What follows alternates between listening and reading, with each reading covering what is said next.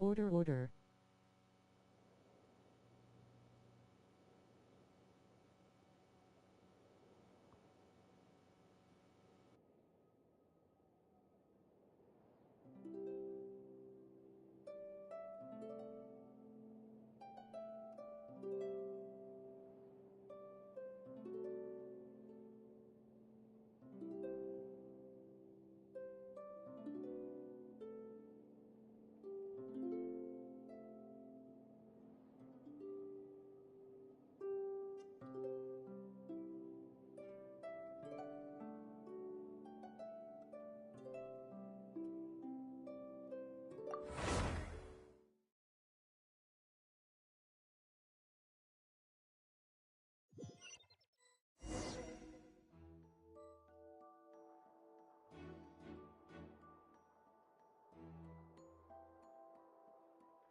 Kuj stek swikes.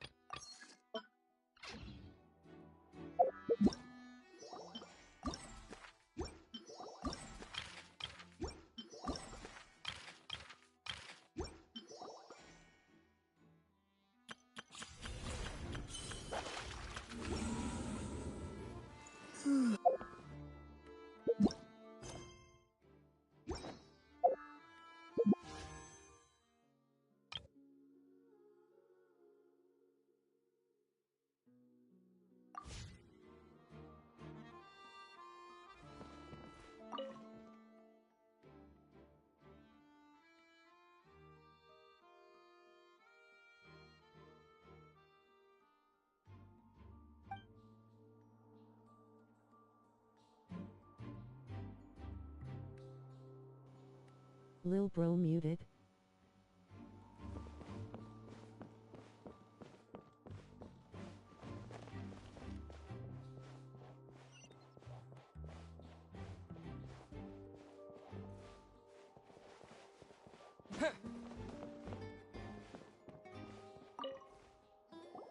I see that you're investigating the area.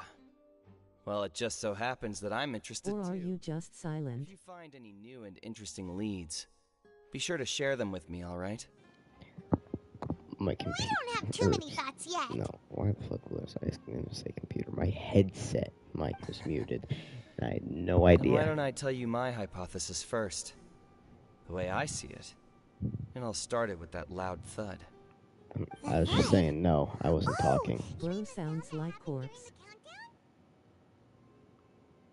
Yes, exactly. It wasn't terribly loud, but I suspect that most people heard it. I mean, it's just that everyone was we're awaiting the kind of results of playing Lenny's Among trick Us. with bated breath, so no one paid it much mind. But now that the incident has happened, Chat, who's the thud has imposter? become an important clue. That makes sense. So, what do you make of it? I'm of the opinion that it may have been the sound of Lenny's accomplice, Lynette perhaps, jumping atop the water tank or something like that. And when the pyrotechnics went off, she cut the rope, sending the water tank crashing down. Do not tell me who it is. When we get to like the court case, do not tell me. BTW Spiral Abyss is evil. Well, I already knew that. We need to fight baby dinos. I know. Courtney told me. I won't.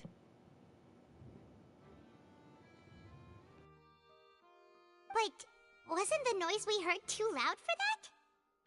Perhaps the balance wasn't right, leading to a particularly rough landing. Oh, that's true. I suppose I must reconsider. That does remind Paimon, though. What was with that sound? It's Nahida FRFR. I should have known. Let's vote out Nahida, she kinda sus.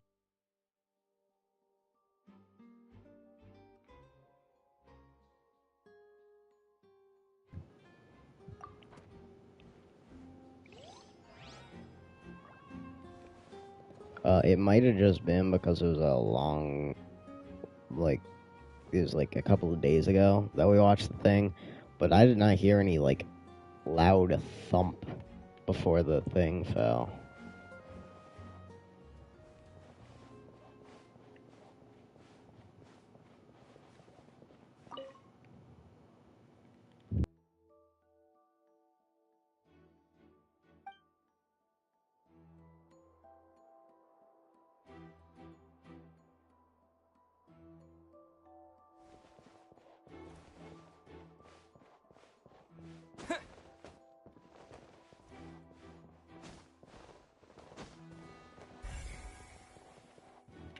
Ooh. Cheating. Dog, you just hate it when you accidentally do 132k. Lenny's still talking to the guards. It seems he'll have a lot of explaining to do.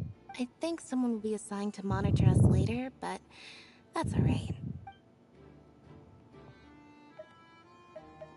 Lenny's still talking to the guards. I think someone... Lenny's still talking to the guards. Okay. I think someone... I need to talk to the lady, not to you, Lynette. Oh my god. Or was that just a thing? Oh, that was already a thing. I thought I had to talk to the guard. I was wrong.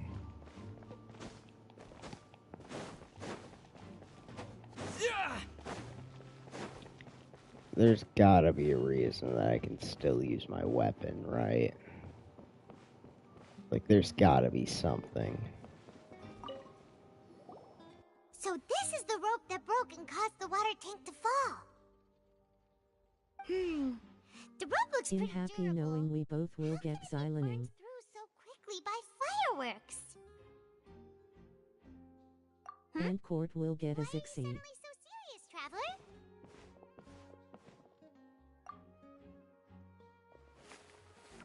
Whoa! Look! This bit is made from different material! Most of it was burned away, but there's still a little bit of it left. Huh. So if a rope meant to hold something was made with that kind of material in it, then that means... Wait! Why don't you write all this down? Let's take notes!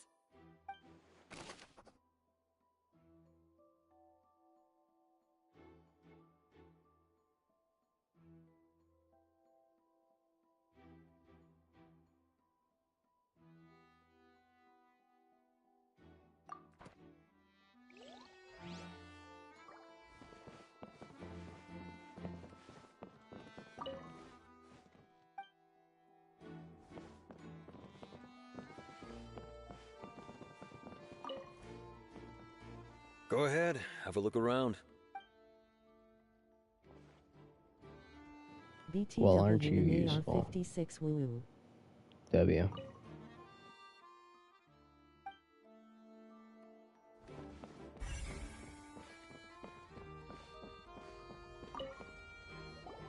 Hello there! What are you investigating? Oh, this location has also been cordoned off because the Magic Troop members are currently considered prime suspects. The investigation team is still collecting evidence. The seats were all booked in advance, so we were able to deduce the missing woman's identity by checking the guest list. Sure, it's not like this is confidential information. We will publish it later anyway when we petition the public to help us find the missing person. Her name is Halsey. She's a painter from Fontaine who's made a bit of a name for herself. Apparently, she wasn't a regular at the Opera House, but she'd been feeling some pressure with her work lately, which made her decide to come see the magic show.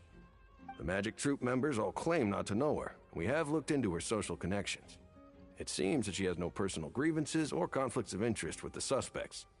Simply put, she wasn't related to the Magic Troop at all, which matches the features of the previous serial disappearances.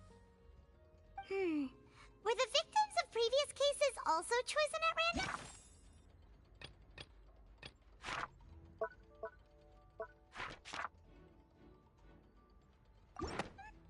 That's how it seems to us, in any case. Apart from the fact that they were all young women of around the same age range, There really weren't any other connections between them. Okay then. No need to be so formal. If you do happen to see the missing girl, please be sure to contact us. It is of utmost importance that we get to the bottom of these disappearances. She's already dead, chat.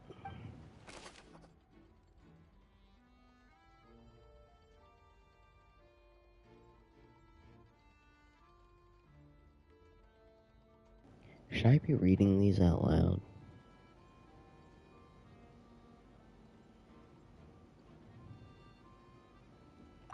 I'll read the next one She out is loud. corpse maxing. The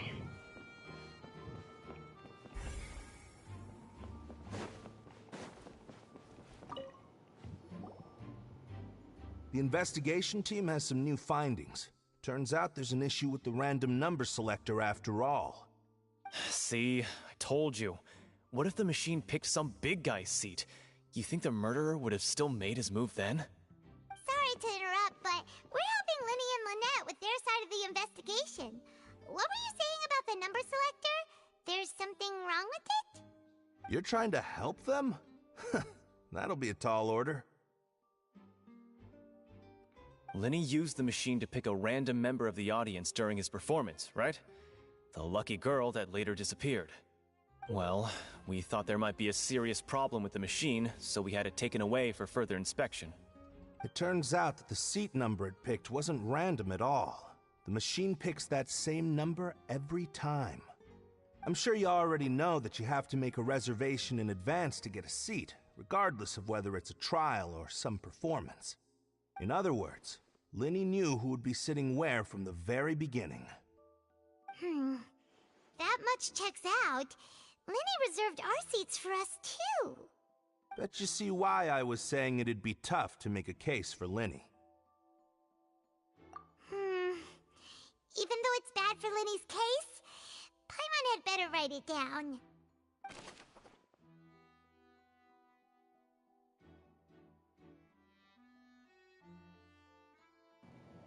This device was used during Linny's magic performance to choose a lucky member of the audience. However, the guards have found... The guards is spelt wrong. Paimon, you're not good at spelling. The guards have found that it will generate the exact same number no matter what. Clearly someone has tampered with it.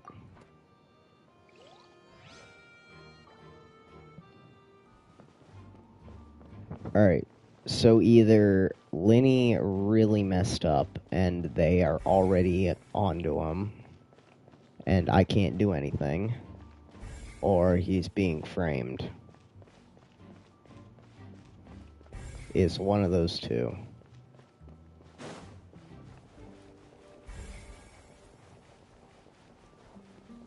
Alright, examine the box. Nothing over here.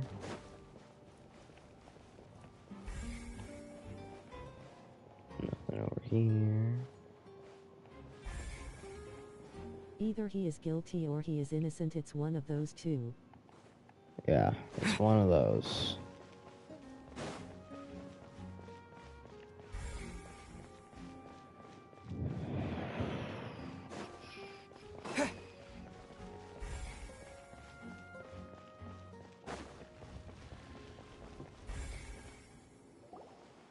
Hey, you!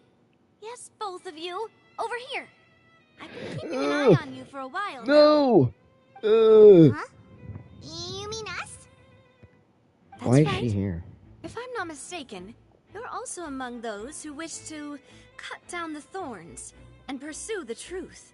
No. Don't insult her. By the looks of it, you're not She from helps you. Fontaine. Well, you're right on the more about that one, but who are you?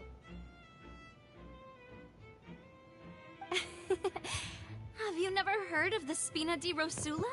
No. From mediating disputes and providing protection to solving conundrums, you name it, Spina di Rosula does it. And I, Navia, have the honor of being its renowned president.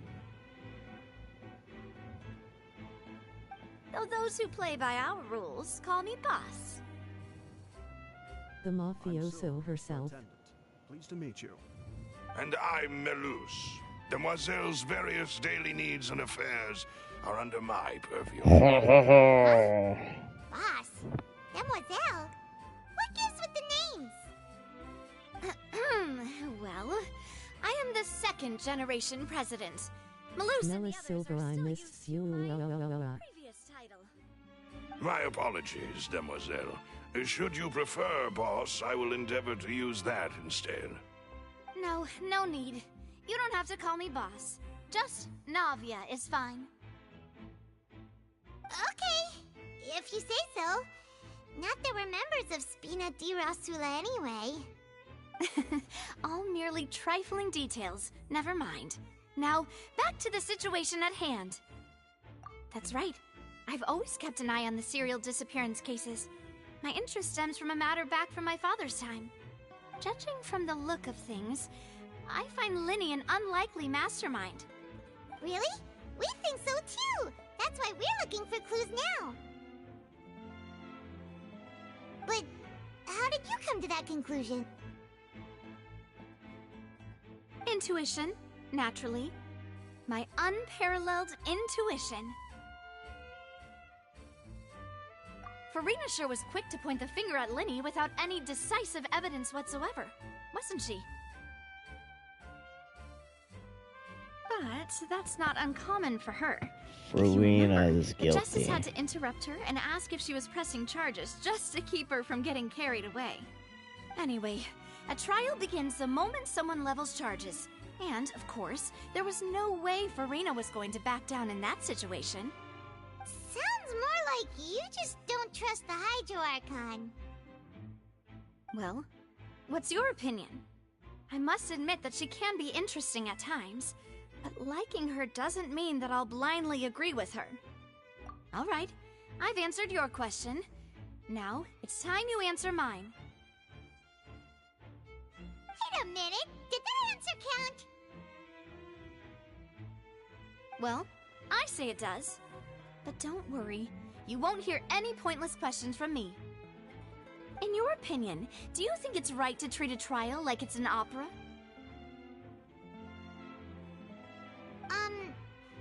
Well?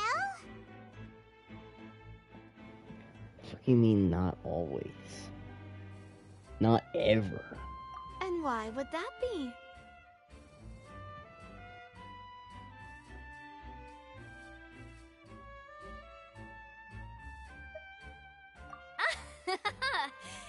See, Silver and Melus? I told you they'd be different. Most astute of you, Demoiselle. I, too, think that the Traveler's response was most excellent. No matter how wonderful the script or how fervent the audience's expectations may be, the trials that go on stage here must be based in fact. And if that can be done, boss, then... All right, that's quite enough, Melus. Anyway, I like your answer. You pass with flying colors. Now, I need to make some preparations, following which our joint investigation shall commence. You two shall be my assistants. Wait! Since when did we become assistants? Oh, well, I can be the assistant, sure. Or your companion, if you like. I'm really not that fussy. That's more like it.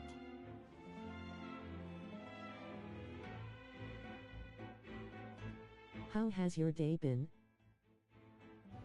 Pretty good. Far be it from me to brag, but I believe that Demoiselle's intuition will be instrumental in uncovering the truth.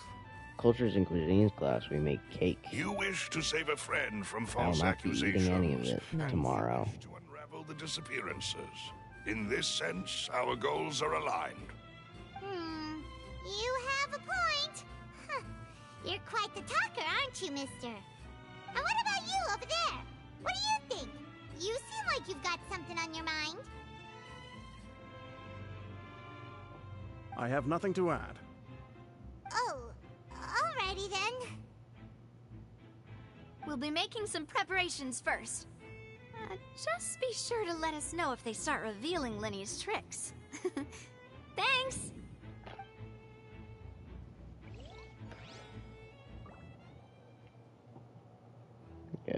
we're currently making like tres leches cake, which is cake that sits overnight in milk. I'm not eating that. I don't like soggy cake.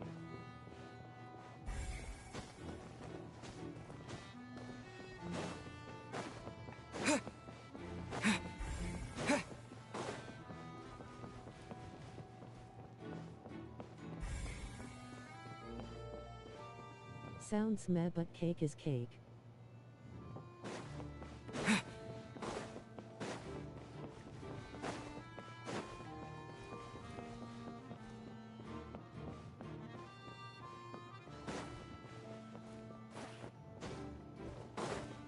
I'll have to get a picture of it afterwards.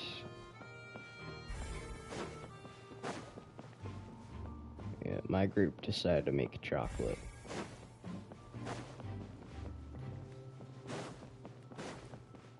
Damn, there's seriously nothing up here?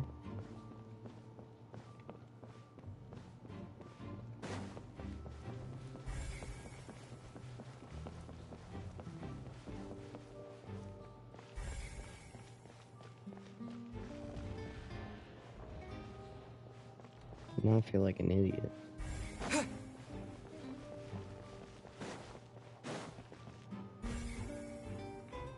Fish. My mom doesn't let me leave the house except if I'm meeting up with my GF. If you wish to leave, you must register your identity with us first. No, we're not leaving. We're representing Linny and Lynette as attorneys, so we're investigating the case. Were you always guarding this entrance? Yes. After the Chief Justice gave the order, everyone coming in or out must undergo a strict inspection. So, the missing girl couldn't have left from here. At least, not from that point on. I hate everything, Oren. I doubt there was much opportunity then, either. How can you be so sure, Well, because I was in charge of security near the entrance at that time. I couldn't see Linny's performance from here, which was quite a shame. Just my luck. But still, I did not abandon my post, and I stayed put no matter how loud the applause was. If someone had so much as even approached the door, I would have noticed it, let alone if they had tried to leave. We Melazines are good at that sort of thing, you know. So, it's safe to say the girl couldn't have left through here. Alright, thank you for your help. This will be useful info.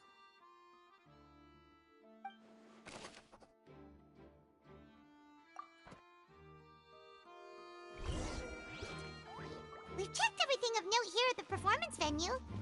Paimon wonders how Linny's discussion with the guards is going. Let's go see, shall we? Ooh, things are getting interesting, huh? We're about to see how Understood. Then I will be going with you. Just so you're aware, I will be monitoring your actions and making notes as necessary. Very good. Thanks for being so agreeable. I'd pull a rose out of my hat as a gift for you if I could. You may spare the pleasantries. I'm just doing my job. You've arrived. Who's this? Me? Twinkshot. Umbrella. Rasula's guardian angel. If you've got a problem, I've got the firepower. Sorry, I got a little carried away there. Call me Navia. I'm a partner of theirs, and we'll be helping investigate this whole situation. And these are my companions. Would you mind if they join as well? Fine by me. Oh, new helpers? I would be most grateful. Well, let's just say we're tagging along. It's not every day you get to see the secrets behind magic performed on such a large scale. I appreciate your kind interest. Come with me. We'll be heading below stage.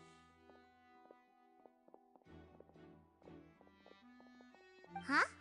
Below stage? Yes, a world of secrets is hidden beneath this magic box, prepared specifically for this switcheroo trick. But before I reveal everything, you should have a look first. Notice anything strange here? Or just get to the point.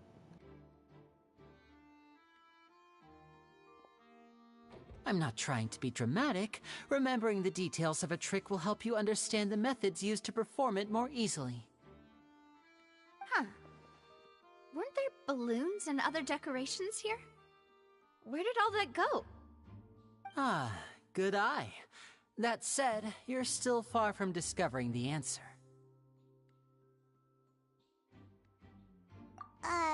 The back? You mean the inside of the door? What's different about it? Paimon didn't notice anything. Very good indeed. I thought you might not be able to catch that, given that you were sitting in the first row.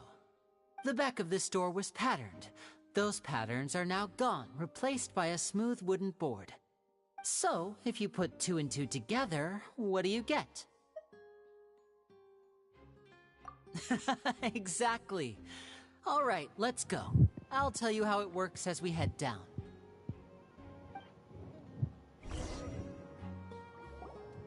Oh, so there was a passageway under the magic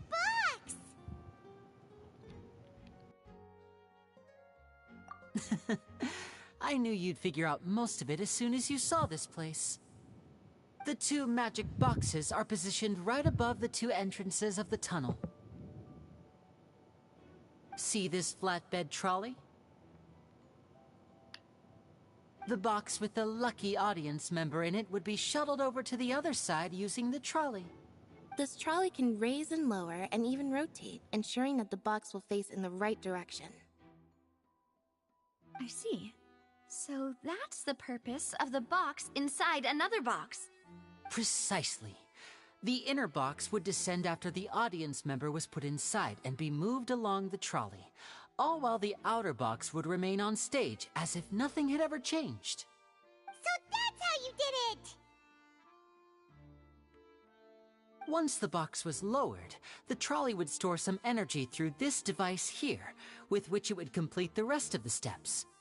The audience member would only be able to feel some slight movements in the dark, and by the time she walked out, she would already be back on stage. Right! You were talking that whole time, and you even came out for a moment near the end! Ah, yes. A phonograph operated by Lynette was used to achieve that effect. My assistant and I had already scripted our conversation beforehand. When the countdown began, I had already gone to the opposite box via a tunnel using that ladder. And what about Lynette? Where was she? I was in the mezzanine space in the back of the box. Oh, interesting! That's how we were able to coordinate Linny's lines with the assistant. And, by the way, I was the one who walked out of the box at the end. I mean, we are twins. All it takes is a change of clothes and no one can tell who's who. And that's my favorite part of this trick. Oh, shit. Only Lynette Actually, and I can perform it. If we go back and look at the That's how it all worked! cutscene, Wow! does he have a star on his face instead of like the little water drop? And this is hair going to the other side. Lynette would briefly walk out of the box and then go back in, jumping into the tunnel and escaping before the box on the trolley could finish ascending. And then Doc, she has a good waist and Liney is a twink. I doubt they can just change. The operative word here being would. But as you saw, Cal was in the box, not our audience member. She, on the other hand, mysteriously vanished. We really don't know how that happened. If not for that interlude, Cap. this would have been an astonishing trick. I probably never would have figured out how you pulled it off. And yet, to think that someone was able to use this magic trick to commit a crime. Could we have a look around? I think we can come up with some more leads. This is the scene of the crime, so Linny and Lynette are not permitted to stay here. I'll escort them back up. Yes, of course. No need to be so strict now. I won't disappear into thin air, you know. Thanks, everyone. We're counting on you.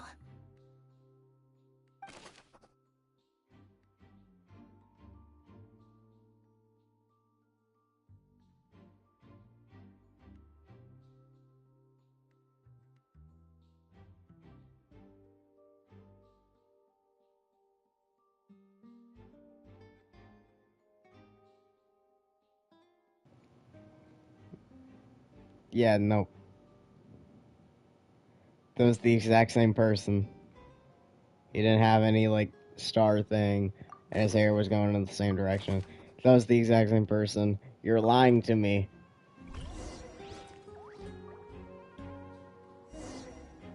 You're lying. Chat, they're lying to us. You can't trust them.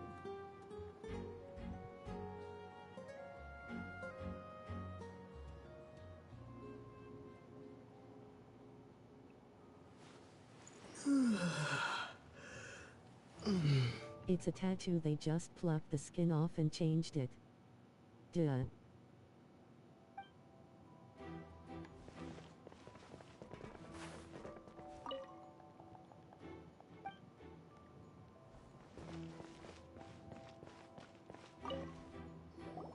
The floor is wet. Please be careful not to slip.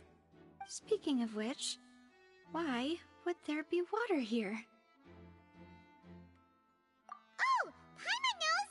It's one of those tricks where you pour water into a jug and then flip the jug over only for the water to disappear? And here's a broken vase. Huh. Did the trolley knock it down while moving? That can't be. The trolley moves along tracks from start to finish. It couldn't have hit the vase at this distance. Let's note this down too and think about it later.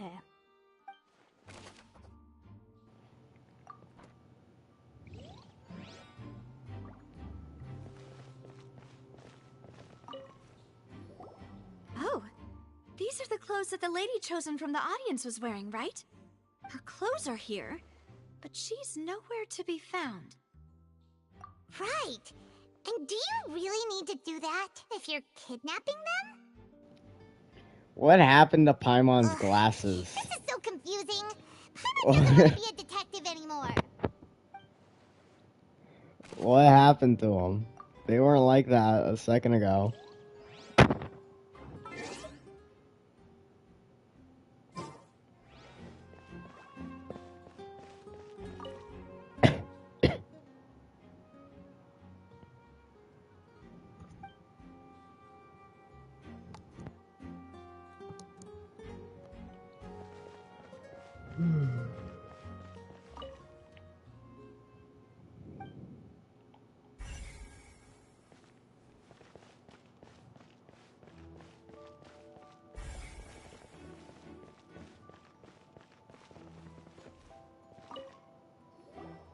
Huh. What's this? Looks like a hook tied to the end of a rope. I'm Batman. There's all kinds of odds and ends here. Perhaps it was a prop for a different trick. But why would it have been left here? Whatever it is, let's make a note of it first.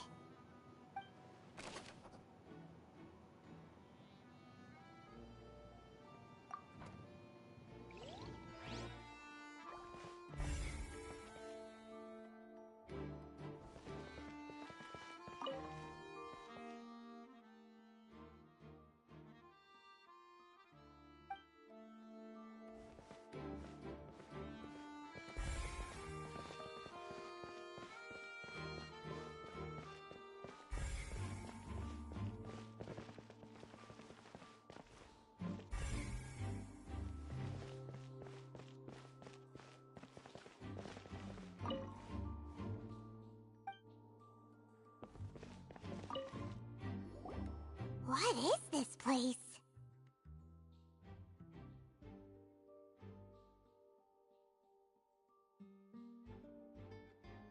It seems someone could fit through here. Huh. Could this have been the suspect's escape route? Alone, perhaps. But if they had to pull another person with them, the space would be too narrow. But there are no other ways in or out of here.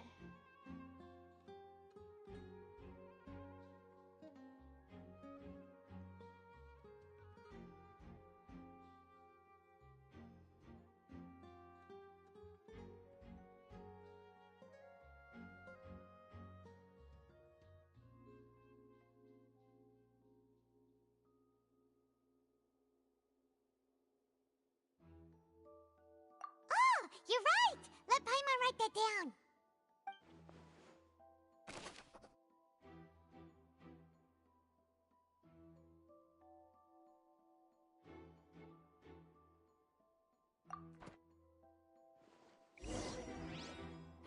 Seems we're just about done investigating down here. Yes, let's head back up.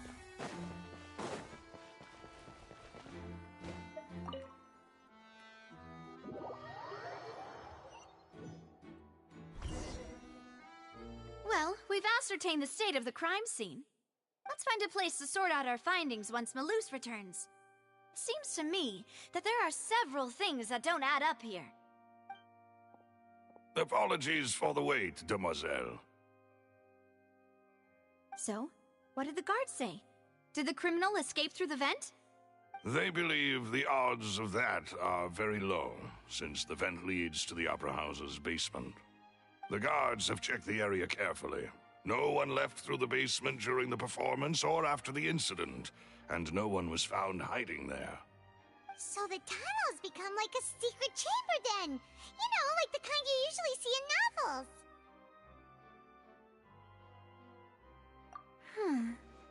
The plot thickens. Halsey's disappearance and Cowell's death are both quite inexplicable. No wonder Farina was so confident in her accusation. All the current evidence points toward Linny and Lynette. In other words, the charges are very likely to be upheld unless we make some considerable progress. Charges and then trial. So if the charges are upheld, they'll announce a sentence? That's right. This is how a trial goes in the Opera House. During the proceedings, the Chief Justice and the Oratrice will hear statements from both sides.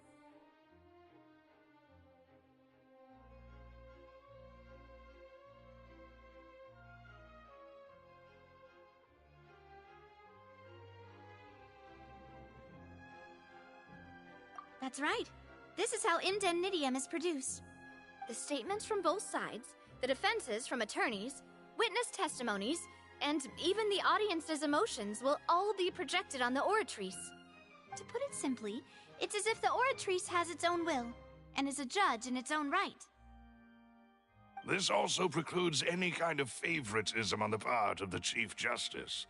And not that this has ever happened anyway.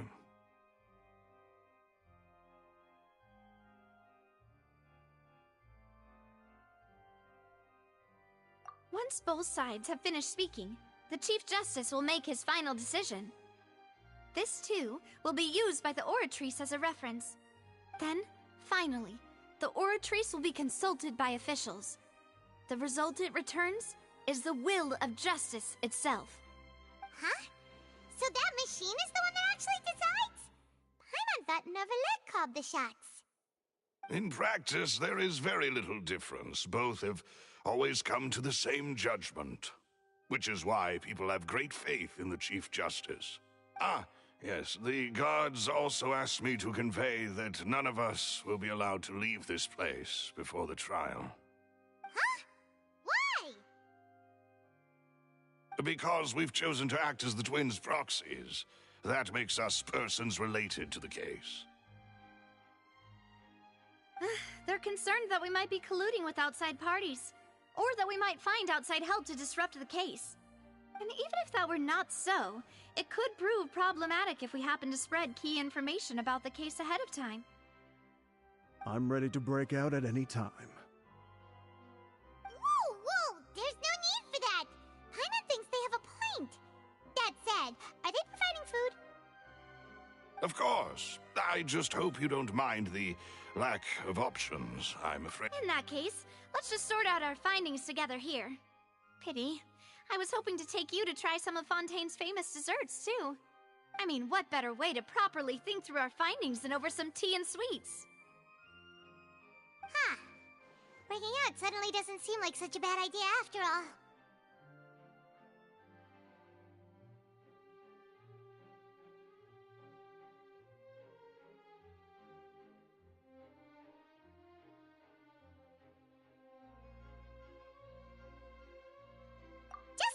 Just kidding! Paimon will still do her best, even if there are no snacks. What do you mean, no snacks? Of course we'll have snacks. If we cannot buy some, then we'll simply make some. Huh? Here? But how? Understood, Demoiselle. Everyone, please come with me.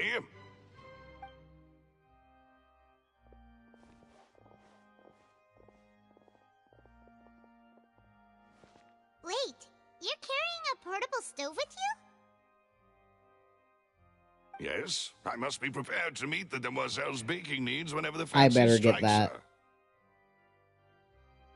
I have eggs, sugar, and almonds at the ready. Good work, you two. Then I'll get to it. Please sit tight for a moment. You'll get to taste my awesome snacks soon enough. These three are quite the interesting group.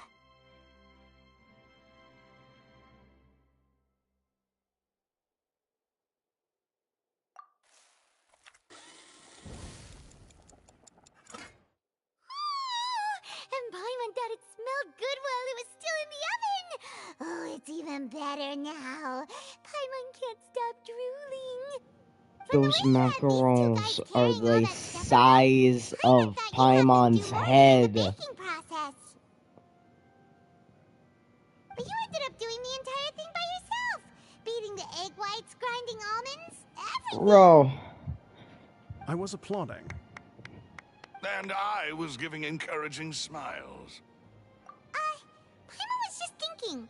I'm hungry now. Fancy I dress want dirty, those. beating egg whites and baking like this?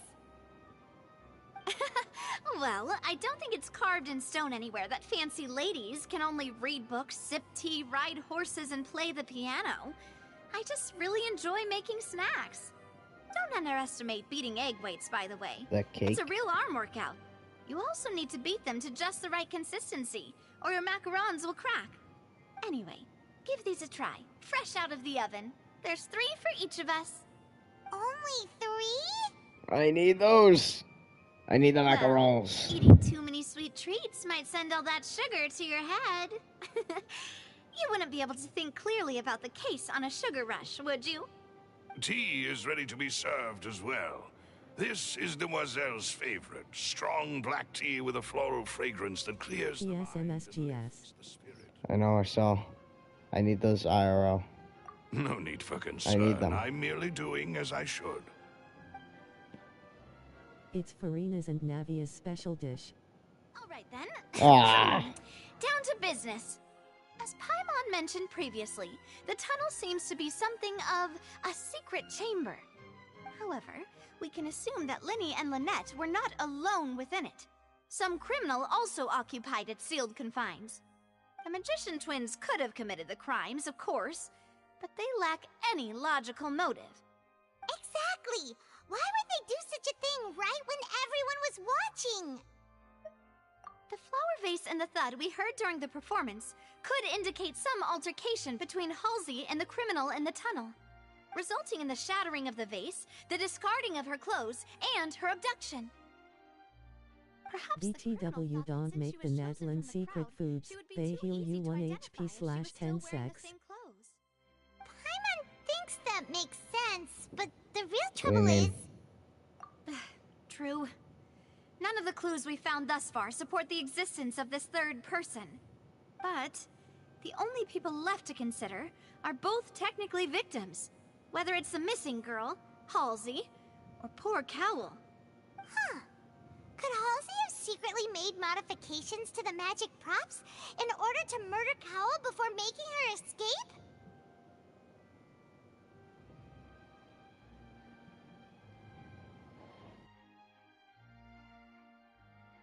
That's right. And even if she had tampered with the setup, she would need to understand the entire trick to pull it off. Nor does she have any motive. The guard said that she has never had any dealings with the Magic Troop's members. Were we not thorough enough in our search? From the sound of things, this is turning into an impossible case. Your macarons are amazing though, Navia. They smell great! They're nice and crisp. Raiden's food is so tasty and asterisk dies of terrible food asterisk. They are my specialty after all. And I see you've She's already got had like 5 the of cooking them. and like those animes where 5? Oh, that can't be right. Paimon only counted 3, honest. you like take a single bite and Please you just don't worry die about it. At my age, a few instantly. less sweets might actually be a good thing. No. Being greedy is one thing, but Paimon knows how to count. Besides, Paimon knows that if she ate too many, then others Raiden burns the water while making pasta. I mean, that is possible. Wait, even you don't believe Paimon? How could you? If Paimon ate those 2 extra macarons, then may they turn into stone in her stomach! All right, we get it. Well, I suppose one of us might have gotten too engrossed in our chat and eaten them by mistake. No big deal. Malus, set up the stove again if you would. Huh? What are you doing? Making sure everyone gets 3 macarons, of course.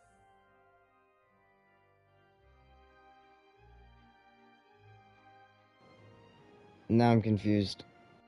Exactly. We don't want to trouble you. As you wish, demoiselle. And I have the egg, sugar, and almonds. Well, this really is your hobby, huh?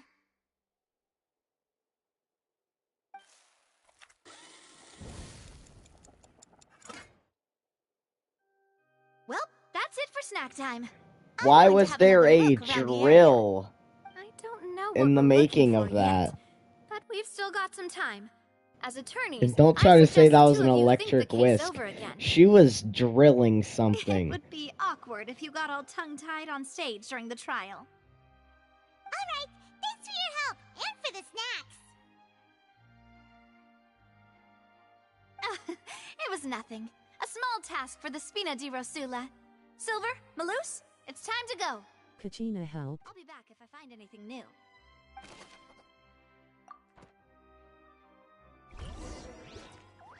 Alright, it's time to put our heads together. That makes sense. Get our defense ready for the trial. Oh, it's probably gonna be a long and difficult case. There's no point in worrying.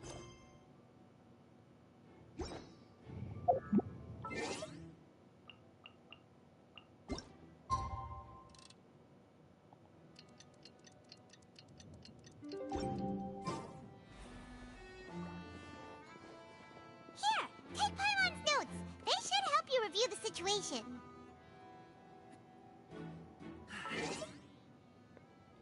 Following day.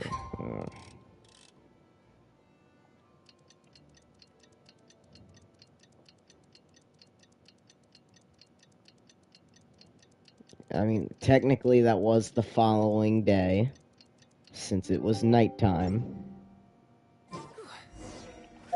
It's now been 2 days. We're a day behind. Chat. Genshin doesn't know how to do time. What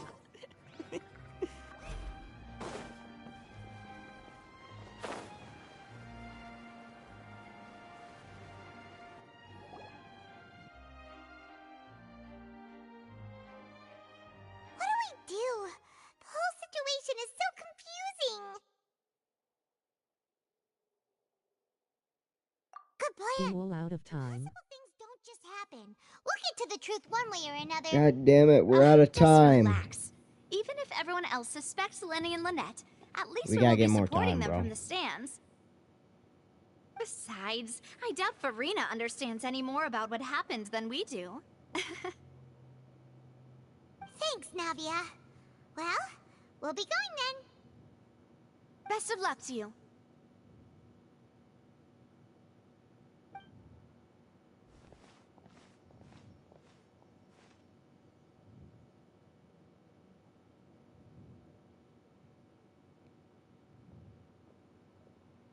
Ah, finally, you're back. Rina de Fonta. Well, how did your investigation go? To be honest, you might be disappointed. No. We're already very grateful that you were willing to help. Well now, don't you all look disappointed. Don't tell me that Shut your up. investigation came up empty-handed. That was to be expected, of course. The guilty can never produce proof of their innocence. But don't let that stop you. I shall be terribly disappointed should you, my most anticipated foe, concede so easily. I hate Archon Farina, but character Farina is actually very chill. I'm gonna turn to the crowd and say that Farina is not actually a god. She's lying to you all. Since both parties are present, I declare that She the is a trial fish. regarding the magic show incident is now in session.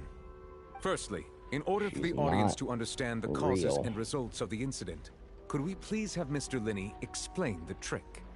Yes, of course. I will The explain orchard. while Lynette demonstrates on stage. All the necessary items have been prepared. I keep forgetting what it is. Thank you, Mr. Linney. Frina is my little munchkin. I hate Archon Frina. Ran to and remained hidden within the magic box in the audience stands once the trick began, and thus could not have committed the crime. Is this correct? Yes, that's correct, Your Honor. In that case, I call upon the prosecution. Lady Farina, do you wish to refute his statement in any way? Why, of course I do. Allow me to take the first shot and break this case wide open. Mr. Linney is clearly Don't lying. make me do it. There is no way Don't you point could at have me. been in the box the whole time if you were to abduct Halsey and murder Cowell. In fact, I said it once and I'll say it again. You eyes are handsome. That is simply your hypothesis based on the presumption that I'm guilty. oh, is that so? And if I may ask, what did you hear while you were inside your box? The roaring I ain't countdown gay, of the crowd, but- of course. Nuvis asterisk. At the time and built anticipation for the finale. And you didn't hear anything else at all? Nothing that might leave an impression of any kind? No, nothing. I see. That kind of But pretty. when the count reached 30 No homo. seconds or so, there was a thud. One so loud that I believe practically everyone heard it. Huh? That was the vase. Hang on! Something's not right here. Somebody tripped, knocked over the vase. That was what the thud was. Yeah, I'm sure he could have heard a noise that loud from inside the box. I was right by the box, and I definitely heard the thud. Oh, Look at shit. those scales. Could those mean... Nahida made the vase fall. It was Nahida, bro. Well then, ladies and gentlemen, allow me to use the words of the magician himself. You never know what can happen in the blink of an eye. Indeed, it seems his alibi can also collapse in the blink of an eye. Of course, I have armed myself to do far more than smash your alibi. Confidence cannot go unfounded, and my foundations are rock solid. Tyrion felt so cool saying that shit. Aren't you and Lynette actually from the House of the Hearth? Oh, House shit. of the Hearth? They're cooked.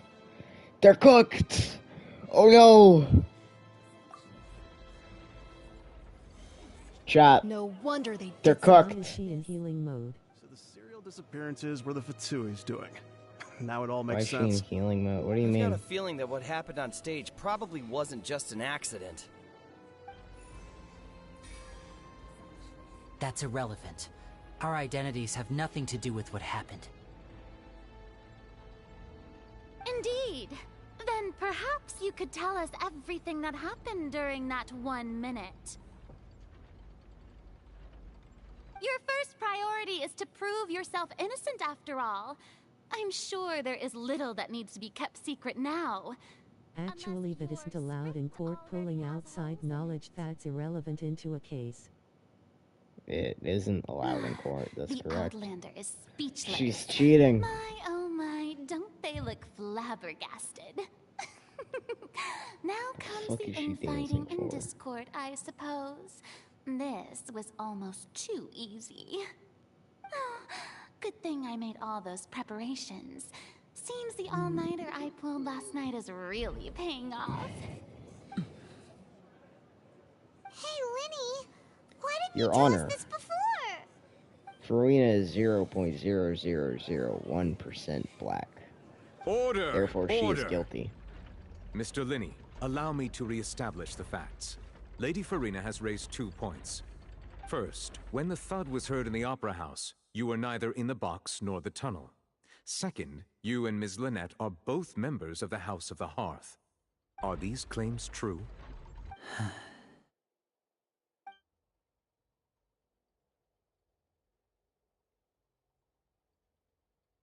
Your Honor, Objection! Farina isn't dripped out and has El Riz Soskabidi her into Azkaban.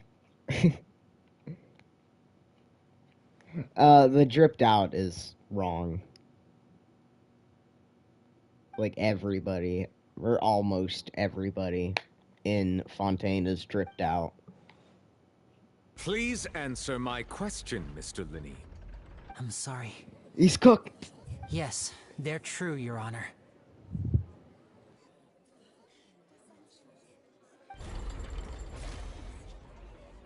I knew it! Well, that's it. We might as well move on to the sentencing already. What should we do now? Bro, the hell do they mean? We might as well move on to the sentencing already. We haven't even gotten a chance to speak that much. Liney is a twink and I's willing to give you a helping hand if you keep him out of prison.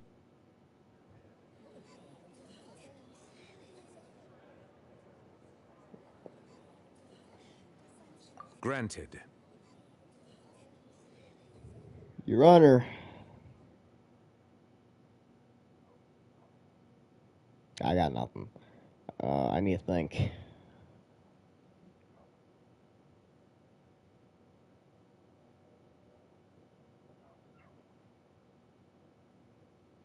I mean, technically, with Farina logic, I could just call out the fact that she's not, like, actually... Your Honor, English or Spanish? Focalor.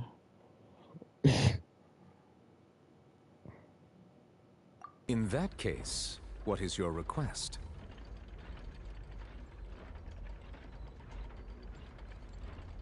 Is that really necessary? They're already as good as guilty. The defendant deceived their own attorneys. What is there left to discuss? Order! Order, I say! Your request is reasonable, and we shall adjourn. This trial will reconvene in Your 1 Honor, hour. your eyes are beautiful. So you would stick to Mr. Linney's defense even after knowing what you do now? You certainly have more professionalism than I thought. In that case, my dear audience, let's allow the joy of victory to steep for a little while longer. Your Honor, Farina is a little wimp.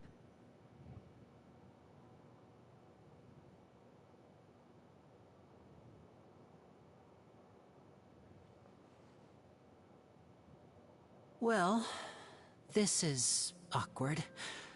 I didn't think the Hydroarchon Your Honor, would dig all that up. I challenge Farina to a Traveler duel. and Paimon.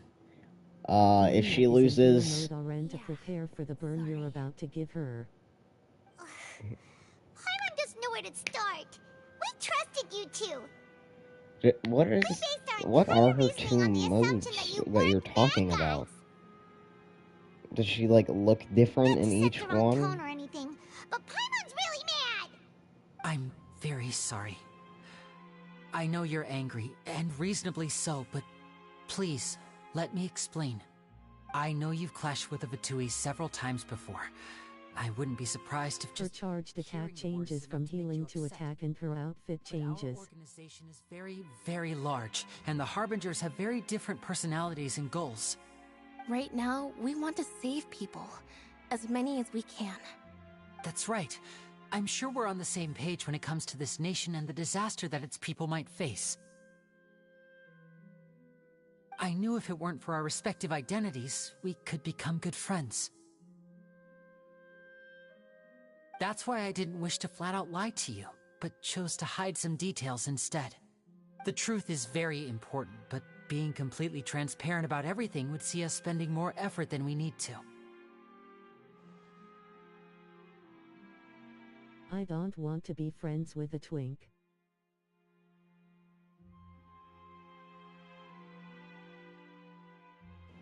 Okay, but hear me out, Tiff. You become friends with the twink, and then you get to meet the twink's mom. Right. So, you be the judge. Heck, if I were you, I fear that I'd even struggle to trust me at this point. You met a Fatus who works as a magician, a trickster by trade. All by coincidence, too. But still, I'm asking you to trust me. I don't like the twink's mom. Her eye raped me 4 times.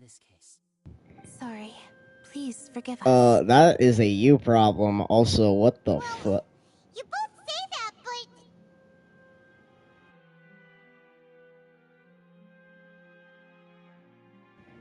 Bro, Farina's just a shiny Pokemon, bro. She just switches from her normal form to her shiny form.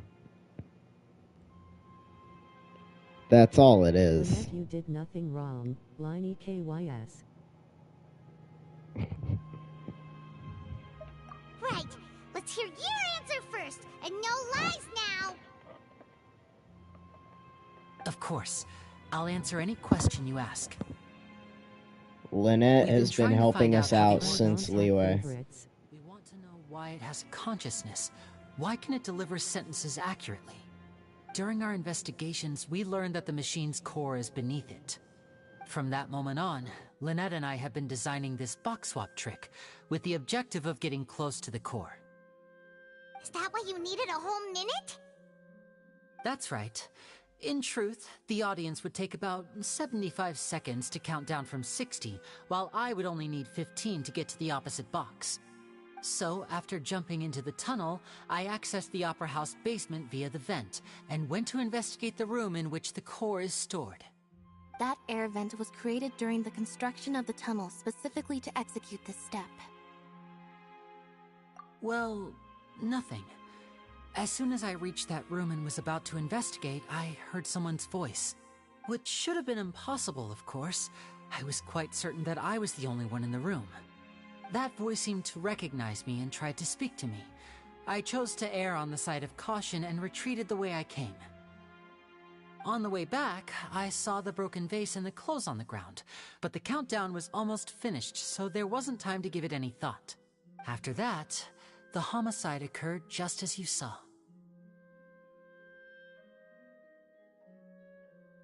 Well, that explains why you didn't hear the thud. Because of that prophecy I told you about, of course.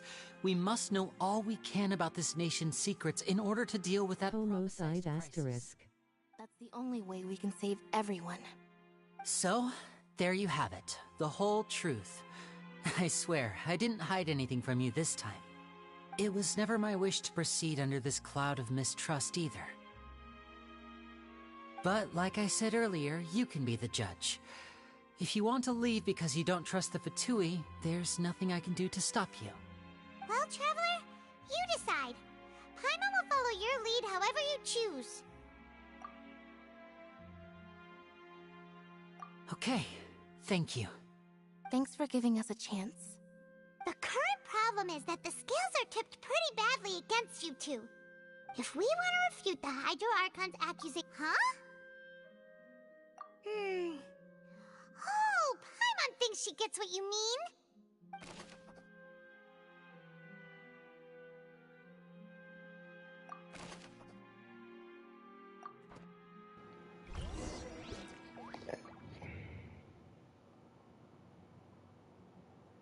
I feel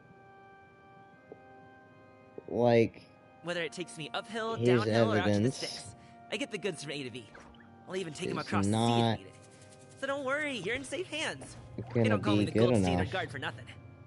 Because it's kind of just him saying that that's what happened.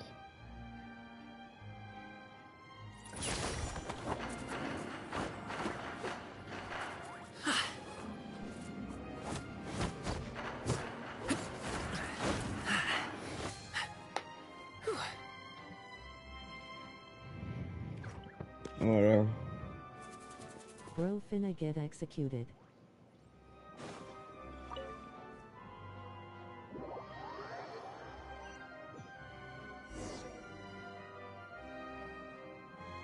He's gonna go from like a life sentence to a death sentence. Both parties have returned to their positions. Let us continue the trial. When last we left off, I'm gonna Mr. change Linney his acknowledged the new evidence 1 presented day by of Lady community Farina as service fact. Therefore, Lady to a Farina death may sentence. continue stating her reconstruction of the events. Ugh, that took long enough. Now then, if everyone would lend me their attention. At this stage, We'll now do it. revisit that scene from Linny's perspective. Oh shit, we're actually doing shit.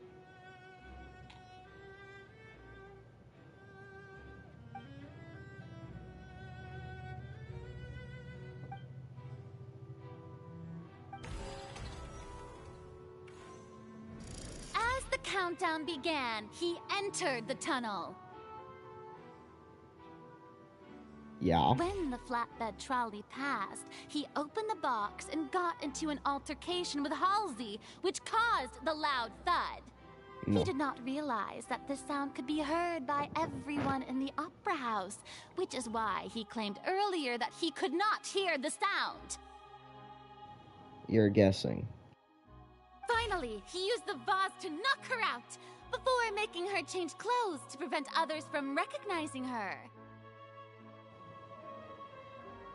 Yes. Because people wouldn't be able to recognize somebody with the exact same face and hairstyle, just in different clothes.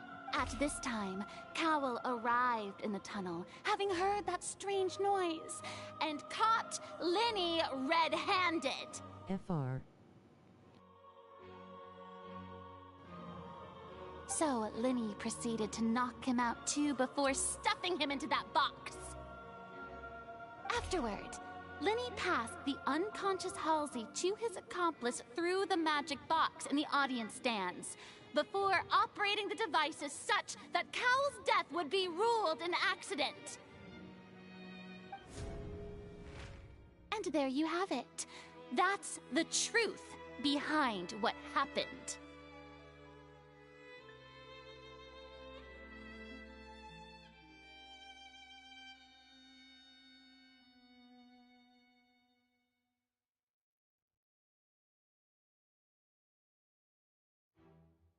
Does the defendant's side have any objections to Lady Farina's description of the events?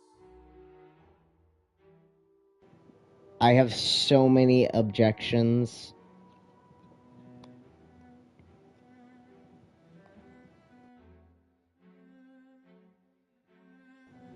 So many objections. Is ready to ruin a poor guy's life just so she looks cool. I have so many objections. I could be considered a Phoenix Wright, The key to refuting Lady Farina is the order of events, what Linny experienced, and what he saw. Come on, Tanjiro. We got this.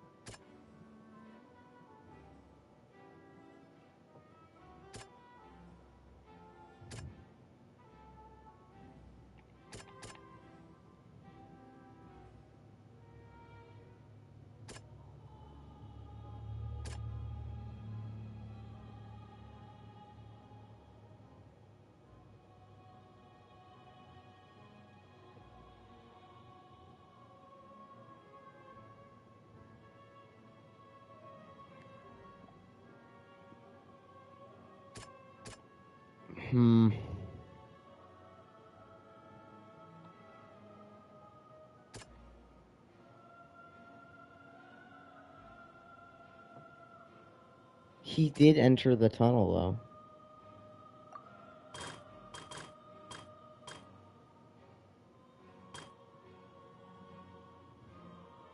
Alright, the sound Linny and Hazel's fight. No.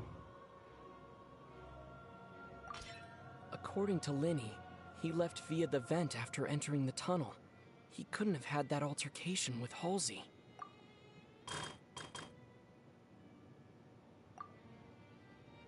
Music is so chill.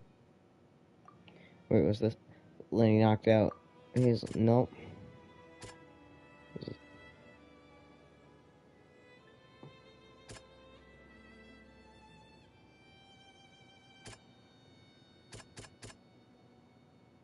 During the performance, there's an all thump, the main members heard.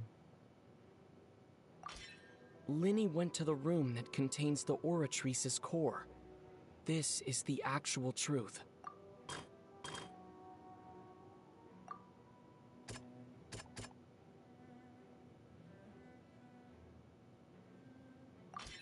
Lenny did not take part in the underground altercation. He only witnessed traces of the aftermath. Attention! Ace Detective Paimon has something to say! When the countdown started, Lenny did indeed go into the tunnel. But he immediately used a vent to access the Opera House basement, which is where the underground core of the Oratrice is stored. I'm gonna go get a drink real quick, chat.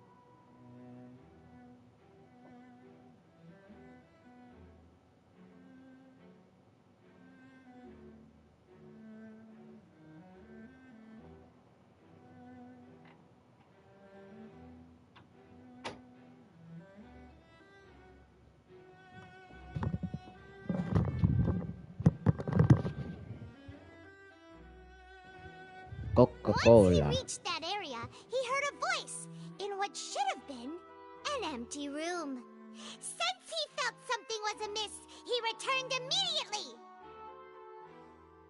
The crime scene had already developed by the time he reached the tunnel again, and in order to complete the magic trick, he did not remain there for any length of time.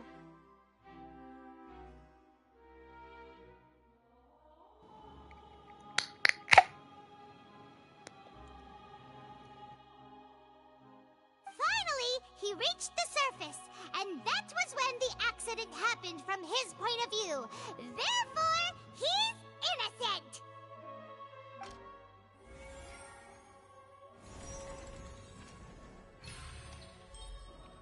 Suck it, nerd.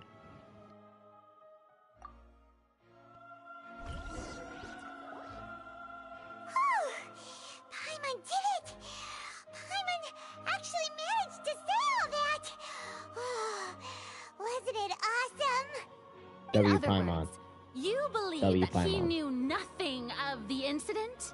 Yeah.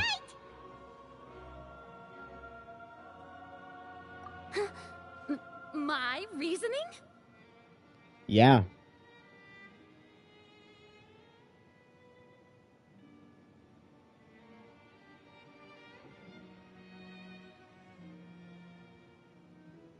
If that's the case, then if Cowell hadn't entered the tunnel, who was the entire setup meant to kill? Assuming that what you say is true, Lenny only needed to kidnap the young girl to cause a new disappearance case. What would the point of killing someone on stage be? Oh, they have a point. That's right, you tell Get them! turbos of Tame. And that's why they're partners of mine. They've managed to turn things around. You did nothing. Your denial is very strident. But you gave me I'll give you macarons. that. So I will give you credit. But what proof do you have to back your claims?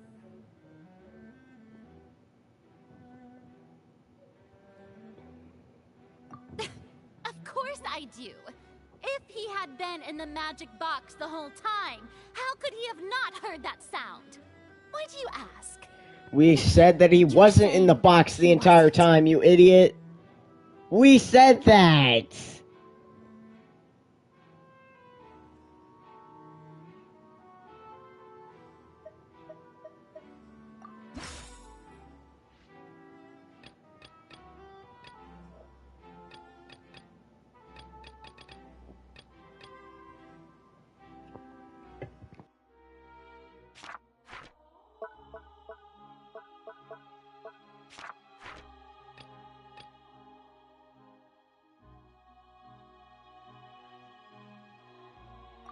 Are you sure we don't need to give this more thought? Paimon thinks there's something off here. Touché. Are you sure we don't need to give this more thought? Paimon thinks... That's right! Lenny wasn't in the box or in the tunnel. That's why he didn't hear anything strange during the performance. This means that when the crime happened, Lenny had already entered the basement via the vent. The same clue you used to disprove his alibi has now become the best proof! How do you like that? Well played. To think you'd use such logic. Well then, if it wasn't Lenny who committed the crimes, then who was it? You.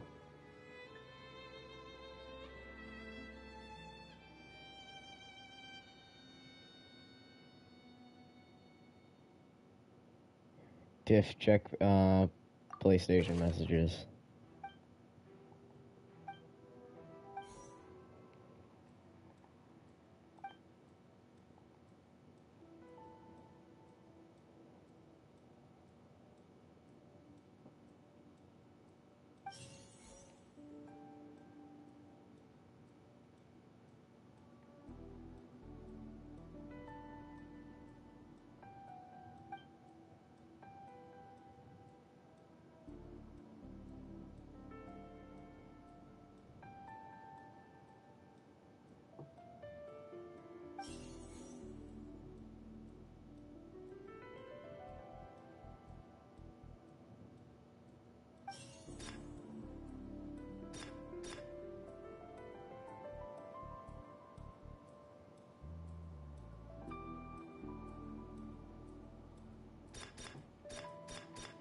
The deceased's name is Cowell, Lenny's assistant. He would have been able to tamper with the equipment.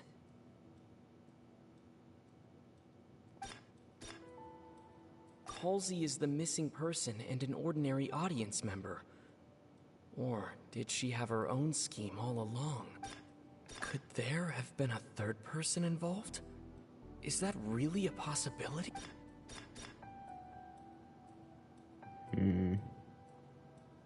The deceased's name is...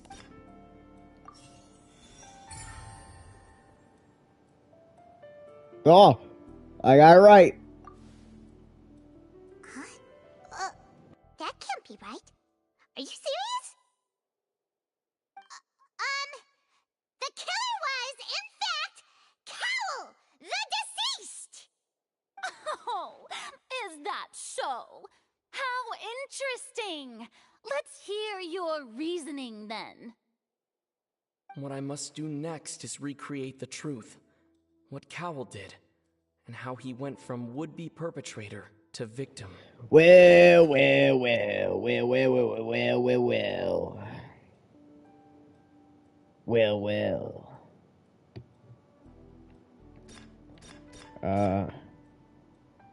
How can we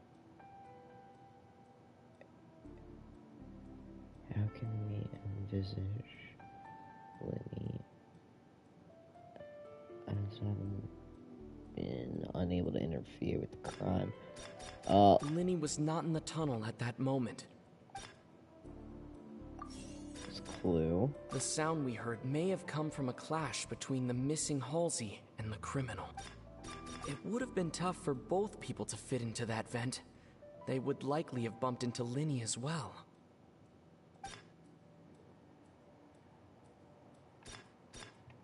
How can I prove that there was an altercation in the tunnel? The sound we heard may have come from a clash between... I know he wasn't there. Now be quiet. Let me cook. No one entered or left the opera house through its entrances. So where would the criminal... Halsey's clothing was in the tunnel, so there must have been some fear that she would attract attention. The sound we heard may have... Yes.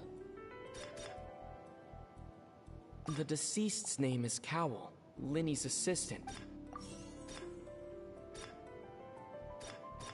No one entered or left the opera house through its entrances. So where would the criminal have wanted to take Halsey?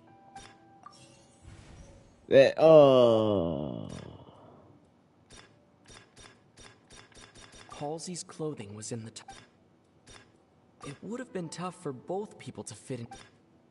Halsey's clothing was in the Nope, okay. It would have been tough for both. No, what? Oh.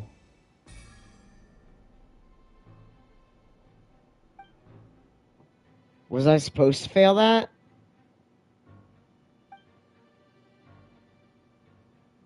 I feel like I was supposed to fail that, but I also feel like I wasn't. I'm confused. I'm confuzzled.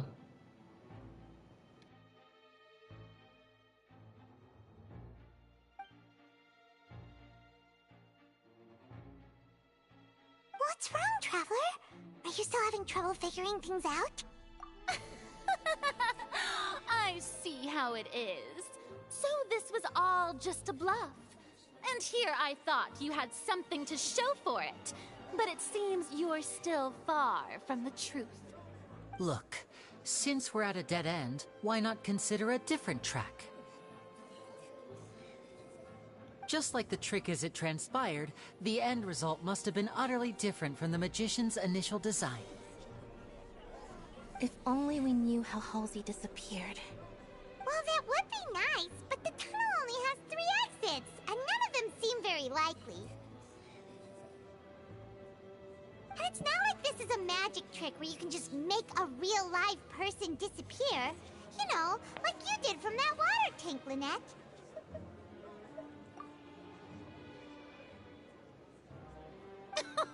Excuse my interruption, dear opponents.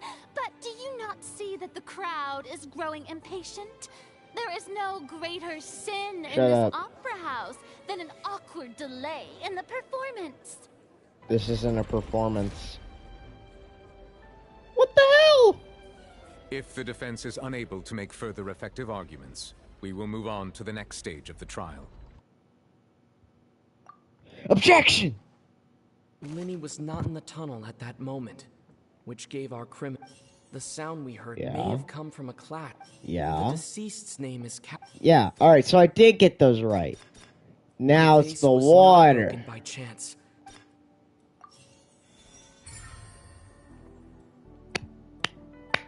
I'm cooking.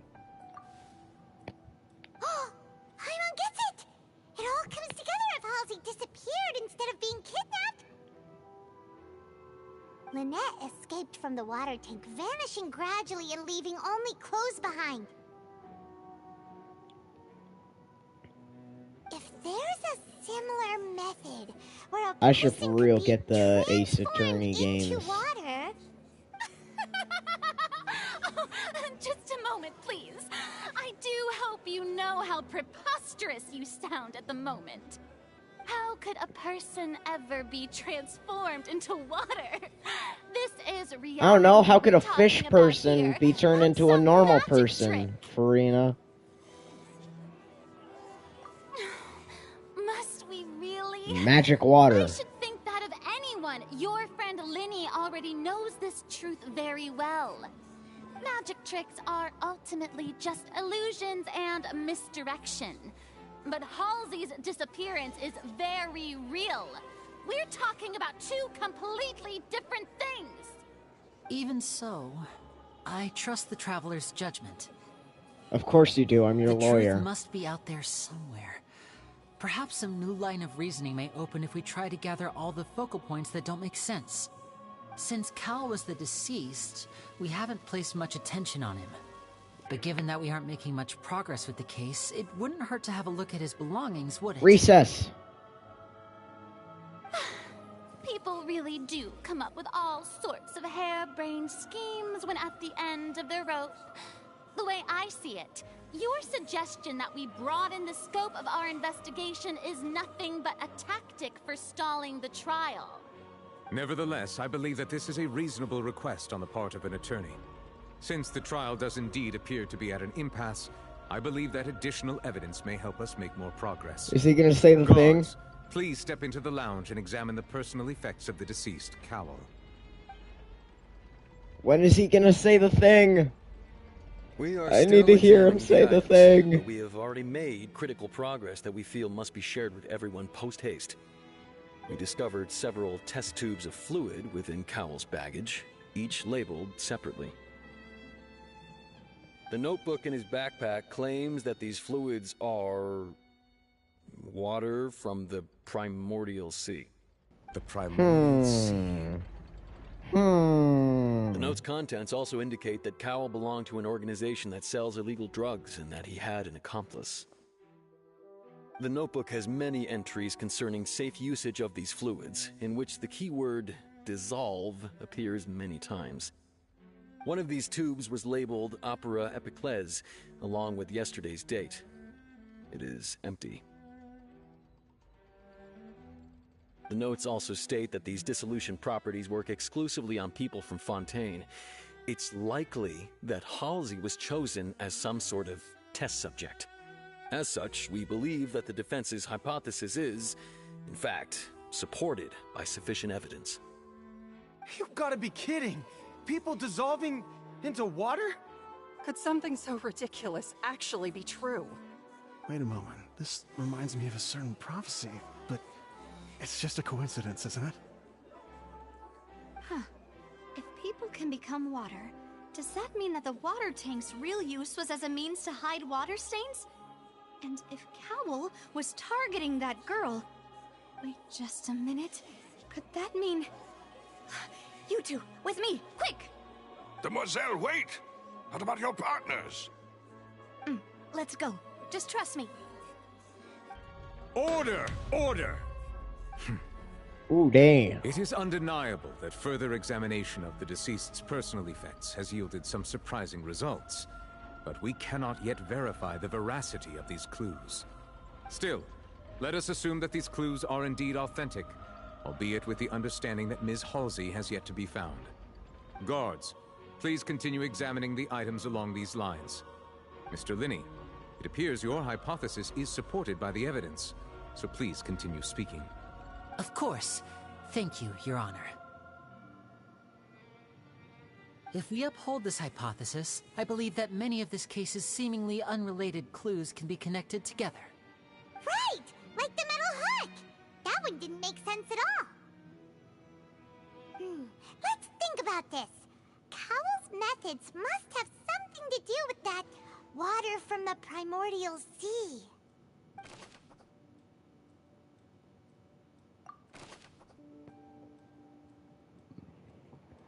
The prime suspect is Cowl. What did the culprit use to control the timing of the dissolution? Now it seems like the hook rope was not meant for another magic trick. That. What did the culprit use to dissolve the water? What item did the culprit use to hide the mechanism behind the crime? Lynette was in the magic box on stage the entire time. Did she have something to do with... Oh, wait. The rope that held the water tank up was lit by the fireworks and snapped. As such, the focus here is on the water, and not... No. I remember there was something else within the inner layer. What's that?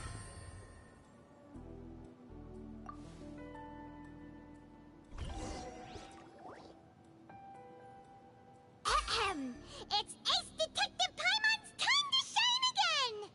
In the original plan, Cowl would tamper with the water tank rope and the number selector securing his target. When the magic box containing Halsey was lowered, the metal hook would retract gradually and pierce the balloon at the top of the box. When the balloon attached to the box popped, the water from the primordial seed inside it would pour down and dissolve Halsey. Afterward, Cowl would enter the tunnel and break the flower vase to conceal the water inside the tunnel, with the remaining evidence being covered up by the water tank on stage. But he encountered something unexpected in the tunnel, and wound up being fatally hit by the same water tank he meant to use to cover his tracks. Huh. That does make sense. That actually links together a lot of the more confusing pieces of evidence.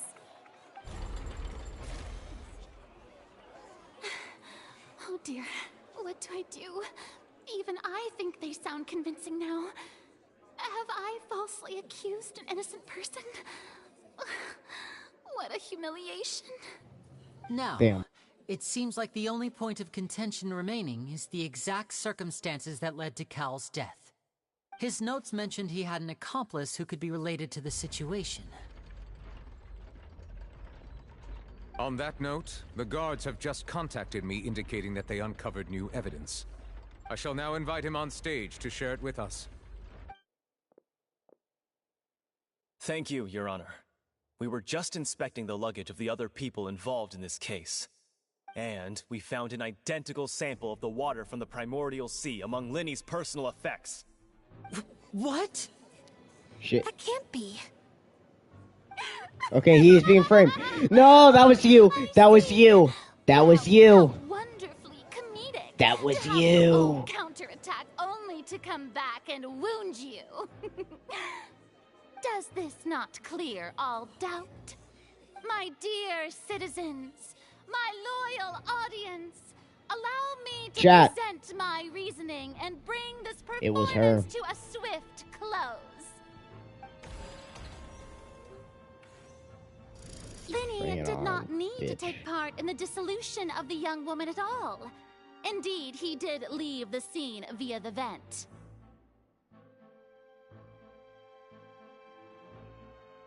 Having made modifications to the props beforehand, his accomplice Cowl then caused Farina W. Nah, it's gonna be a from the Farina L. primordial sea. Common. But upon his return, in cruel avarice, Linny desired sole credit and prepared to do away with his partner in crime. It doesn't make sense. Why would he want credit for a crime?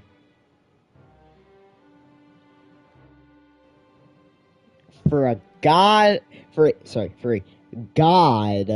of justice, she is very bad at this.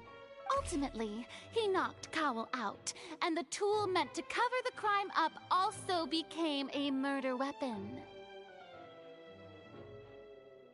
Now, as much as I regret having come to such a viciously straightforward conclusion, it does seem that the famed Fatui is quite the cold-blooded and ruthless organization. Am I right, Mr. Linney?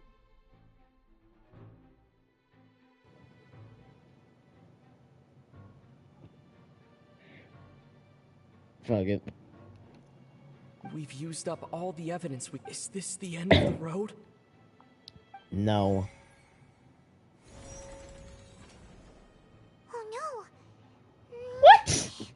I'm not even. Anything either. It doesn't look like there's any way around this. Seems using the water as new evidence was too good a move. Why did this have to happen now?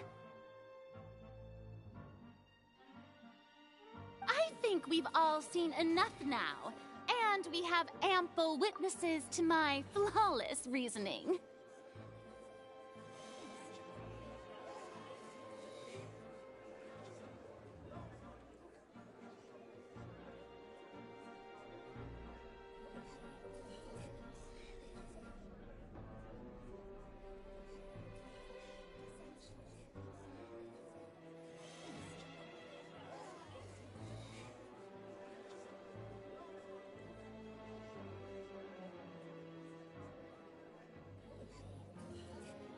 Instead of being Hikari, this is me. I'm this man today. I'm this man.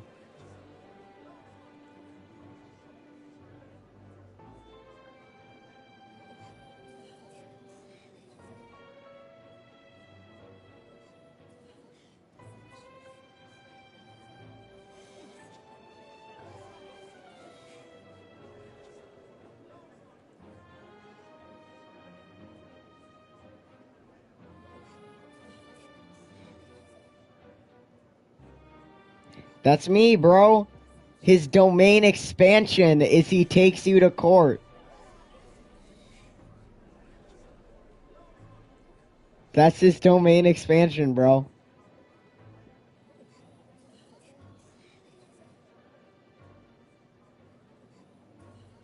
That's me. I'm about to ruin her. She's done for. If they would let me. Noble Chief Justice, should we not, in your view, move?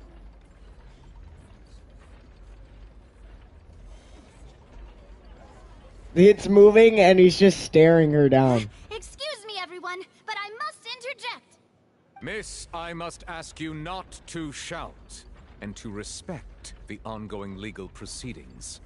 Oh, come on. Don't be hasty. I have a good reason for interrupting, you know. Now, would anyone here like to take a little break from all this debate and see a little magic? I'll show you an amazing trick. One that can bring a young woman who has disappeared back in the flesh. On God, I did before not your do it. very eyes. Please, do the Your honors, Honor. Mr. Linney, if you would be so kind. It was for 10 primos. What in the world is she saying? No offense, miss, but miracles like that are beyond my scope as a magician.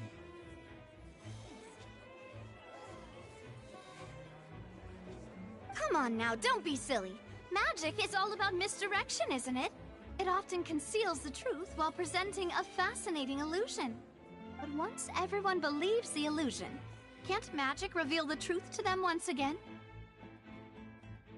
And wouldn't such a trick be the most marvelous finale to today's performance? Come on, Lenny and Lynette. Give it another go. Don't worry. Spina di Rasula has made the necessary arrangements on your behalf. But, as the magic makers and stars of the show, I think I should leave the final performance to you. I understand.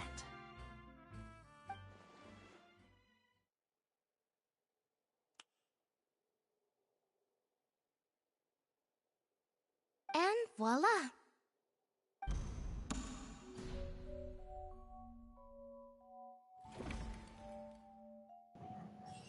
The Sorry for the interruption. What the hell? Wait, isn't that Halsey?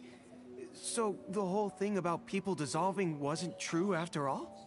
To be clear, I'm only here because this person told me that if I testified, the merit of doing so would lessen my sentence. I mean... I was hiding outside this room listening to the proceedings because I was afraid that I would be the one put on trial. I was just feeling happy that no one had noticed me, and then before I knew it, she caught me. That's one of the amendments, though, is... That'll teach you to underestimate us three. Literally can force people to testify. I'm sorry. I'm the one who killed Cowl. I admit it. What? Why? Ha! Firstly, my name isn't Halsey. It's Lillian, and I'm originally from Mondstadt. I heard that Linny's show was gonna be a real thriller, but I missed the chance to buy a ticket, so I stole one. That's how I make a living. I steal stuff here and there. I knew it! I knew she was the thief! I knew it! I was noticed at the harbor a few days ago, and I barely got away. Lenny was the one who caught me in the act. Hey, no wonder you look familiar. So you were the thief. Ha! You mentioned that you were pretty skilled. Well, and I thought that would have been the end of it, but then the number selector chose me. Because it was it was made to choose her. So you can imagine how shocked I was. I thought he was on to me for sure. So I played along with the show while looking for an opening to flee, but then I got water poured on me for no reason, and then someone jumped into the tunnel to nab me. I wasn't going to take that lying down, so I knocked him out and stuffed him into the box. There was nowhere to run from there, though, so I had to change my clothes and hide in a box containing performance costumes. I slipped out after the first guard arrived at the scene and continued hiding inside the opera house. Can a person even hide in there? There was even a thing to check the boxes, and I didn't read it. There was probably something about it. But I How swear, they were off. I didn't know that the water tank would fall down. Really, I swear it. Had I known that, I wouldn't have put him in the magic box. I may be a thief, but I'm no killer. Well, that makes everything pretty clear now, doesn't it?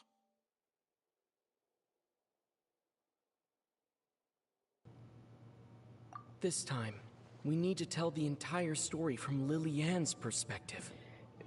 Isn't that like... something manslaughter? Like first degree, maybe?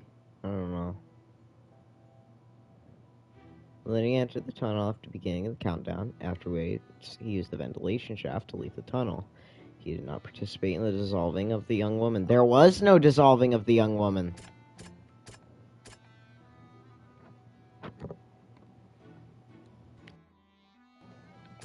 But there wasn't... Am I wrong?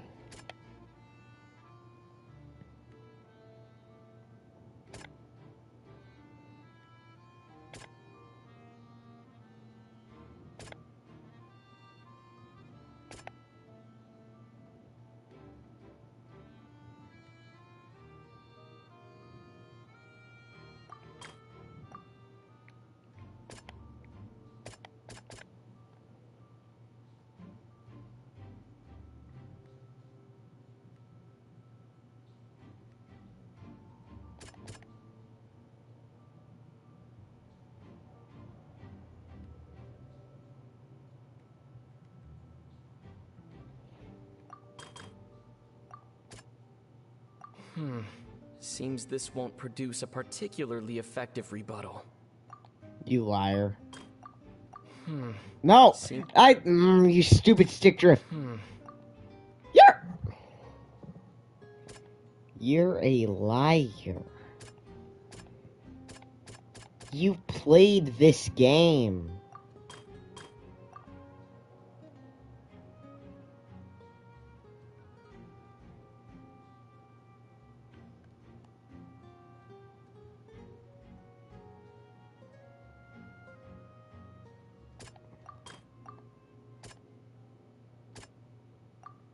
It says, Cal planned to prepare apparatus for the magic tricks to solve Halsey. Inside the magic box, as Halsey disappeared completely unharmed before our eyes, Farina's conjectures no longer holds water, and how would Halsey have reacted when the water from the primordial sea suddenly began to trickle in?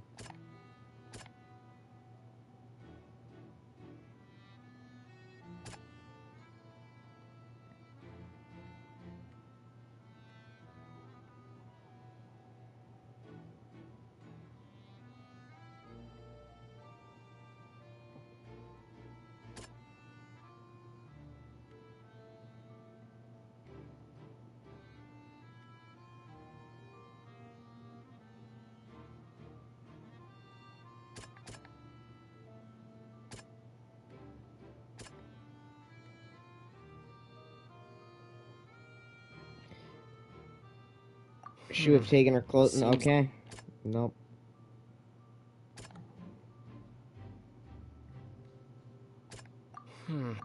What the hell? The strange sound wasn't from a fight. It was Lily-Ann's attempt to break out when she was frightened. It wasn't when he got KO'd, Courtney. When she got out, she knocked over the vase and broke it. The flower vase.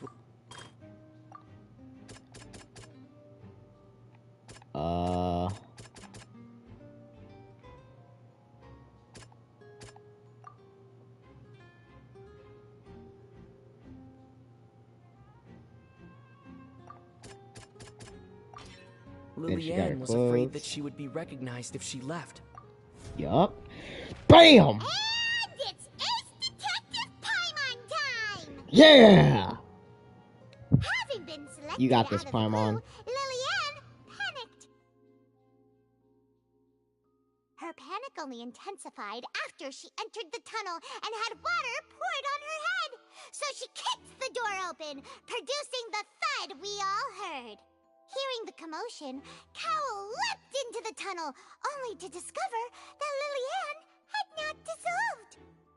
He did not know that Lily-Ann was not from Fontaine, but was a thief who made her way in by stealing a ticket. Mistakenly believing that the water from the primordial sea needed time to take effect, he tried to force Lily-Ann back into the box. The two broke the flower vase during the struggle, but Lily-Ann came out on top, knocking Cowell out and putting him in the box. With no way of escaping, she changed her clothes and hid in the costume trunk until the performance ended.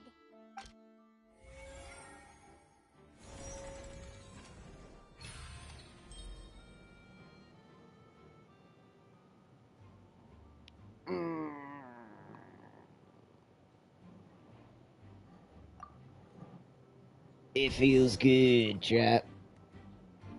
Ooh. She knew that she would have to go through guard inspection if she tried to leave afterward. So, she has been trapped in the Opera House these last 2 days. She had already become desperately hungry by the time we were chatting over macarons. So, she swiped 2 of them right under our noses. Talk about a sneaky thief. At this point, all the events that happened in the tunnel have now come to light. Ah, so that's the whole story. Bravo! Bravo! Get shit on, Now Farina. then, Lady Farina, do you wish to speak against the defense's statements? Please answer the question, Lady Farina. Also, if I may add, the trial has not yet ended. As such, I request that the prosecution not leave the room before the proceedings have concluded. Sukuna says you're not going anywhere. What? Are you reading my mind now? No. I have no further arguments. I admit defeat. But really, could you at least have left me with some dignity? No. Wow. Look at that! She's like a deflated balloon now. If there are no objections, then as the Chief Justice of Fontaine, I shall once again repeat the full sequence of events. Say it. The actual Say the perpetrator thing. of the serial disappearances, Cowell, selected his next victim from the audience reservation list. With some modifications to the selector, he could ensure that the pre-selected young woman would be chosen. To cover up any evidence while committing the deed, Cowell thought of allowing the water tank to fall, which would conceal the water left behind after the young woman was dissolved. He also tampered with the rope suspending the water tank, using the fireworks at the end of the performance to cause the tank to drop and hide the watermarks. He poured the water from the primordial sea into a balloon during the preparation of the magic box and stuck it to the box's lid. Finally, he passed the prepared hook on a rope through the gap in the magic box's door when bringing the young woman to said box. When the magic trick officially began, the box containing the woman was lowered into the tunnel, tightening the hook rope and bursting the balloon containing the water. If all had gone to plan, the young woman would be dissolved at this time. However, Lillian was not from Fontaine, and thus fled the box with a loud noise. Realizing that there was trouble, Cowell entered the tunnel and met Lillian. Thinking that the waters had not yet taken effect, he decided to proceed. However, his opponent was more capable than he thought, and he was overcome, knocked unconscious, and placed into the magic box, and thus became his own final victim.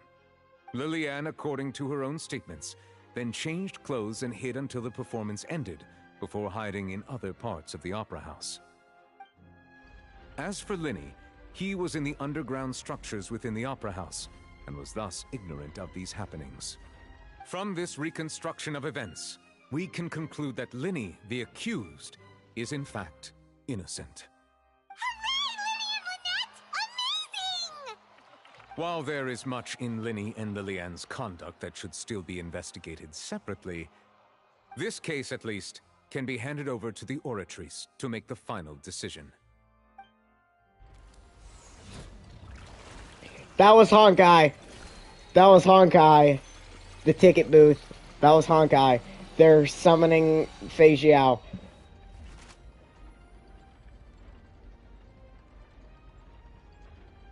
As such, Linny and Lynette are officially I'm gonna declared pause this real not quick. guilty.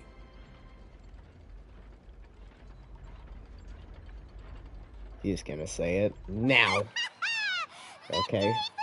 Paimon. Great work, partners. Thank you all. Thank you so much. Next, I think we deserve an explanation, Guard Vaughn. How did you find the water from the primordial sea in Linny's baggage? He was snooping. Right! Your discovery caused me to make a serious mistake, you know.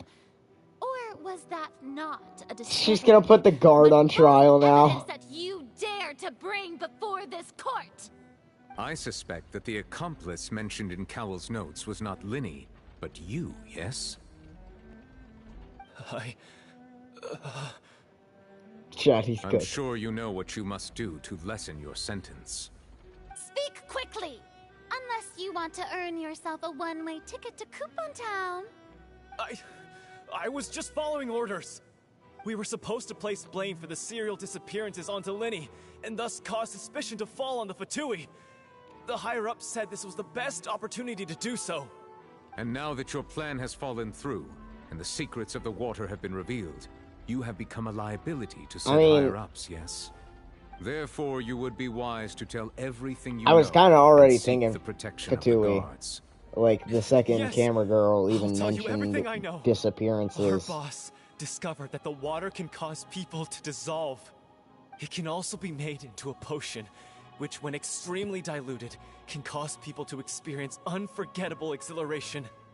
We've been in this business for a while now, and have made decent mora off it. The disappearances were also the boss's idea. I mean, this is the boss we're talking about. Damn. Damn. Oh my god.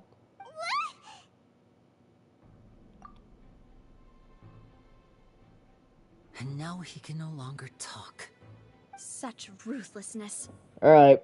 I shouldn't have expected any less of them. So it's gotta be someone. All present, please submit to inspection immediately. Yeah, it's gotta be someone that's here. Yet again.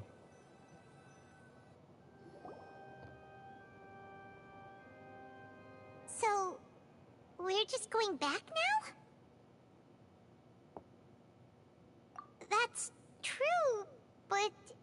Traveler, Paimon, please wait. Lenny... I know you may not want to speak to me right now. Maybe you don't even want to look at me. But still, let me thank you again for defending me to the end.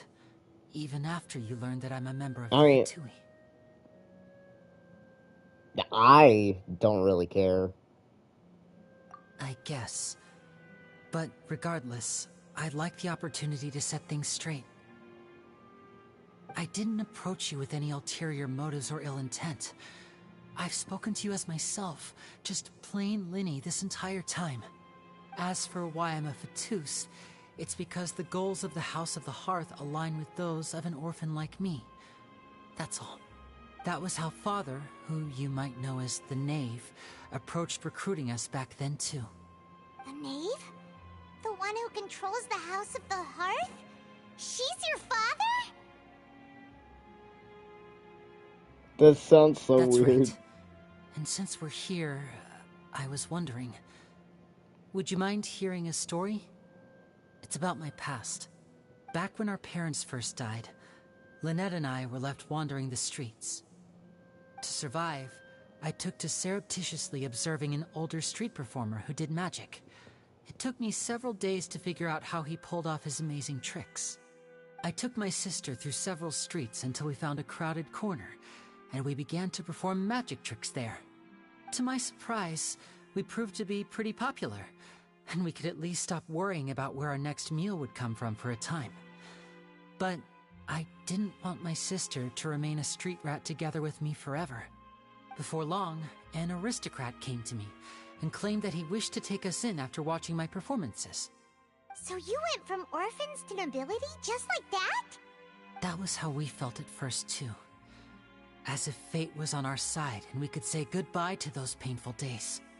But I gradually discovered that while we were called foster children, he was really after my talent for magic tricks.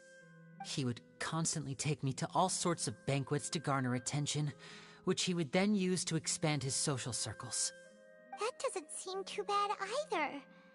Better than roaming the streets at any rate. It took a while for me to realize just how dark his heart really was. After one particular performance at a banquet, I discovered that Lynette was not on the same return vehicle as me. I waited a long time after we returned home, but she did not come back. I went to that noble's bedroom and asked him about her whereabouts. The answer he gave me was, she caught the eye of the most eminent person at the banquet, so I sent her over as a gift. I mean, you'll be able to perform your magic regardless of who your assistant is, yes? Oh no. So he was gonna... But wouldn't Fontaine's laws deal with such people? As far as outsiders are concerned, this is a relationship akin to adoption or foster care, and they have their ways of escaping the eye of the law.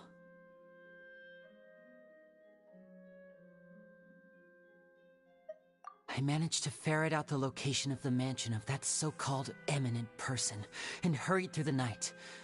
But by the time I leaped over the walls, avoided the guards, and made my way in, all I saw was the moonlit ground covered in blood, and the knave standing there in the darkness.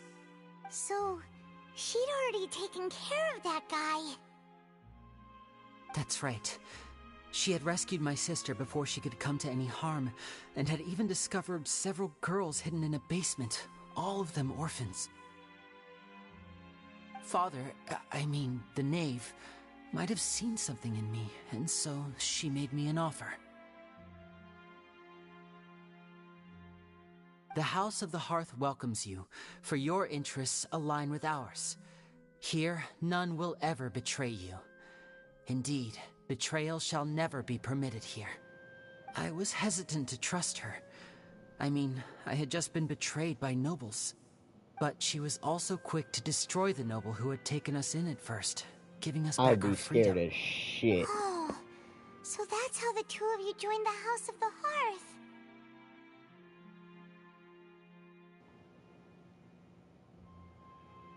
A fucking dark room, dead guy, tall woman. I would be pissing my pants. She has her own plans. She has gained permission from the Tsaritsa to first use the Gnosis' power when she obtains it. She plans to use it to find a way to break the prophecy and save Fontaine. So, she believes in that prophecy too? That's right. The whole House of the Hearth is currently working to combat that crisis.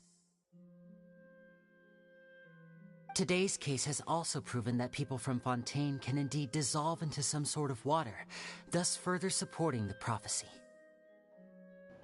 Everyone at I get Hotel that. D'été, including the It knave, was a has their roots in fucking Fontaine. EVP.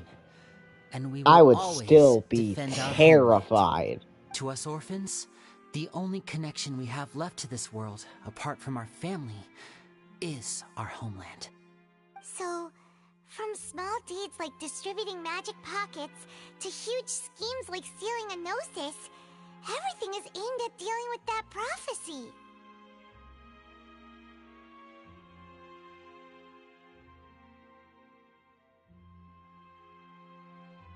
It's all right. I understand. The only thing I can do is relate all this to you. I just hope you can understand that even as a member of the House, I have never stopped making my own decisions, and that I believe what I'm doing is right. If you should need anything at all in the future, feel free to find me. I will do my best to help you, as plain Linny. Well, duh, but still.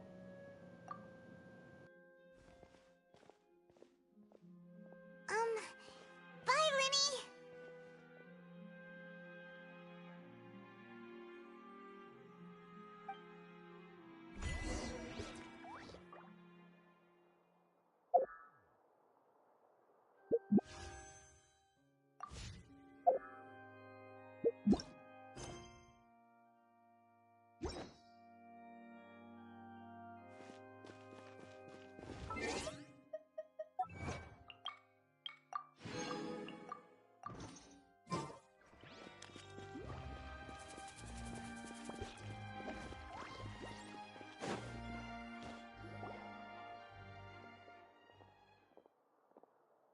Hey there. What was with the disappearing act you pulled right as the trial ended? Were you looking for us, Navia? Well, this whole thing isn't exactly over, is it? I do feel that we're getting closer to solving the serial disappearances case, though. Don't you think so, too?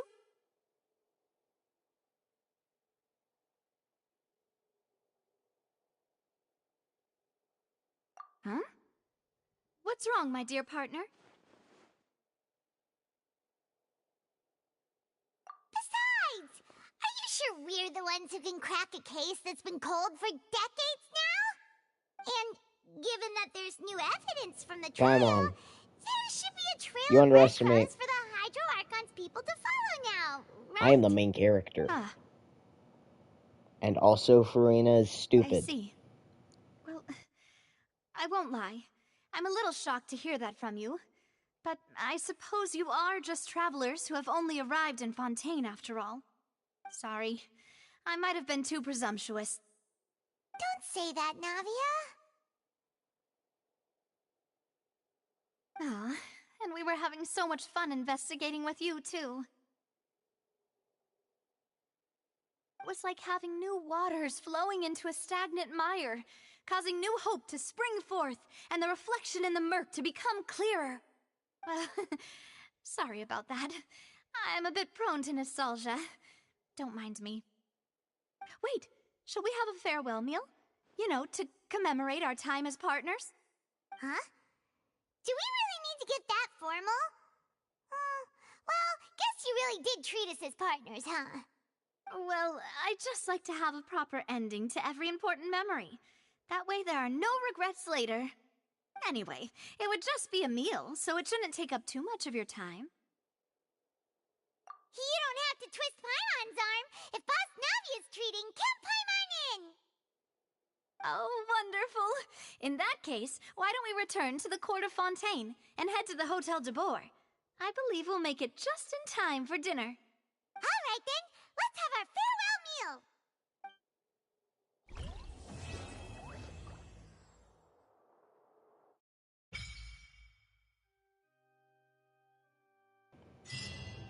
Alright, Stardust.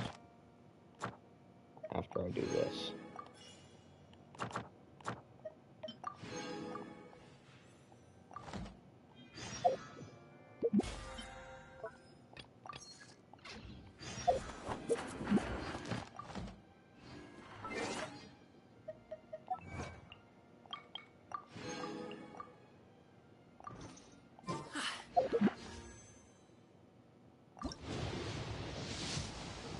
Come on.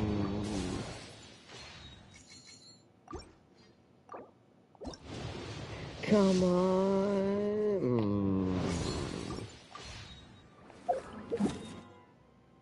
No, I didn't.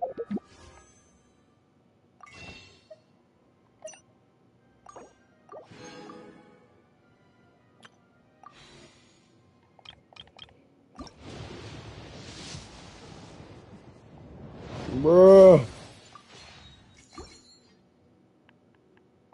Alright, what's my pity? Because I don't think I'm gonna get him before. Right, 5, 10, 15, 20, 25, 30, 35, 40, 45, 50, 55, 60, 65.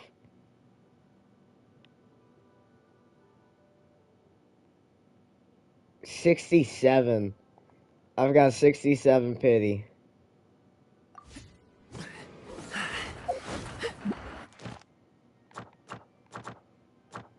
I might get him.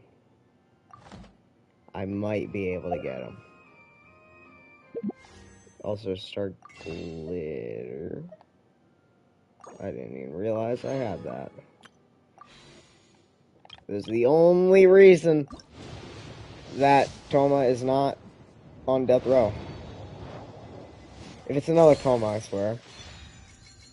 What is that? What is that?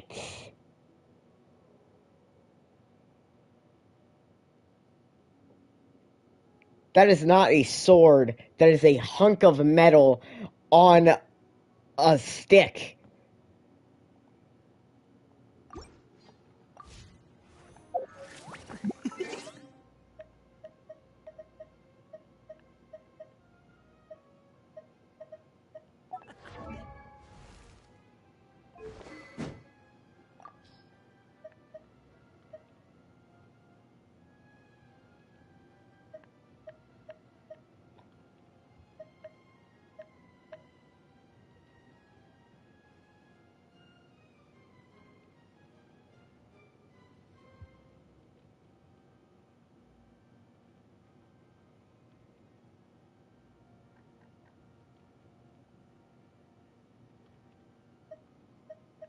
What?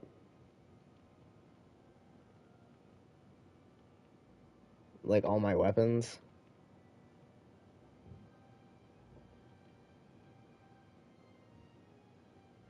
Taking damage creates a shield? That's so dog doo-doo.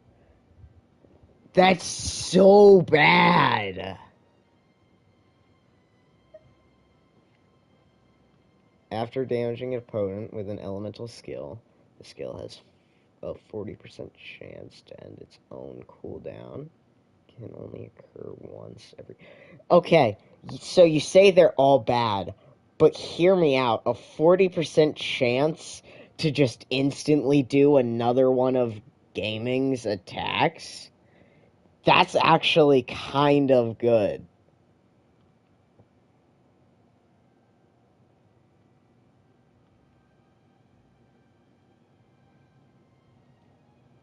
Like, you say it's bad, but when you think about it...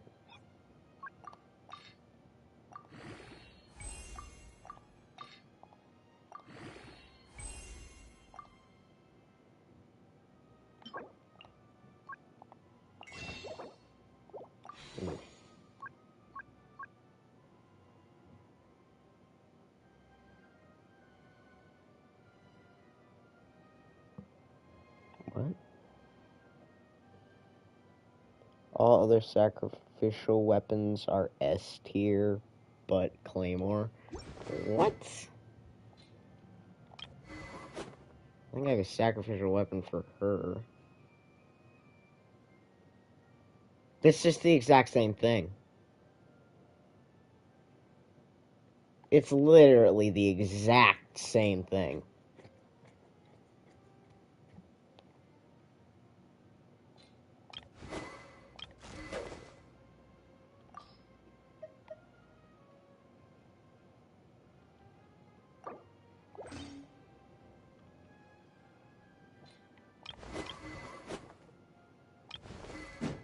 Claymore does not suck.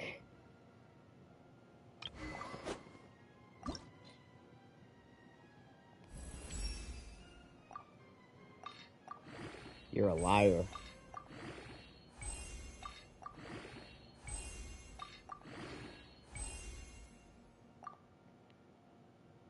Oh my goodness.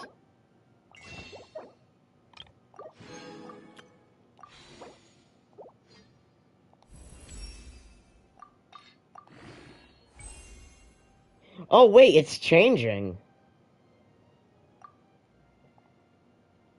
You see that? It's getting like purple.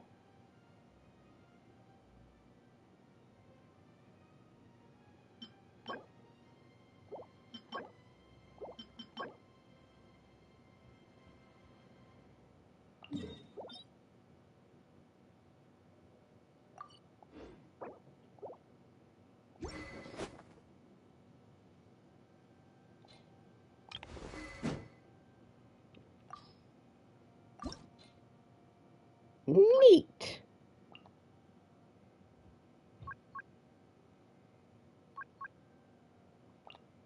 Ooh, souvenir shop. I think I still got some of those in the souvenir shop, actually.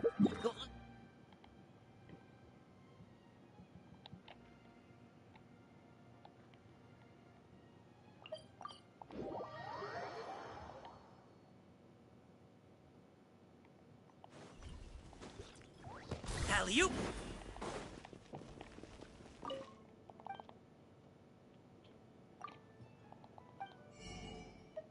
I don't... No! Alright, leeway, maybe.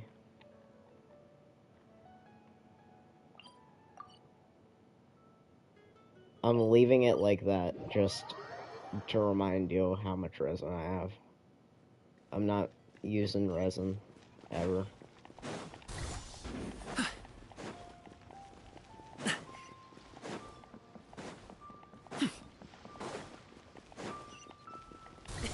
Sorry, pal.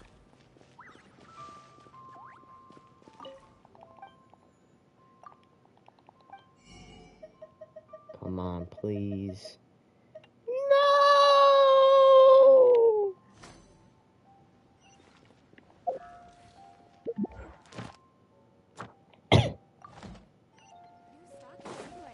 Well, while I'm here, I'm gonna go check out my commissions. Alley-oop! I will be coming back tomorrow, though, to get some of that other stuff. Congratulations! The horns or whatever. Add Astro.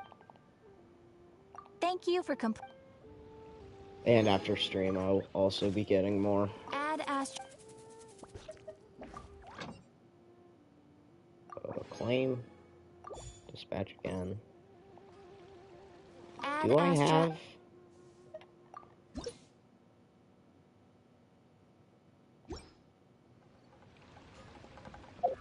Well, I was already going for Topaz. I'm just saving up for a 10 pull.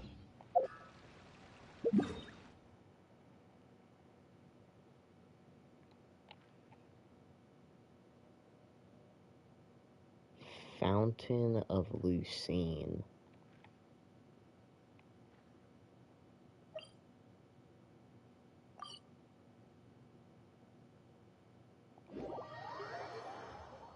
What do I do here?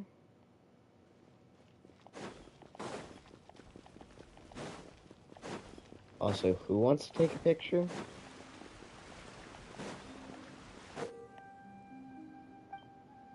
Okay.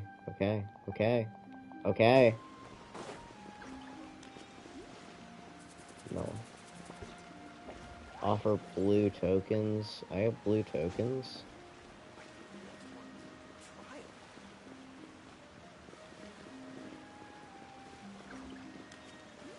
Where do I offer?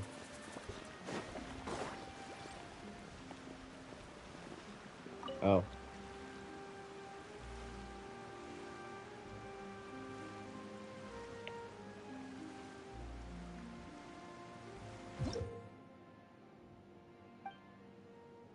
Oh, it's just hydro sigils.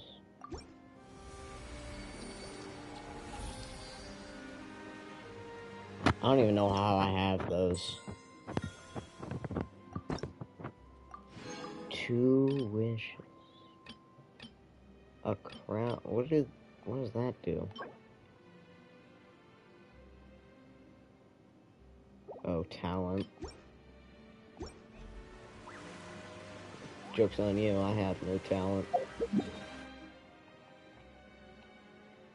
It's 100% luck.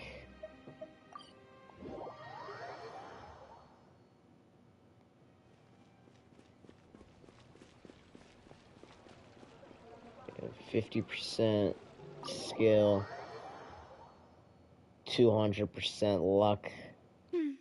I came here several times with my father when I was little, but stopped eating here as often after growing up. I hope the food here will be to your taste. Oh, don't worry. We haven't eaten at a hotel like this in a while. Paimon's getting excited already. In that case, I'll go order for us first. Please wait here a moment.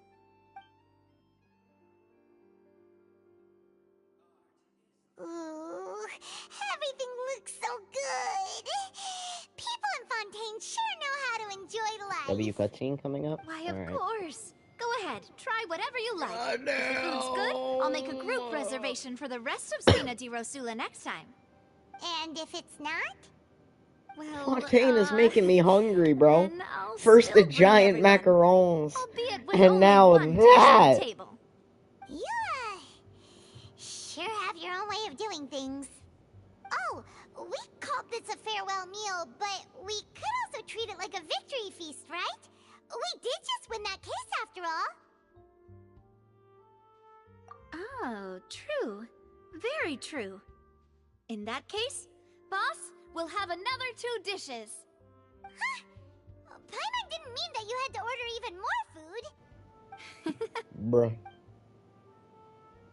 How much money she got? Speaking of cases, do you think that the mastermind behind the serial disappearances will get Oh, there caught wouldn't soon now be that this a is all table left. Well, If you put we've me certainly taken a big in step that forward, room but with I all feel of that's that, about it. there We wouldn't know that there's be an organization that needs anything to left. dissolve these young women, but we still don't know what they are really after. If it hadn't happened right in front of us, Paimon wouldn't have ever believed that a person could be dissolved like that. Right? Yet it was because this was such a preposterous notion that the investigation could never really move forward before. Ugh. If only that guy could have finished speaking! I'd be like Big Mom from One Piece. I'd start eating the food, and I get so lost in eating the food, I end up eating the people sitting at the table with me, and the people bringing me the food, and everything. I don't have high hopes for any follow-up that the authorities might conduct. It's not that I don't have faith in their ability, it's just that a different perspective is required in some matters. It's easy to guard against and deceive a single narrow perspective. A shift in thinking is required at such times in order to produce a breakthrough, which is exactly why the Spina di Rosula exist. Those highfalutin folk are not all-knowing. That's why we exist, to seep into the cracks where filth falls through. Where Courtney, their there's a watch reason fails that them. fish and chips is kind the of only thing problems we that's solve. left. Seems Paimon thought things were We simpler already than ordered they dessert, actually we are. didn't eat that. And it's all right. reason. Well, this was supposed to be a farewell meal, so I doubt you have further interest in this business, right? Let's talk about something else. Like, what are your I'm future kidding. plans? Fish and chips are actually pretty good. that's true. We didn't have a I chance plan to on speak to getting her to after the trial Natlin ended. It didn't really seem like the right and time or rizzing place up to do it anyway. the Pyro Archon. I see. So, your primary objective, which has been foiled so far, was to have a chat with the Hydro Archon. I've heard that there's a long line of people waiting to meet The Lady only Farina. fish I really like is I sushi. suspect you'll be waiting for quite a while, considering that you missed your chance today. Yeah. Yes, I know. I prefer fish raw instead of cooked. And that it'll be tough getting any of her time. And that's like the only way I'll eat Would fish you and consider enjoy some it. more, unique ways? Perhaps even methods of, let's say, questionable legality? Guess that's Spina di Rosula's boss for you. Right. Chock full of sketchy ideas. Well, what did you have in mind? Well, one way would be to infiltrate a performance troupe at the Opera House, only to abandon your act at the play's climax and ask to speak to her after the performance. I'm sure Lady Farina would be eager to see the ending, and would agree in order to finish watching the play, don't you think? Could you suggest something a little more practical? This plan seems pretty hard to pull off. We'd have to go learn how to act, and acting's really hard. All right, here's another. Find a way to conceal yourselves under her bed. Then, wake her up in the dead of night and demand answers. Don't let her go back to sleep until she answers all your questions. I can personally testify that this one works. When I'm sleepy, I'll do anything as long as I can finally get some sleep. That might work, but that's not really the problem. The problem is we don't want to get ourselves arrested. Ah, valid point. I overlooked that part. I was just thinking about leveraging a person's desire for sleep. All right, no more joking around. Perhaps you could... Oh, I don't know. Cut the line when she's on a break. You did defeat her in court, clearing citizens of hers from false accusations. False accusations she had nearly upheld personally. I imagine that she feels quite ashamed about the whole thing. You mean that if we catch her while she's on a break, she might be too embarrassed to refuse? Oh, that does make some sense. Wait, what are we trying to do?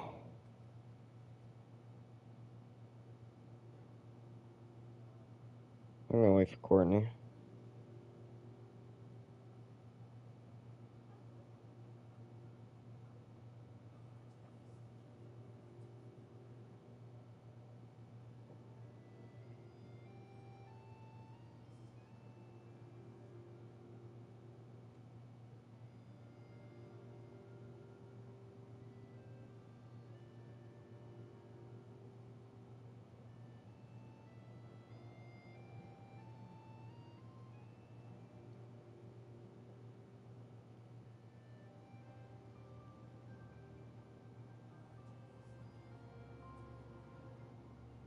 Why don't we give it a try after this meal?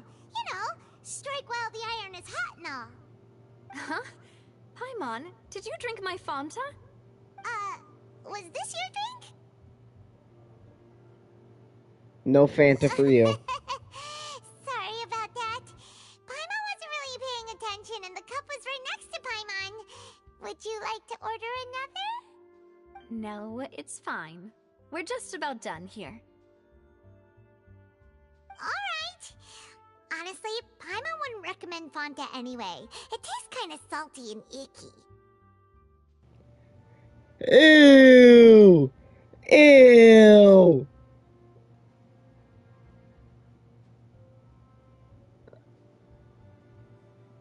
Is that so? Huh. Well, in that case, we'll have to blacklist the Fanta here then. If we're all finished eating, then I'll go pay. Ew. Yeah, we're stuffed. Thanks for the treat, Navia. Bro, who the hell is serving us salt water? Oh, so full. Paimon can barely float anymore. Nah, that would be so... normal. You know, like you. Okay. As for expenses this month, we're left with... I just realized, as my character said, you could try walking. Nothing. It was just a meal, you know? If I ever see Paimon walking, it's gonna look so weird. Let's get ready to try to meet the Hydro Archon again. Bye, Navia! So this is goodbye, huh? Well, if you do encounter any other trouble in Fontaine, you're always welcome to contact the Spina di Rosula. I'll give your requests the highest priority. In any case, I wish you smooth sailing. I'll see you again, It'll be like when somebody that wears glasses takes off their glasses. I'll have like a relatively similar reaction.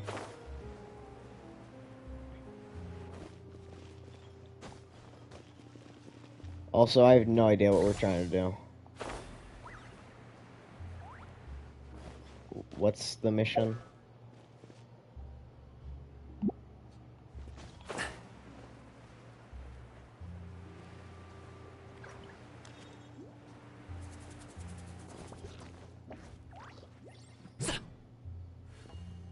Can I just yoink these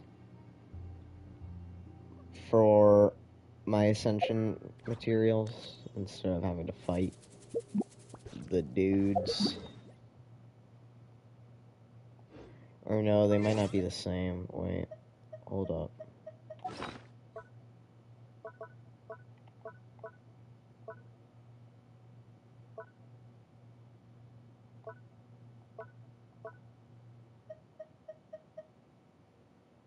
Wait, how is this new?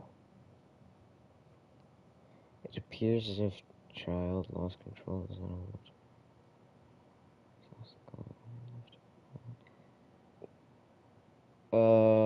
I already looked at that. Why does it say new? Did it, like, update or something? What is this? Material that is consumed when defining artifacts with an artifact transmuter. Artifacts are themselves the crystallized manifestation of ideas, memories.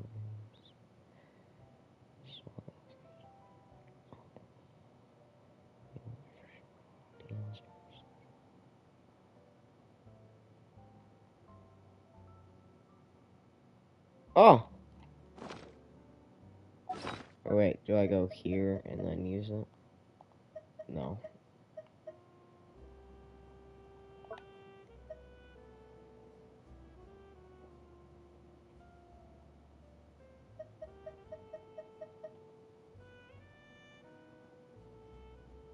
What?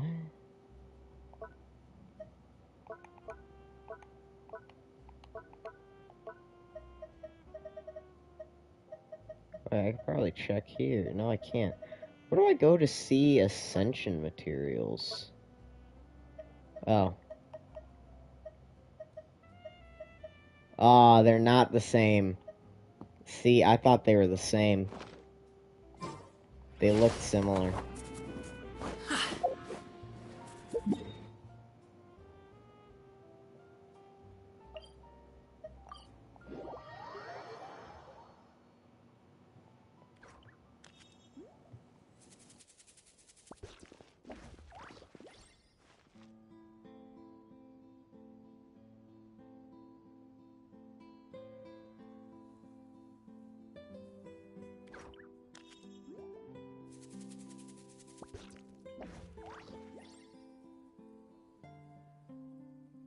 Seems like the stories here never have a happy ending.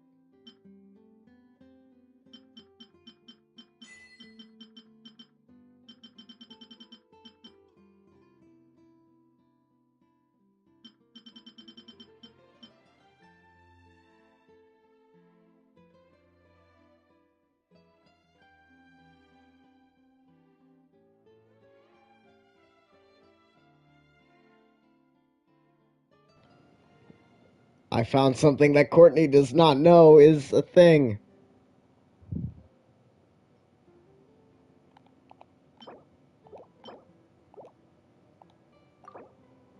Haha!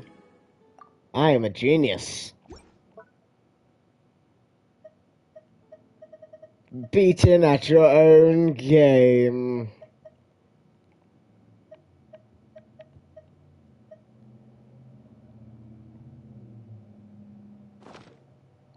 Oh wait, now that I have that, the Exiles thing.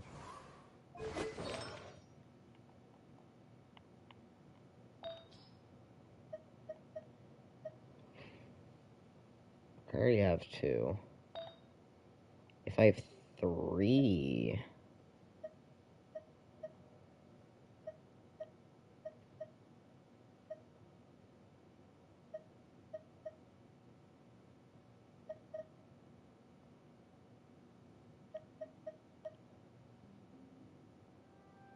So using an elemental burst regenerates 2 energy for all party members, excluding the wearer, for 2 seconds. For 6 seconds, this effect cannot stack.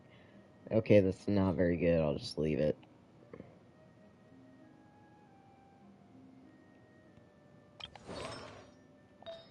You.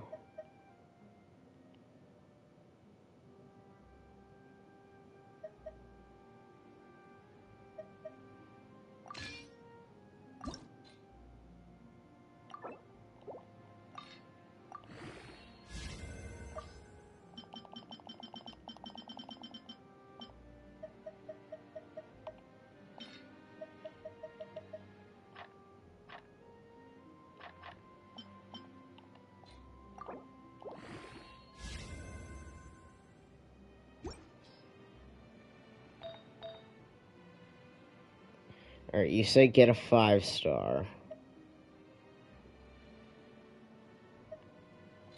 How do I do that? A pot of tea with a cup.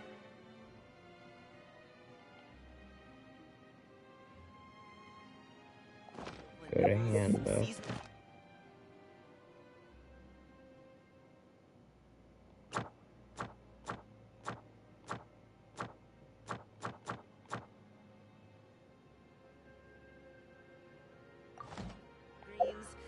Piping hot bowl of fresh.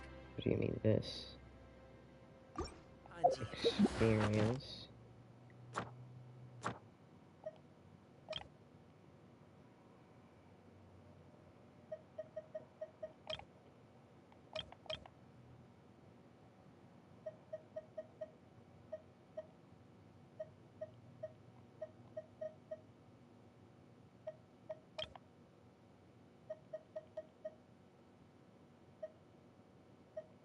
Typewriter.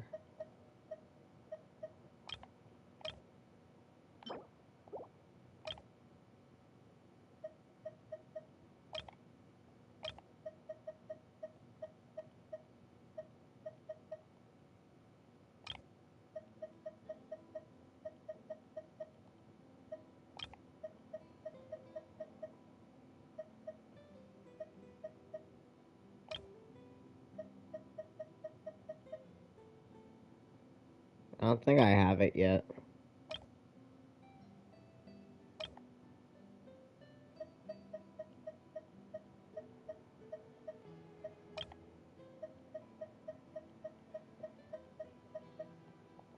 Yeah, I don't have it yet. That's a dope breakfast right there. The perfect way to start your day. I got a 5-star though. Like a Berserker Gladiator, yeah. I got that from just doing stuff. Alright, cutscene time. There aren't many people around anymore. Looks like that boat we took to Araneas might have been the last one. Vache. Looks like we're back here again. Huh? Traveler? Are you hearing voices again?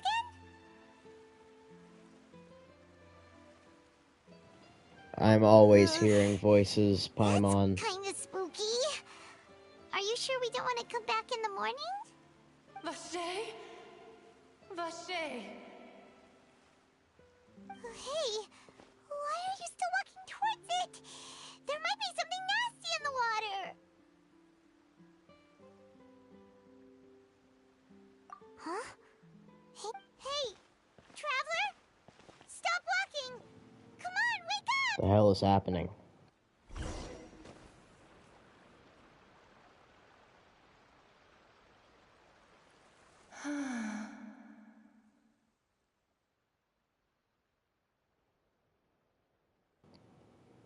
I found a boss. I can get the jump on it. Vache, are you my dear Vache? No. No, wait. You seem to be someone else. Do you know Vache? Do you know where my love is? No. Wait. What is going on? Who am I? I'm very sorry. I fear I do not know. My memories feel like they have been washed away like a flood. So many fragments dissolved amidst the tide, never to be recovered. How much have I lost? How many things that I once held dear while on land have I since forgotten? Yes, that is what I was once. But now, I am but the consciousness of one who is lost, therefore. I do not know how I came to be like this either. I only vaguely remember being covered in light blue water, and then all grew dim. I also remember going to many places. I loved adventure, loved exploring places of peril. No matter where I went, Vache would go with me. I knew how dearly he loved me, and I also loved him equally as much. I don't want to fight the Oceanids anymore. I can no longer go back. The pain of I don't really think I have any character that needs me to fight them for Ascension, so, I'm good. No! Our reunion no longer has any meaning. There is no way for us to create any new memories. The thought of me gives him no succor. So let it lie forgotten beneath the waters. If you meet Vache, tell him not to look for me. Tell him to move on. That is the only thing I still... Perhaps that is so. As I was submerged in the waters, losing consciousness, I saw Vache above the surface. His eyes were filled with such sorrow, such longing. If only I could have comforted him, told him that I did not suffer. Indeed, I had felt a great warmth. Is that what you call it? Dissolving? If anything, I consider it a form of release. It was a state of neither fear nor frenzy, with only an endless peace, like the water's still surface. I could also liken it to being a thirsty person who drinks water for the first time, and only then sees how they have lived for so long in a world of endless want and anxiety.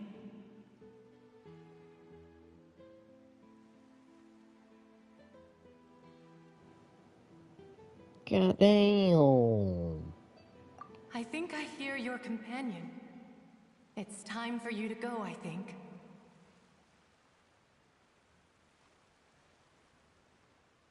Farewell, then. I am glad that you were able to sense my presence. Remember, if you see Vache, tell him not to seek me out any longer.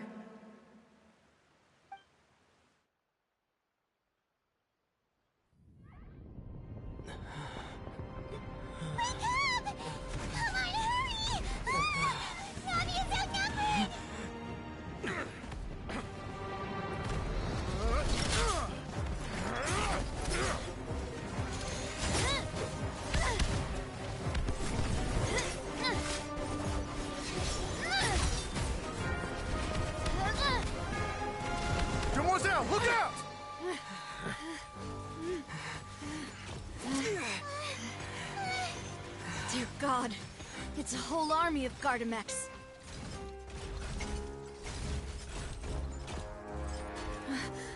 Chlorand?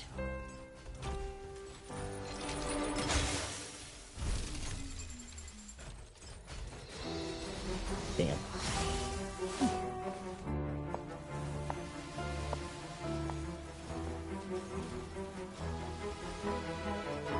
Quick, now's our chance!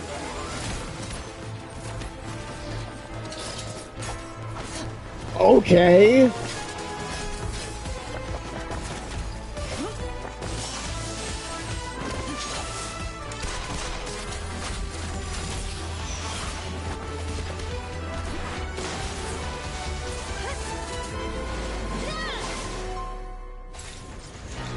I have no idea what's going on.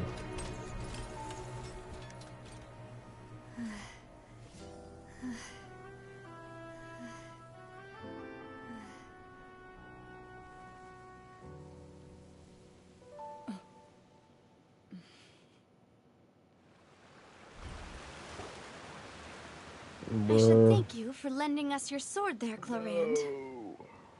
But before I do so, Don't tell could you me. explain how you managed to show up here?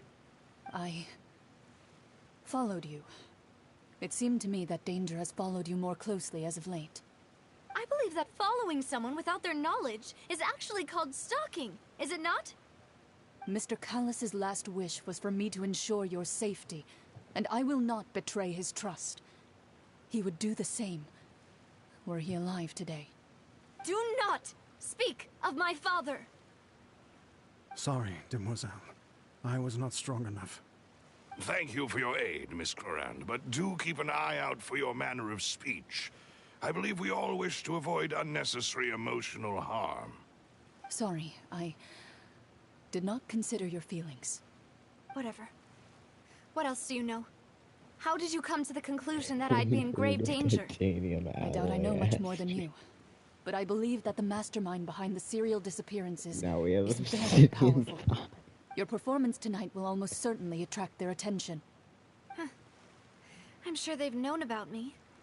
To be honest, I'm shocked it's taken them this long to act against me. And what about these Gardamex? I thought only those associated with the Maison Gardiennage could control them. None of these mecha have serial numbers. I was sure to check a moment ago. They are not the ones used by the authorities to enforce the law.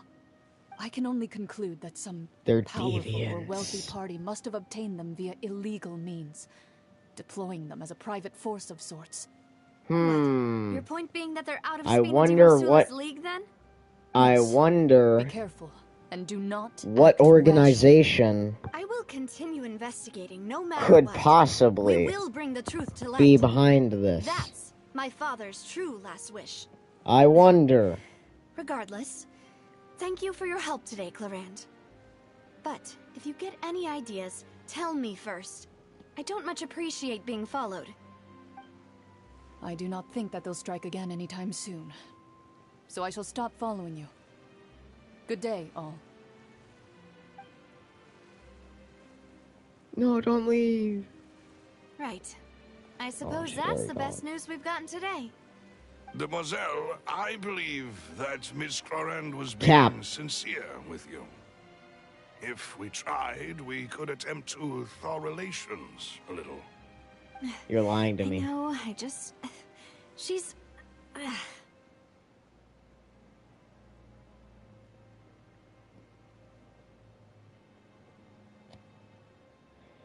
Alright, so are the Fatui not the bad guys in this nation? Oh, thank goodness! Paimon thought we were done for! Those Gardamex came out of nowhere while you were unconscious, and Nadia and her gang saved us!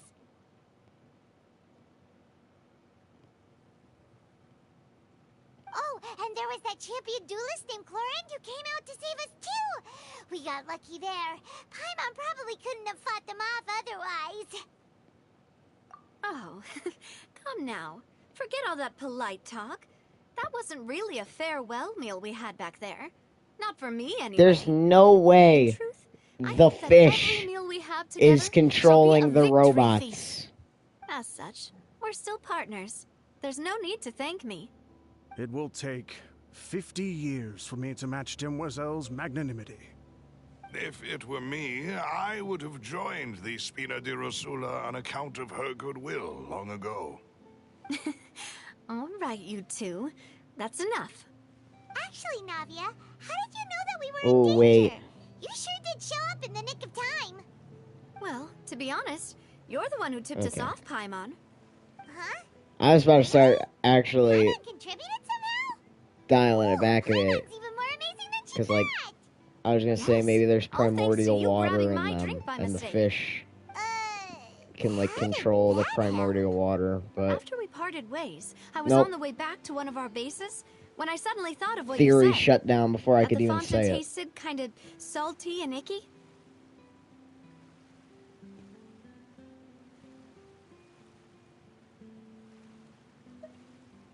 Fanta only comes in sweet flavors, so how could it have tasted salty? The color of the drink, if I recall, had also been a bit off. So the It was Fanta had been red. spiked with water from the primordial sea?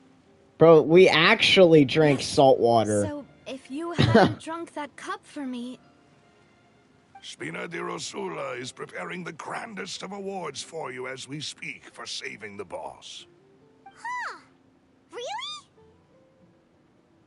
She was about to actually melt before our eyes if it wasn't for Paimon's gluttony.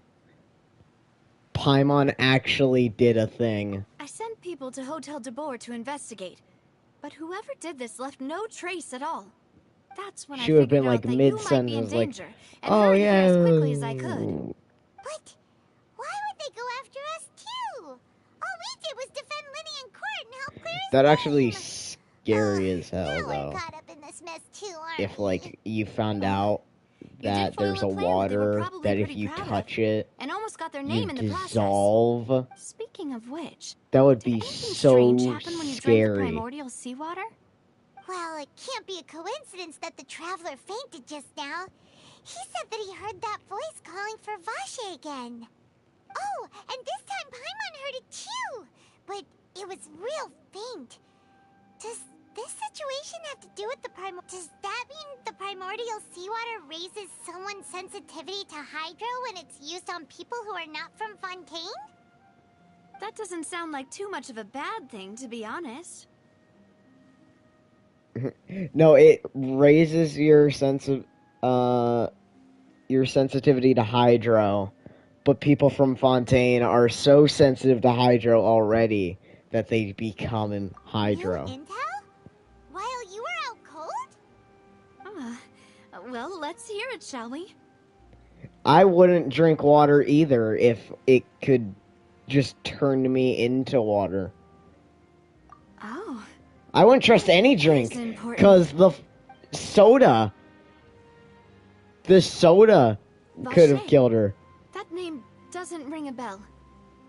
I would suppose he hasn't leave stepped forward as a witness Fontaine in court lately. and Since he saw that never young come woman back. dissolve, he was at least at the crime scene.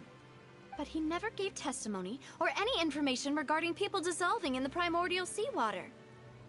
Could he have been threatened? Yes, thank you. This is very important information indeed. We will continue to investigate.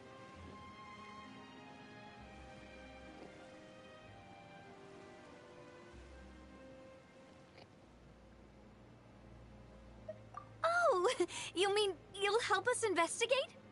Well, you did say that our farewell meal Wait, didn't so really how much count. water is needed we're still to partners, dissolve somebody? And besides, we're in this now whether we Does like it it or need not. to, like... You're not gonna let those people who targeted us get off the hook so easily, are you, Traveler?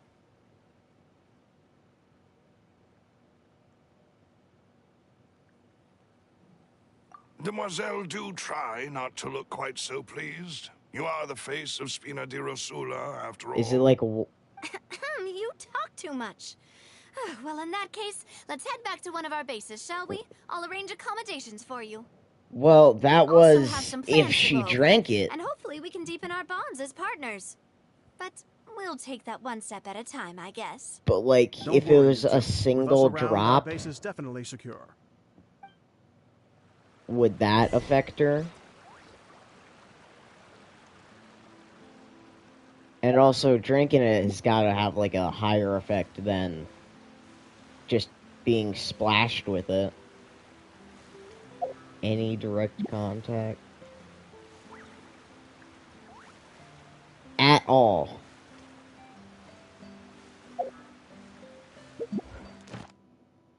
I was gonna compare it to One Piece, but nope.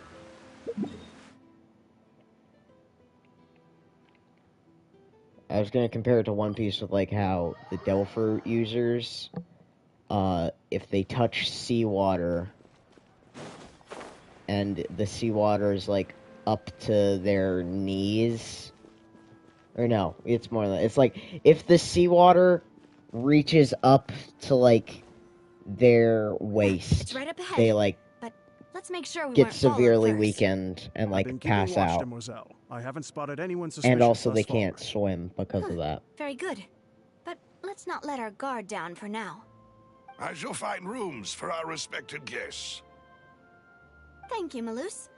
Now, let's continue traveling.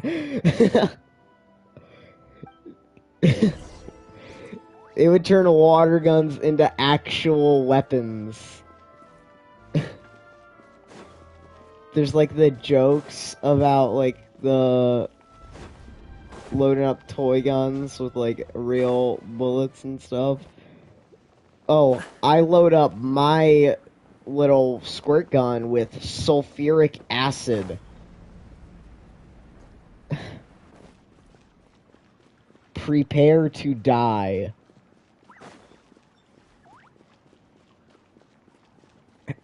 By the sound of, like, the one guard, as well, it sounded like that had to hurt. Bro was, like, full on screaming.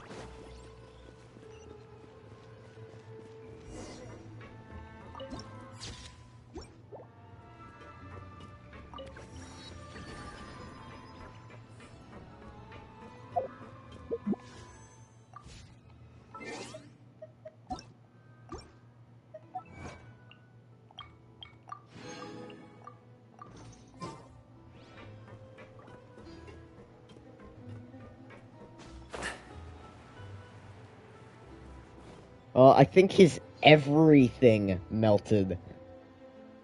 So, this is your base?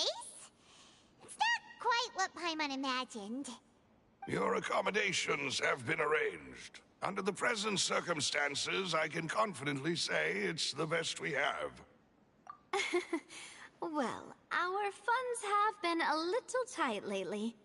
After all, we don't allow illegal or unethical profiteering.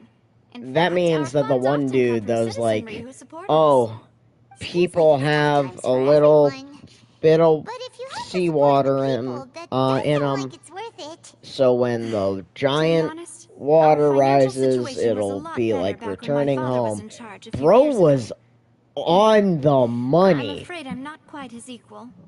Your father, he was the previous boss of Spina di Rosula, right? How did he... Demoiselle, if you'll allow me to explain. No, I'll explain it myself. I suppose I couldn't run from this topic forever. Wait, is it primordial seawater? This is something I hope they can understand. When, like, the My father's flood name is happens? Callus. Yes, the same one Callus! Callus the Unfaithful in the streets. Destiny 2 3 reference. years ago, he was accused of murdering I'm his not gonna own say friend. that. But he chose a duel to defend his honor I won't say that instead again. of standing trial. He is one of my He favorite died in the bosses, though. duelist's ring. Oh no. But I do not believe my father was a murderer. I'm sure he was set It up. is primordial At the seawater? time, Oh my I god. believed that if he only stood trial and was Oh, duly that's gonna be so scary. This is gonna be like the Godzilla thing when, like, Shimo shows up and, like, starts to create another ice age. And people are, like, running and they just freeze solid. Refused to surrender. Determined to die in the I don't ring. like that. 3 years later, I still don't understand why he did that. How could he protect his honor if he's dead? If anything, he gave up his chance to defend himself. The closest piece of I info wouldn't had ever trust is that my water father had been again. investigating I'd be the serial skeptical if the disappearances case at rain the time of his was death. primordial seawater. Ah, so that's why you're so determined to get to the bottom of that case. That's right. I've also tried to investigate the murder my father was implicated in, but I haven't found a single new clue in my countless reviews of the investigation records. However, I believe that if the murder case is related to those behind the disappearances, they must know something. I must know what really happened. Was my father coerced? Framed? Even if he really did kill his friend, I must get to the truth. If only he'd been more open with me when he was still alive. He even hid the fact that my mother died due to complications when giving birth to me. And now, here I am investigating his death. You really are a handful, aren't you, Papa?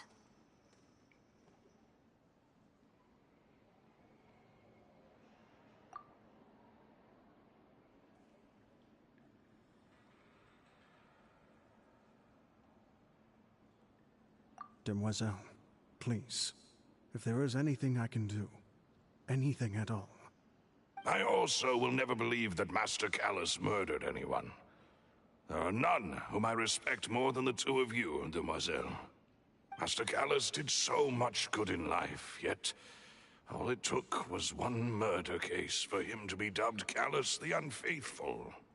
Even our supporters decreased greatly due to that incident, hence our strained finances at present. Wait, if Callus was such a good man, wouldn't people at least be a little suspicious when he was accused? No. Perhaps people just revel in that kind of drama. It's not something exclusive to people from Fontaine, really. Everyone's like that. People love watching the evil turn over a new leaf, but they also enjoy watching good people fall into an abyss from one slip-up just as much. But how could... never mind. If Callus was really falsely accused, we have to find the truth. He didn't deserve to have that happen to him. There is one other thing. Master Callus's opponent in the duel was Ms. Clorand. Oh, her? Well, then, isn't Does that she as feel good as bad? saying that she was the one who killed him?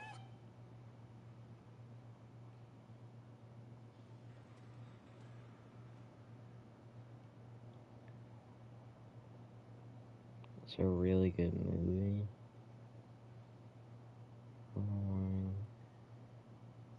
Like this entire Russian town is just ice sculptures. One of the main characters touches a frozen dude and his finger falls off. Oh, what?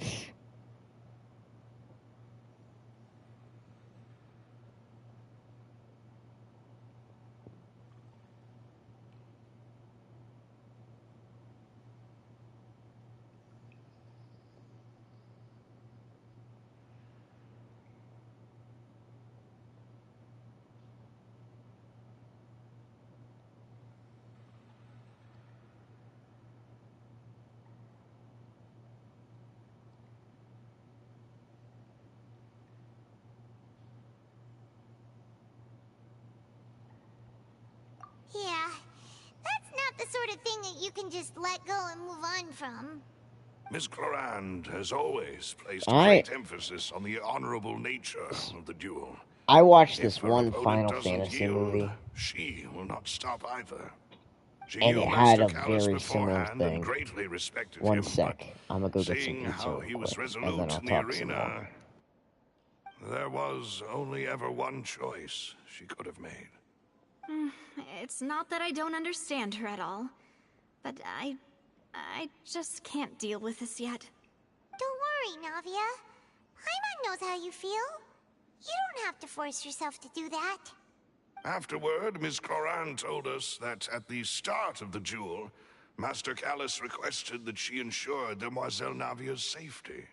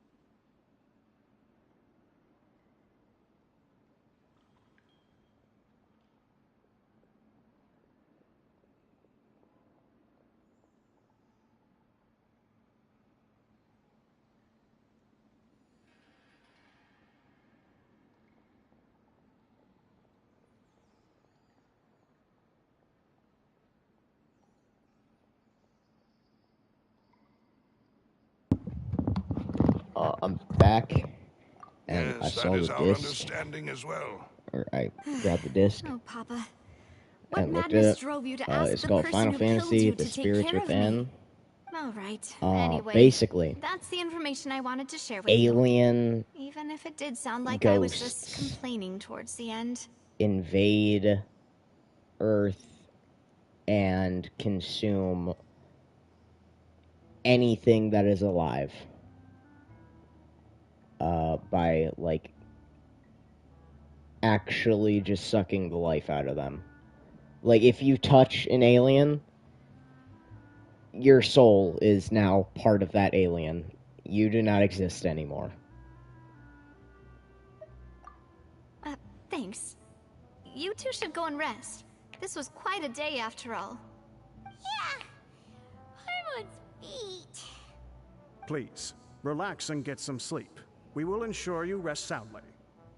And the movie ends with, like, everyone dying.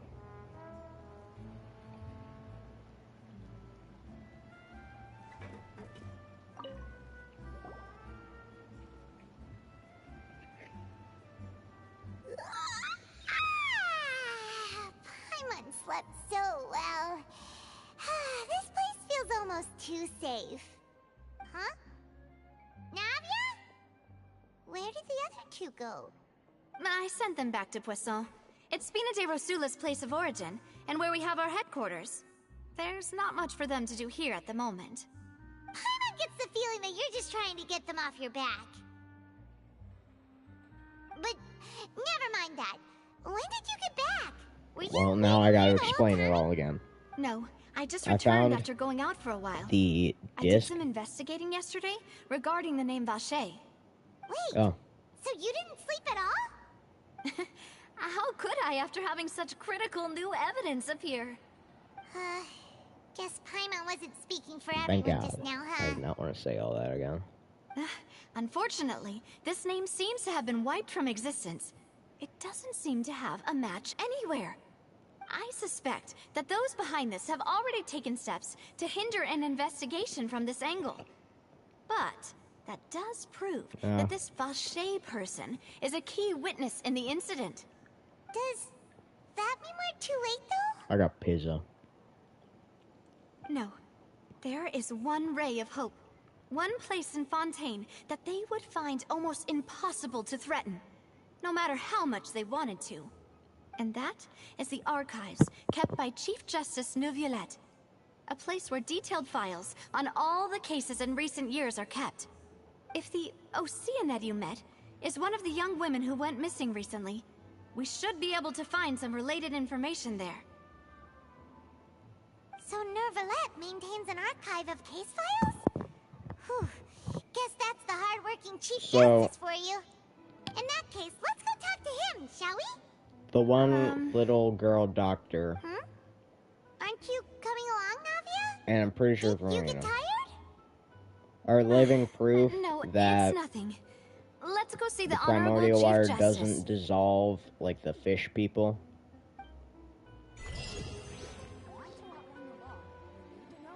What does it do to Nuh since he's the dragon? Like, is he just completely unaffected?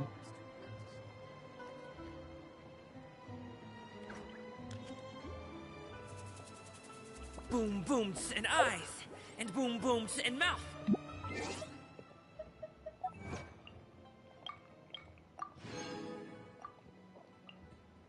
She's a different race? I thought she was a Milazine.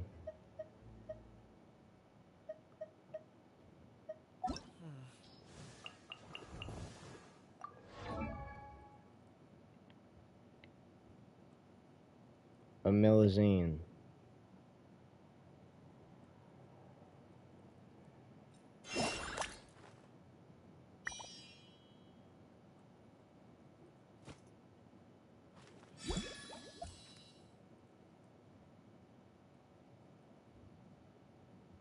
Yeah, I know they don't dissolve.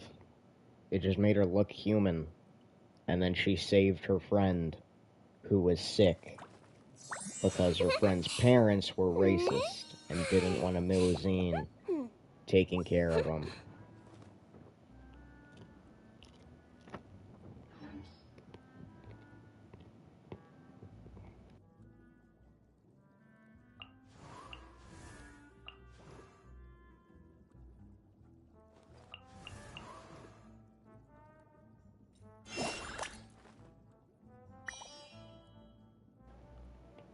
if they're two different races... I just saw the YouTube thing. A short.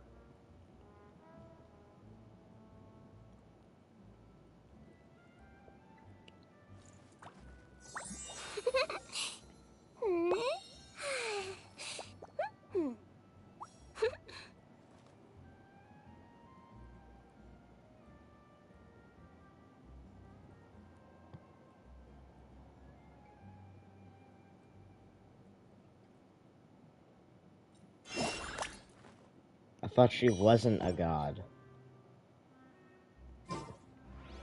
I thought she was also a fish person.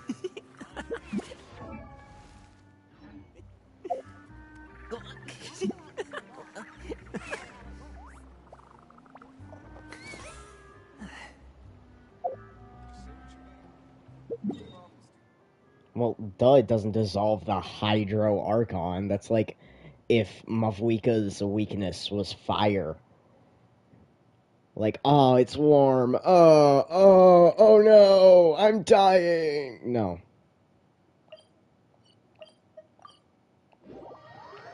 The palais is right up ahead. Come on.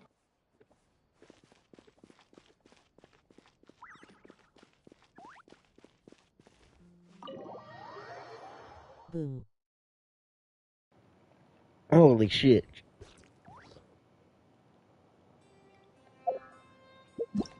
Can't be doing that, man. It's spooky month. I'm 2 meters away.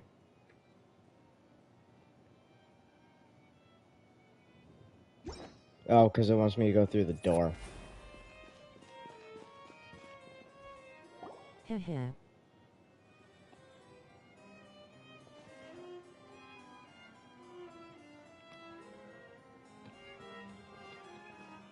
Halt! Please state your business here.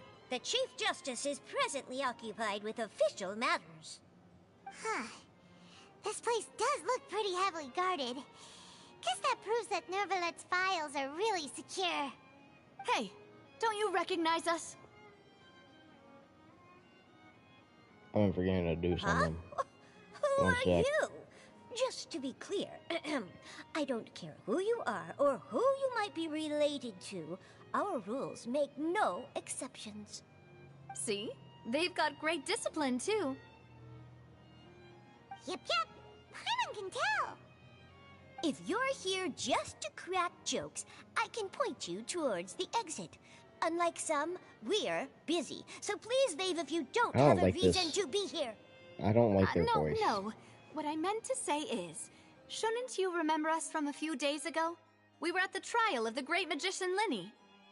Oh, yes, I remember. I read about it in the Steambird. You must be Linny's attorneys.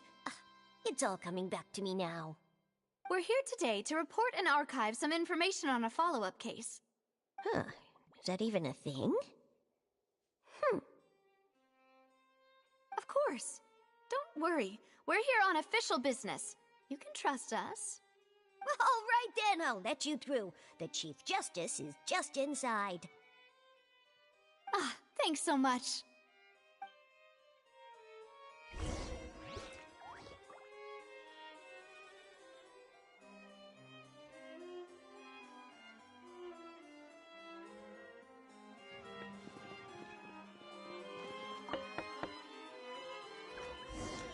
Please come in. W. Sorry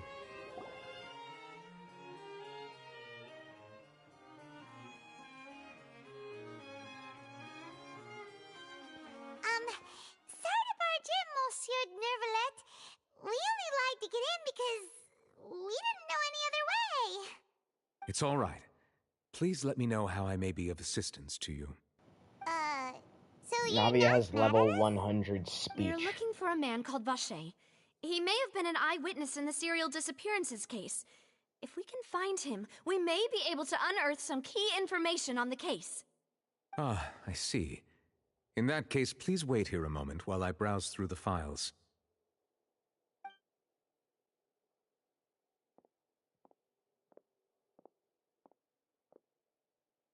Who knew that Neuvillette would be so easy to talk to.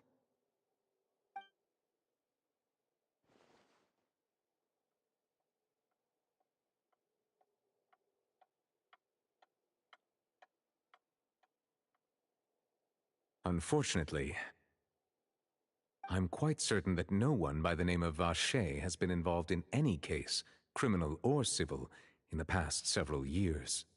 There are no records of him either in the files or in my memory.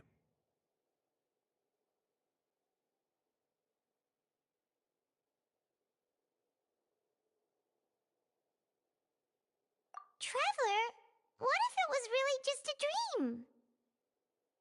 Is that so? All right then. Thank you so much, Monsieur Neuvillette. We'll take our leave now. Didn't Child say something about Vacher? Ahem.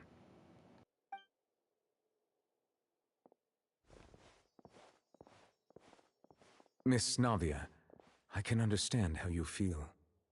Your father, Callus, was a truly exceptional man. We deeply regret his passing.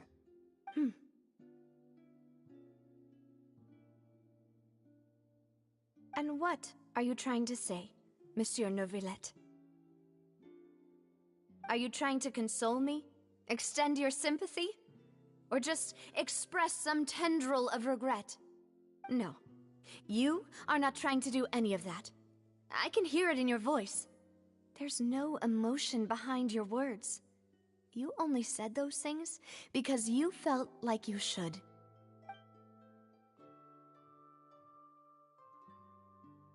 It's just like last time. After my father took his place in the duelist ring, I wouldn't be surprised if through he's the guards to talk to incapable of you showing as a last resort. emotion. You even told me then that you thought there was something fishy with the case, yet you still allowed the duel to go ahead. In your eyes, the value of a human life is nothing compared to those cold laws you hold so dear. If you truly regret my father's death, then why didn't you call a stop to the duel? Why didn't you give me the power to stop him from throwing his life away? Why did you just let him die, despised and hated by all? Everything was hanging on a thread at that moment. Just the tiniest effort could have changed everything. There are still so many things I never got to tell him. So many questions he still owes me answers to. If you really have no heart, then just look me in the eyes. I, Navia, will show you the true meaning of regret. What? I'm sorry, Miss Shakespeare. You and my father are truly developer alike. You keep all kinds of things in your heart Fontaine. and never say a word to anyone. It's not so much that you can't feel, but that you would never express anything. Oh well. In any case, everyone already knows full well the apathy of the Chief Justice. My apologies for taking my emotions out on you, Monsieur Chief Justice. Let's go, Traveler and Paimon.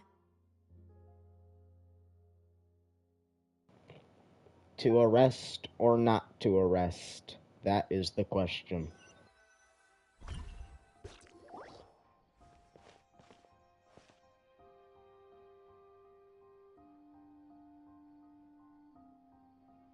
Navia, are you okay? I'm fine. Liar. Rain. It's raining. You're right. Wasn't it still sunny when we rain. went into the building? And there shouldn't be any active trials today. How strange. Now that I think of it, on the day my father was convicted of murder, it was also raining. What is it? Did you think of something?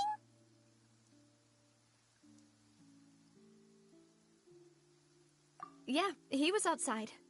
It was uncovered and the rain could fall there. Why? Do you think the rain could have affected the crime scene? That thought has occurred to us before. We've even expanded the search area to try to account for that, but didn't find anything of value. Oh? Wait. So you're saying that the true murderer... Oh my god, was I right about not trusting the rain? Away with the rain? Yeah. Oh. That's what had happened.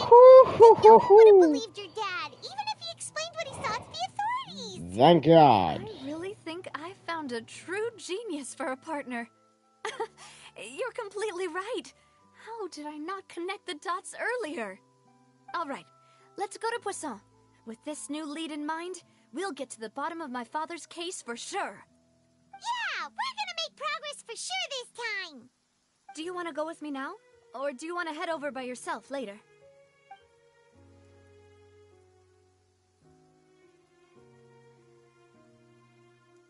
Great.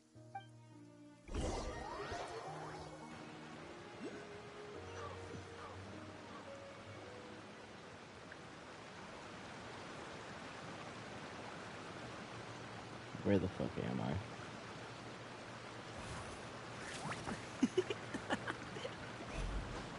Don't matter.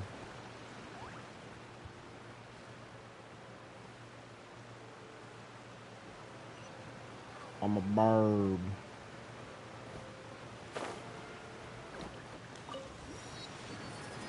We're at Poison.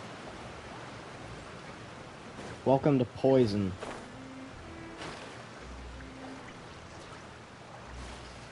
Poisson.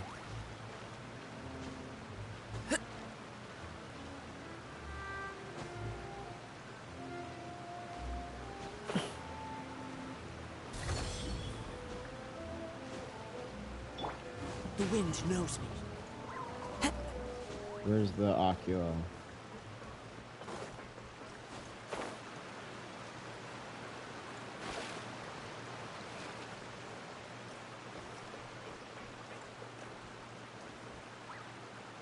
Oh.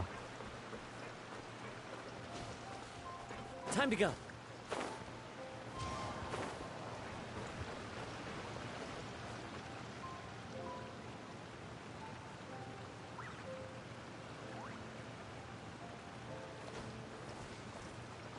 Fish.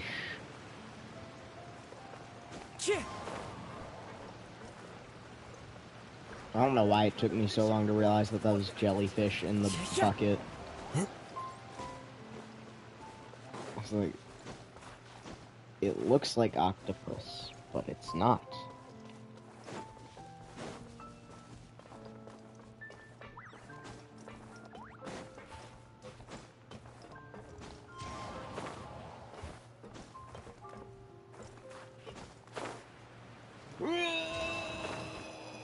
Okay, we're good.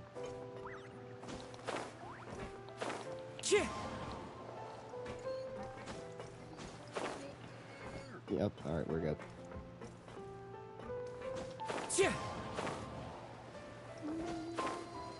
Alright, we're good.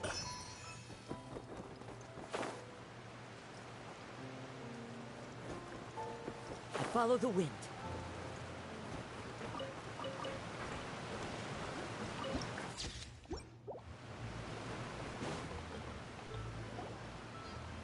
Paraship.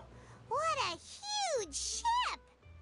Why would a ship be anchored at a place like this? There's no need to be so surprised. While it may look like a ship, it's actually Spina di Rosula's headquarters. My father was the one who asked for it to be built like this.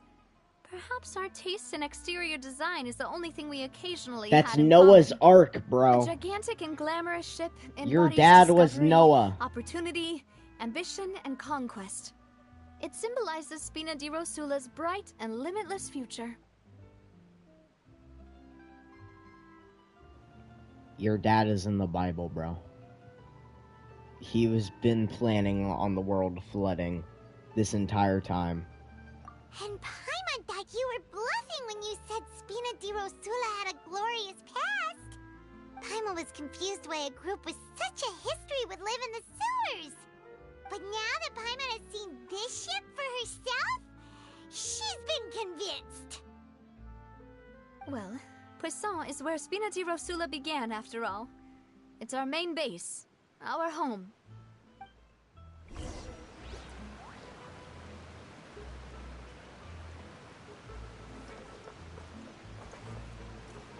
That's the reason it is so massive, is so it can carry the people of Fontaine. No, that's what it's gonna be.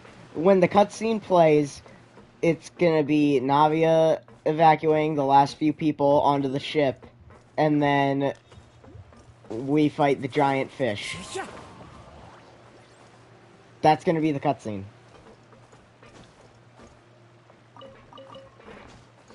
I'm calling it.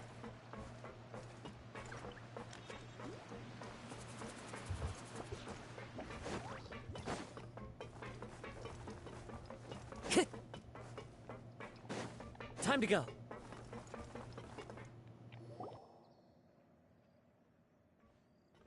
Maloose, we're back.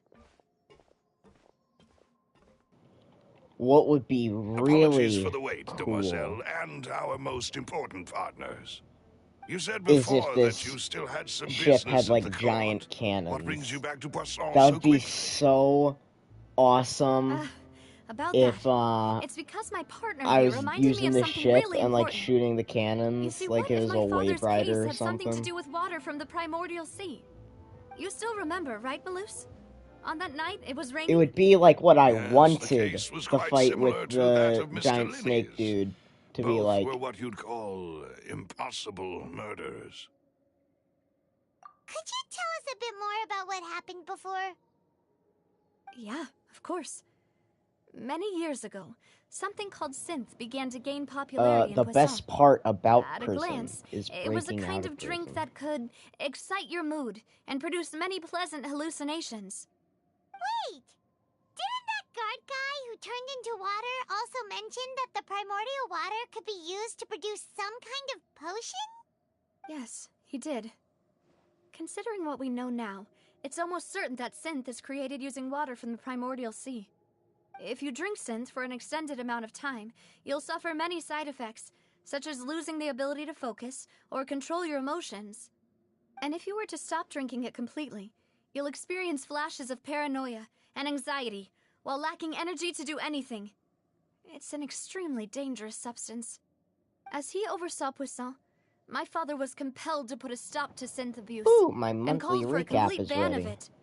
Boss's uncompromising attitude incurred the synth vendor's One wrath. video, But no 5 matter how shirts, much they threatened or bribed him, he 43 refused to yield. live streams. Not only that, Boss became determined to find the mastermind behind the synth operation and put an end to the problem once and for all.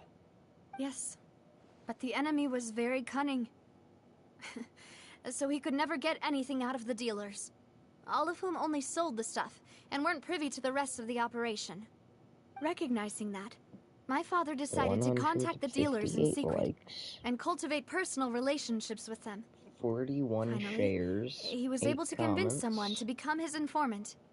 The man's name was Jacques. He felt greatly ashamed about his work W. after seeing many families destroyed by synth abuse. That night, my father hosted a banquet at his countryside estate. He planned to meet up and exchange information with Jacques over some food. But then, we heard 2 gunshots from the courtyard. We raced to the scene and found my father, still holding a gun, and Jacques, who was already dead on the ground. Huh? How did that happen? Aren't they on the same side? Sounds just like Lenny's case, doesn't it? In both cases, the culprit seemed obvious, but neither appeared to have any motive at all. Looking back on it, though, I now believe the most important clue was something we all overlooked at the time. There were pieces of clothing left at the scene. Fontaine. Water, Angie. Precisely. It's all thanks to you that I made the connection now. Back then, we all just thought they were some costumes that Jacques used to disguise himself at the banquet. But, considering it now, it's almost certain you're right. We still don't know what happened. But my intuition tells me that we're on the right track to figuring it all out. I'm finally headed towards the truth. Jacques was an empathetic man who was infinitely remorseful for his past actions. It's unlikely that he turned on Boss with zero warning. I think this third person is probably the key to the full truth. On that note, however, even though this will not please you, demoiselle, as your and your father's butler, I must still offer a word of warning. Our opponent is insidious and cruel. They are extremely difficult to deal with, and Boss has already lost his life trying to bring them to justice. Even though Spina de Rosula has lost most of its former glory, Poisson has welcomed a new time of peace, and we have been allowed to live out our lives. There is no need to follow your father's path. It would be both wise and in line with Boss's wishes to step back and give up on the case. If that's indeed what he wished for, then he should have told me that himself. Was I not the closest person to him? And yet, I was the one most kept in the dark. What was the point of him dying without sharing any of the secrets he knew? Did he manage to protect anything in the end? Synth is still here. Callus the Unfaithful is still his epithet.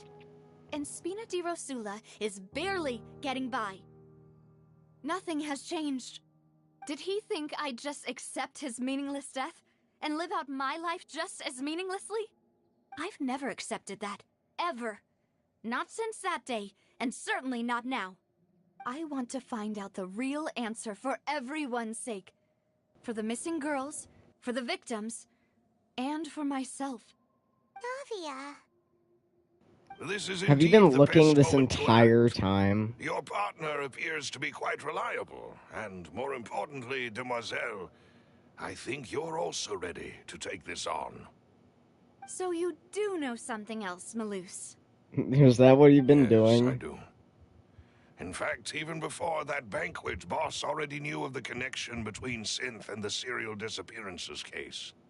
But what drove all the tensions to the boiling point was the revelation that you, demoiselle, had been selected as the next target to disappear. What? Boss also didn't tell you that he had been diagnosed with a rare illness. The doctors told him that he had no more than 5 years left to live. And the serial disappearances case caused him great anxiety. 5 years was nowhere near enough time to resolve this long-standing conflict. But once he passed away, all the danger would pass on to you. Knowing all of this, he decided to use one final intimidation tactic before his death.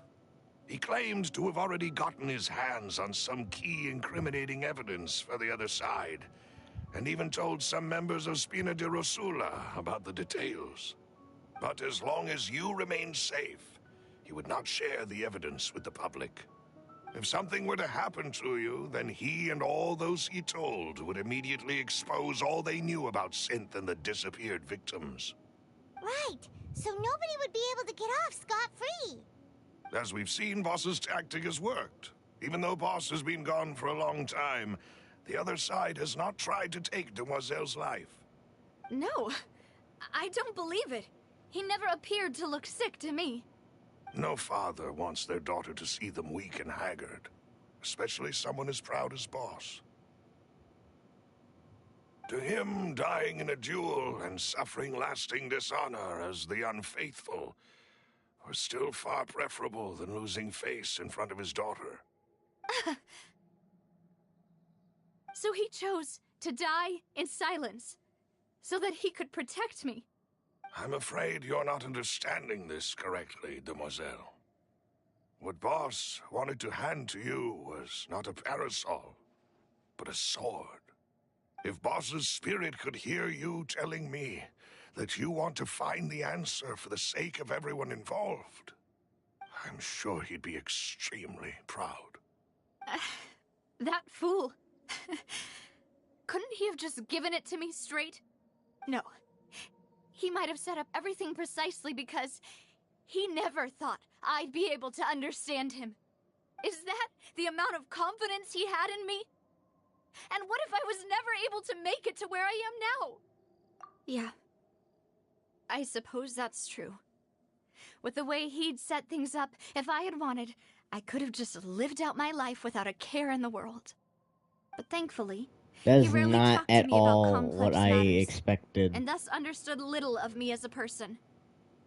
In this case, he really didn't need to give me an easy way out. Huh. Malus, what was the key evidence that he shared with you? It's the location where synth is produced. Essentially, it's the enemy's headquarters. When he was threatening the enemy, Boss didn't share the specifics of the incriminating evidence he found. But if you want to use it against the enemy, you'll still have to take several things into consideration. Why? If we know where the place is, can't we just go storming in? You mustn't forget that we're fighting against a mysterious and dangerous organization that's been in operation for decades. There's no telling what might be lying in wait at their headquarters. We also have no idea what kind of evidence we may be able to find inside, nor what people we may be able to capture. But a single visit to their headquarters would be tantamount to a formal declaration of war. The worst case would be that we leave empty-handed, but also open ourselves up to full retaliation. Then, in that case, why not work with the Fontaine authorities? Well, you saw one of them dissolve during Mr. Linney's case. We have no idea just how thoroughly they may have been infiltrated. Huh. That's true. Seems my father really had no choice. But things are different now. It should be a lot easier to prove the other side's guilt, now that we've connected Synth with the disappearances case. Why did it undownload so many of my songs? What the I am the butler, after all. I live but to serve the boss and Demoiselle's will. I've always been willing to take on any kind of risk for your sake. But considering my relative lack of ability, I've spent my time keeping secrets, performing basic investigations, and waiting for the right time to come. Thank you for all of that, Malus. Have you discovered anything new in the past few years? Let me think. One conclusion I came to was that the enemy must be quite familiar with Spina di Rosula, or at least have an informant planted here. When I announced orders to the organization's members on Demoiselle's behalf, I used to deliberately keep a few people in the dark and observe the reactions of the synth vendors. If the vendors didn't change their plans, then the individuals informed of our orders must be innocent. If the vendors packed up and fled, however, then someone must have given them the news. After several rounds of testing and investigative tracing, I've narrowed the suspect list down to 3 people. The first is Florent, Spina di Rosula's senior advisor.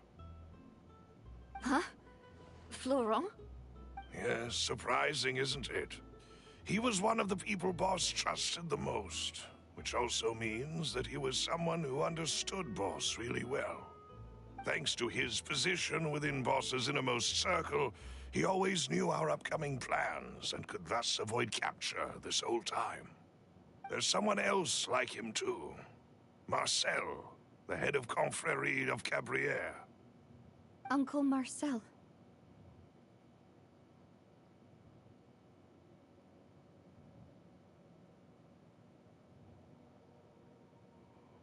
This is so fucking annoying how it, like, undownloaded all of my songs.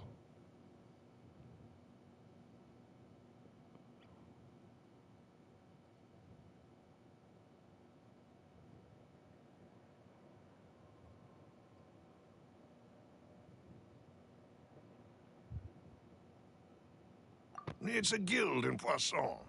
Boss helped it to grow to its current size and prominence. In the beginning, they were only reselling Pandora some daily glitched or goods, but something. now they're I one was of the trying richest to guilds around with a lot of business connections in the city. So, they're like a sister organization of Spina di Rosula? Rearrange them and it, like, When we were undownloaded. fighting against the synth dealers, they There's still my provided us with plenty collection, of support. but It's a bit difficult to imagine someone using their own money To hunt down I gotta themselves. download them all again, one by The one. final suspect is Thierry, the man responsible for coordinating information between Spina di Rosula and the I'm not guards. re-downloading all of these. Although the guards mostly leave us to our own devices, there are still many activities we have to report to the local authorities. Since Thierry is always in the know about our current activities, he could theoretically always plan one step ahead. I see. These are all people who I communicate with quite regularly. To think that the enemy we've been fighting against has been right next to me all along, among those I trust the most. It's almost too hard to believe. If you want to investigate them, please take every precaution to not alert the quarry. Judging from our experience, the enemy is extremely cautious. Of course. And thank you, Malus. You've provided us with a lot of great information. You're too kind, my lady. I'm just doing my duty. And before I forget, proving Boss's innocence would also mean clearing him of blame in Jacques' death. After that incident, Jacques' wife and daughter were taken into the Spina's care. They still live in Poisson today. If it might help, you could also pay them a visit. I can make the necessary arrangements. Oh, thank you so much, Malus. You really are the best. A new case awaits, my dear partner.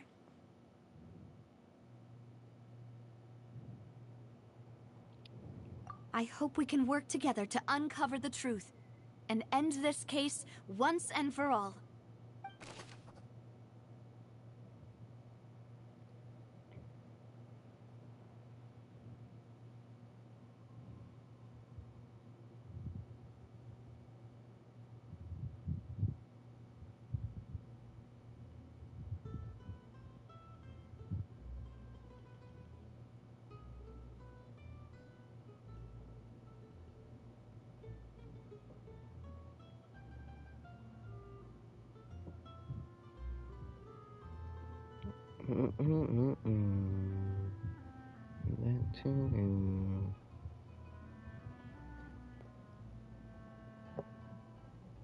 Oh, more?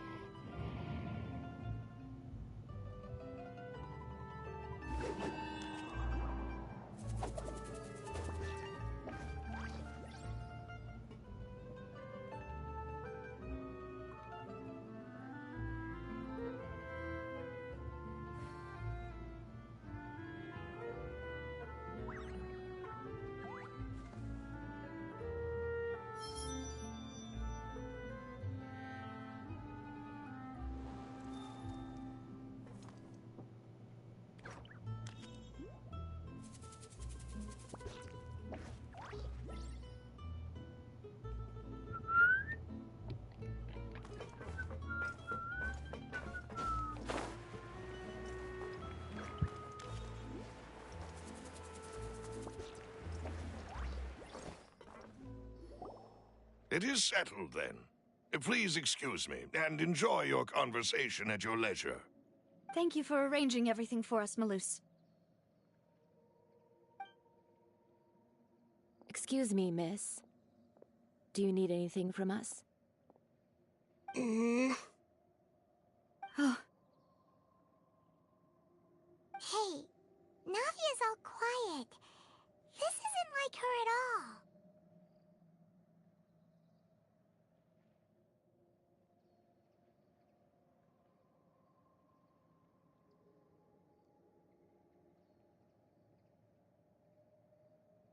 I'm sorry that I only came to visit after all this time. After what happened, I didn't know how I was supposed to face the two of you. Ah, if it's about that, there's no need to apologize. After my husband died, Spina di Rosula sent us a lot of mora and support. I understood your guilt and apology to be genuine. But aren't all of those things nothing compared to the loss of Jacques? I can understand the kind of pain that comes with losing a father so needlessly. You don't understand at all. I didn't know how to face you, because I didn't know what I could possibly bring as a consolation gift. I know only the full truth could bring closure to you. And to all of us. I'm sorry. I appreciate the sentiment, but you don't have to carry all that guilt. On the matter regarding my husband, my daughter and I have more or less found our answer already. Would you mind sharing it with me? I really can't believe that my father could ever bring himself to shoot Jacques. I always knew that my husband's money was earned through others' suffering. He told me countless times that if he could turn back the clock, he would never go into the synth business again. He had many regrets, and felt that he took the idea of providing for his family too literally. For the longest time, he thought Mora was everything. So when Mr. Callis came to him with a proposal, he accepted it almost immediately. He tried to be as careful as he could, but even so, he was still found out by the higher-ups. They found out about his betrayal? Papa didn't say that exactly, but Papa did tell me that I should never be ungrateful. Before he left that day, he told me that he had no choice. It was only later that I realized it was his final farewell to the two of us.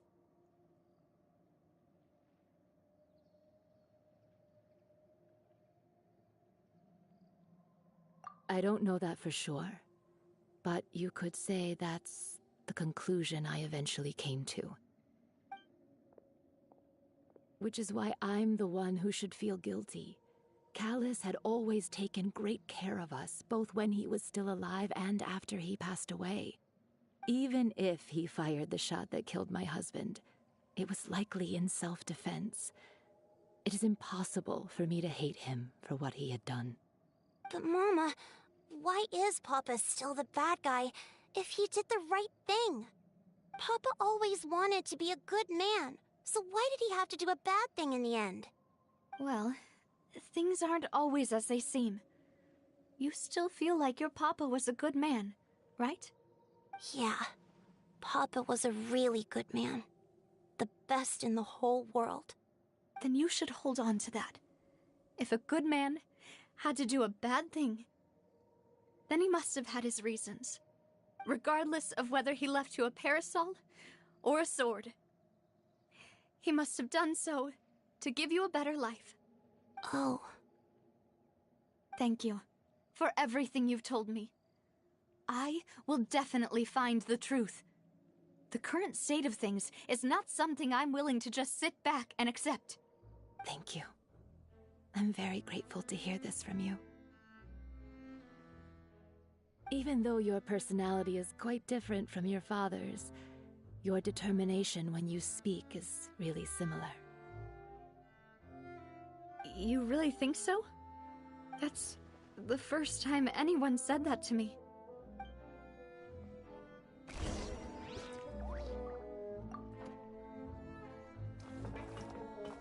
Are you okay, Navia? I'm fine. Don't worry. Let's investigate the 3 suspects next. Florent should be nearby, and we should be able to find Thierry and Uncle Marcel in the city. I'll get myself together on the way, so please don't worry.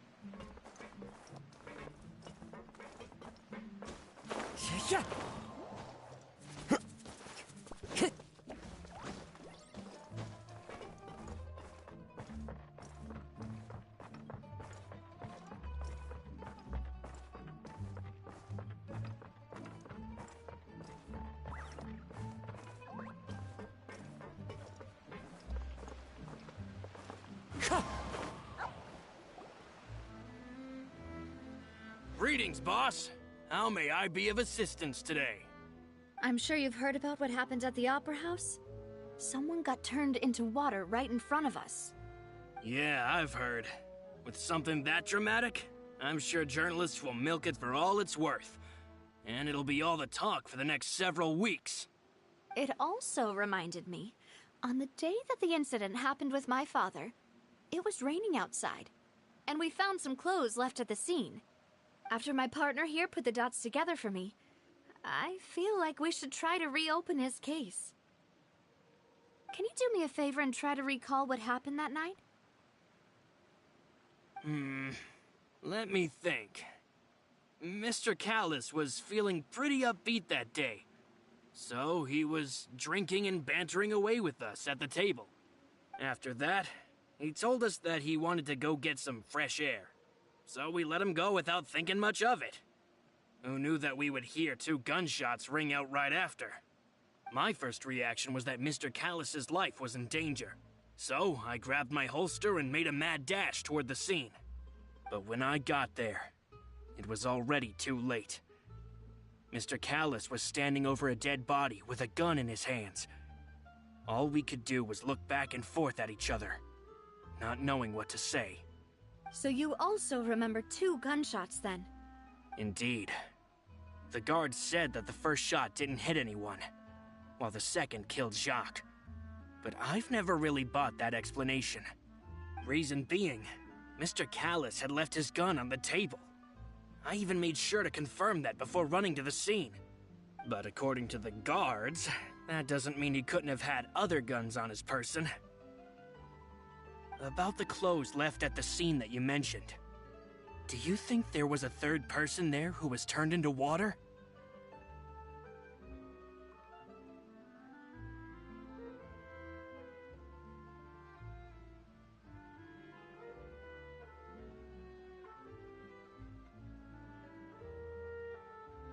At least from our perspective, my father had no reason to kill, so he would also have no reason to bring an extra gun with him. The gun he was holding probably belonged to Jacques, or a third person on the scene. Yeah, that makes a lot of sense. So you're saying Mr. Callus ended up with the gun because he seized it from one of the other guys? But hold on. If that's what had happened, then why didn't he share the truth with any of us? He didn't even want to face the Oratrice machine, and chose instead to prove his honor in a duel. Did he lose all faith in the courts after seeing someone dissolve right in front of his eyes? About that, Malus told me a thing or two, so I think I can understand why he committed to the duel. I'll tell you everything once the whole truth has been revealed. I understand.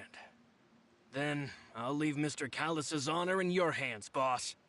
And if I may just say one more thing, the whole Callus the Unfaithful epithet has been a thorn in my side since the day it was invented. Many people have laughed at me for still calling him Mr. Callus, even after so many years have passed. But it was Mr. Callus's trust that allowed me to rise through the ranks of Spina di Rosula and live the life I lead today. No matter what others might say, he'll always be the man I respect the most. And he'll always be my boss. Don't worry. I will definitely find the truth.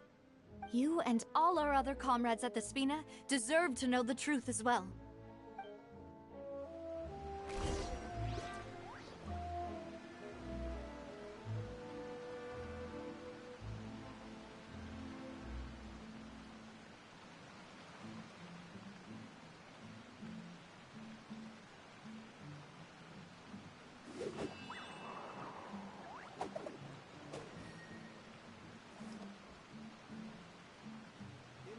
Just like teachers. You gotta invest a lot before you can start. What, extremely lucky. Did you win?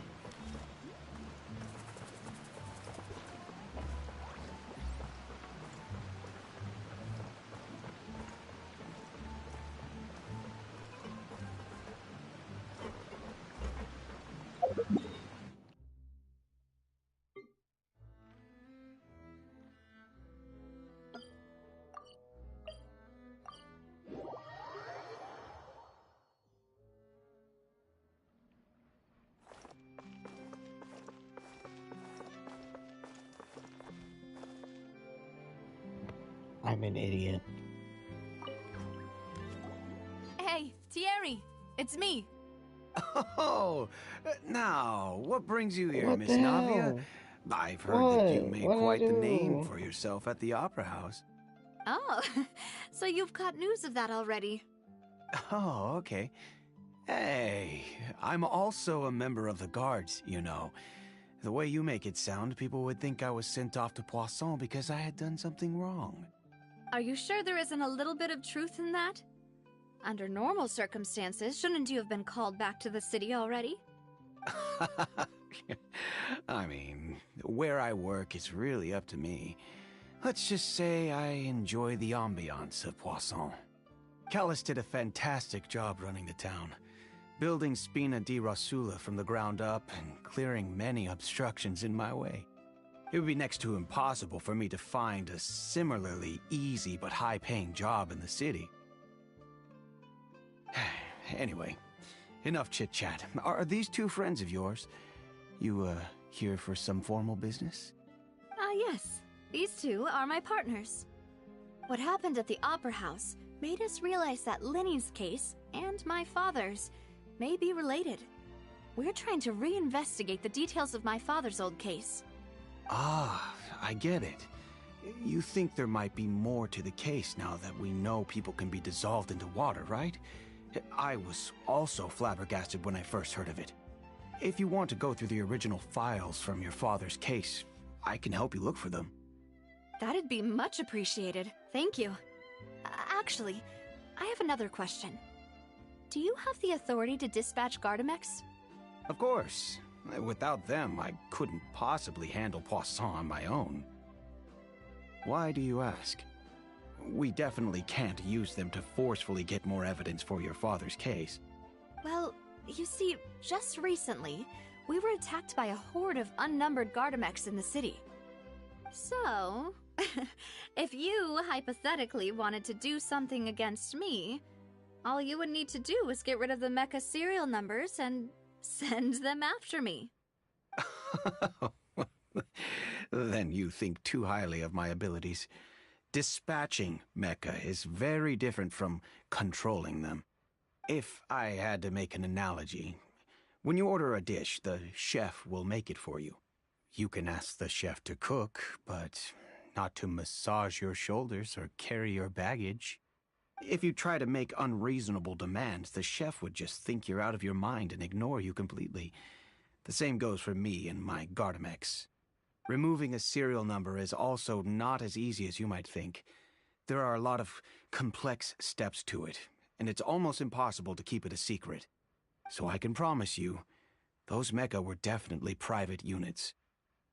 They're certainly not cheap. So, whoever their owner is must be super rich, powerful, or both. Now that you mention it, though, being in the synth business would definitely be profitable enough to afford this.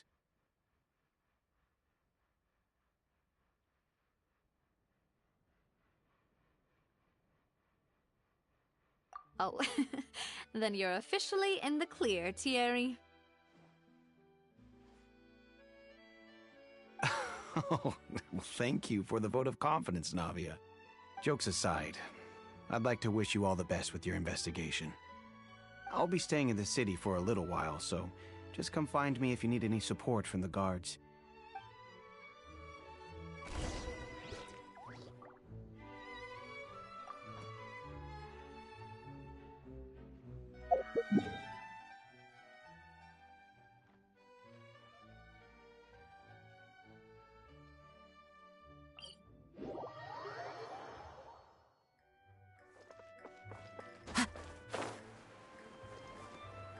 Yeah.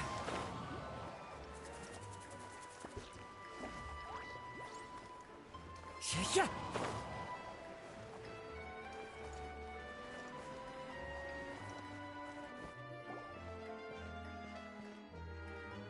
Hello. How may I help you?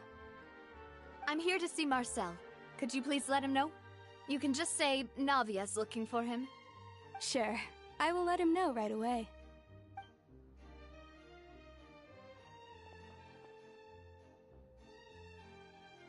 Navia, hello. Sorry to keep you waiting. I'm not as young as I used to be, so my legs are giving out a bit. Oh, it's all right, Uncle Marcel. There's no need to stress. I just wanted to talk to you briefly about what happened in the Opera House. I'm sure you saw everything too, right? Yes, I've never seen anything so strange. Oh, you were at the Opera House too? That's right. I went there with Navia to see the magic show. Who knew it would turn into a whole murder mystery? I also witnessed your marvelous sleuthing work. Quite impressive. To beat the Hydro Archon at her own game on her own turf, I can already imagine everyone in Fontaine discussing your exploits over a few glasses of wine. Oh, Paimon doesn't want to become the talk of drunkards. Apologies. It's just how Fontaine is as a nation. Everyone loves drama and theatrics. Uncle Marcel, you've also noticed that other thing, right? The fact that humans can dissolve in water? Yes, I was reminded of your father's case right away. Is that what you're investigating now? Exactly. I still don't have much solid proof, but I can sense that the other side has already begun to act. Oh, and what makes you say that? We were attacked on Araneus by some unnumbered Gardamex. And there was also an attempt to get me to drink water from the primordial sea.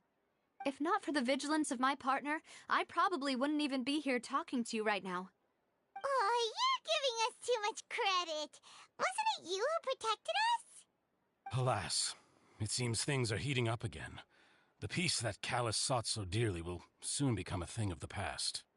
But rest assured, Navia, Poisson will always remain a safe haven for you.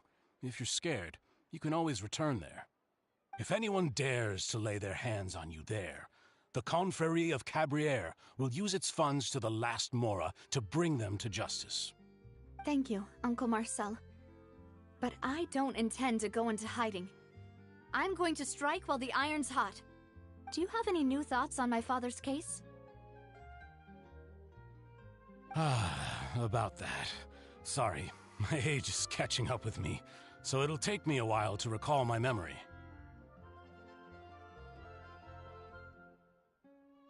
The Confrérie was responsible for that banquet, so I was out and about the whole time making sure things were running smoothly. I didn't even have the time to drink with the guests. Then I heard the sound of a gunshot, and the rest was history. Oh, it's okay. No need to push yourself. We'll ask around some more, see if there are any valuable clues elsewhere. Sounds good. Just let me know if you ever need Mora. All my wealth comes from Callus's patronage and support. I'll spend however much it takes to clear his name.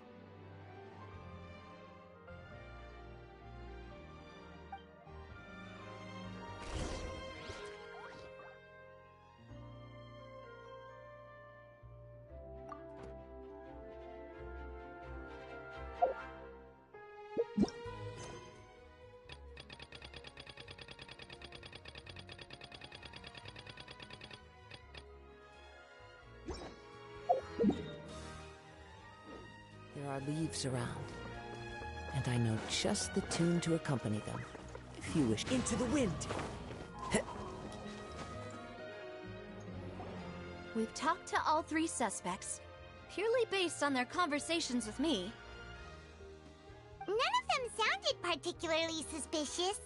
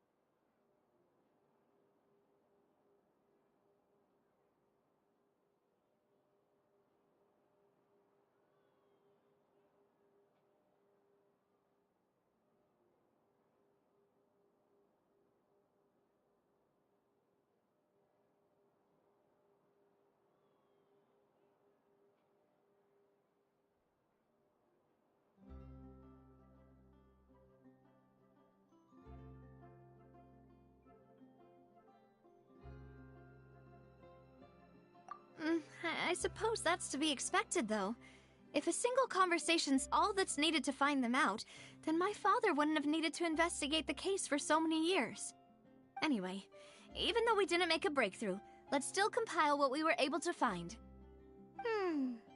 But where should we start?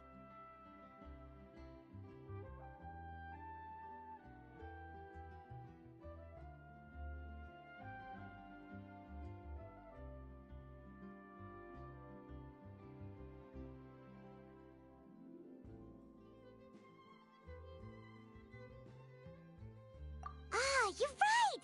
Flora mentioned that Callus probably only ended up with the gun because of circumstance. That makes sense. According to Jacques' family members, he already told them that he had been discovered, and that he had no choice before he left home that day. If I had to guess, he probably received an order from the synth boss to kill my father. Had he refused, he and his family's lives would have been forfeit. So, Jacques fired the first shot?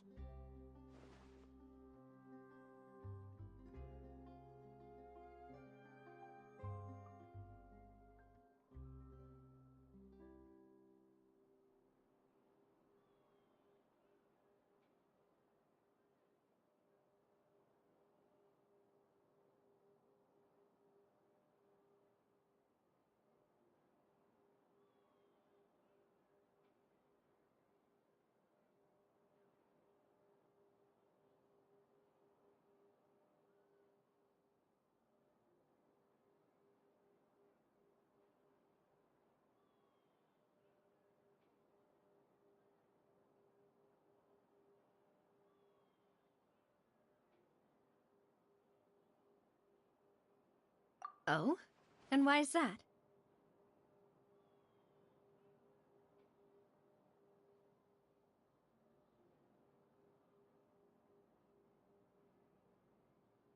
Ooh, that's a good point. Jacques probably already knew that he was just being used as a tool for murder. And once he had completed his mission, he'd be of no more use to his boss. So, what would make more sense from his perspective would be to turn his back on the Order and seek protection from my father.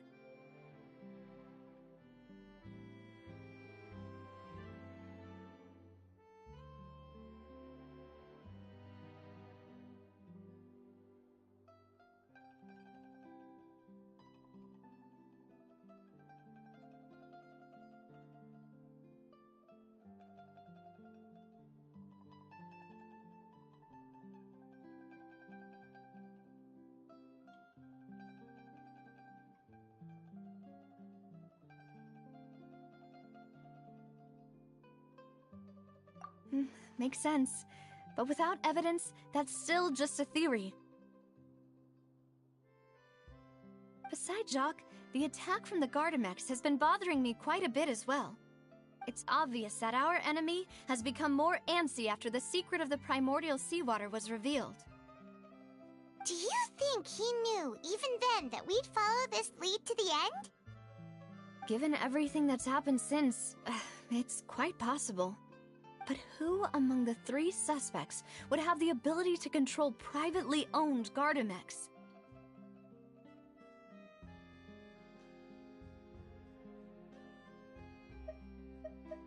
Thierry, you say? But... Yeah.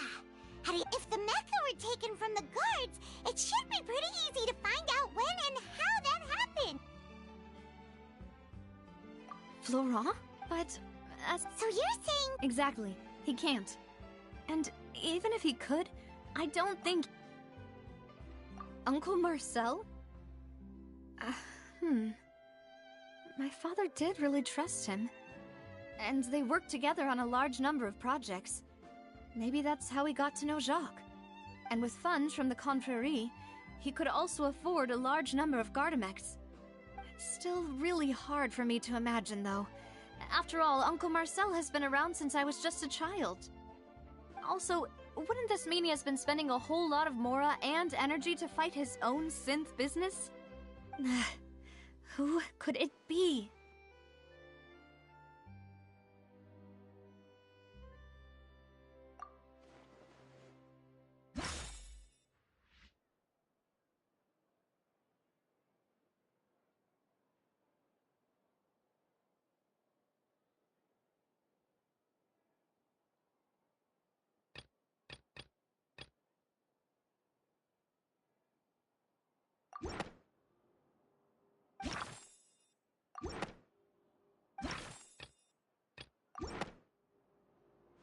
You know, if you think everything through, Uncle Marcel is indeed the most suspicious of them all.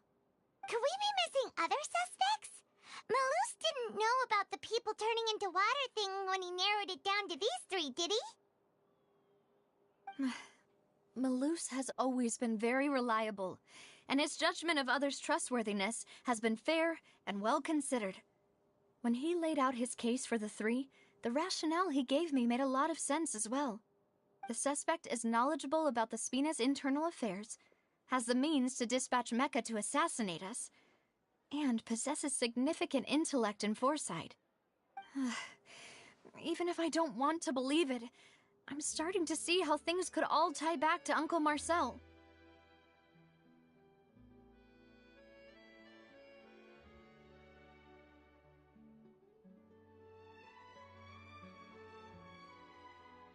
Well, we still have another trump card on top of all the theorizing and speculating. Yes, Malus did say that charging straight in there would be extremely risky, but we don't have any other options right now. We need far more solid proof before we can hope to go charging in on our enemy. Navia, here you are. Oh, I've been looking for you. Huh? Aren't you the guy from the guards? Did something happen? Yeah. News came from Irenaeus just after you left. We've got another trial on our hands. Wasn't that place built specifically for holding trials? What's so newsworthy about this one? I know. But they said the person they're putting on trial is a Fatui harbinger called Tartaglia.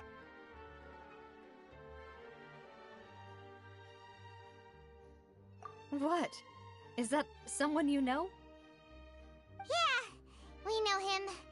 Maybe even a little too well. Well, he's been accused of being the true culprit behind the serial disappearances case. It's absurd, don't you think? Wait, how? None of our investigations have had anything to do with him. That's what I thought was strange about it, so I came to tell you the news right away. If the charge against him stands, then it'll be next to impossible to get the guards to support any of our planned investigations. Right, because they'll think they've already found the culprit. Yeah, and it'll be a lot harder then to clear Mr. Callus's name. I understand. Well, partner, what do you think we should do? We still haven't found any conclusive evidence.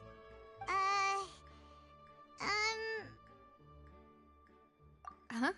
Split up? What do you mean?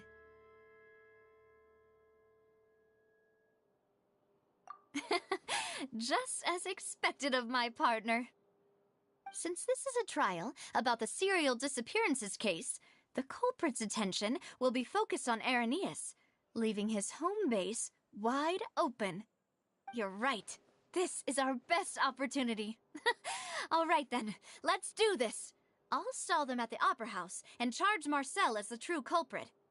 I won't have any chance of making that charge stick, though, unless we find more evidence. It'll be up to you to make it back in time and hand the decisive evidence to me.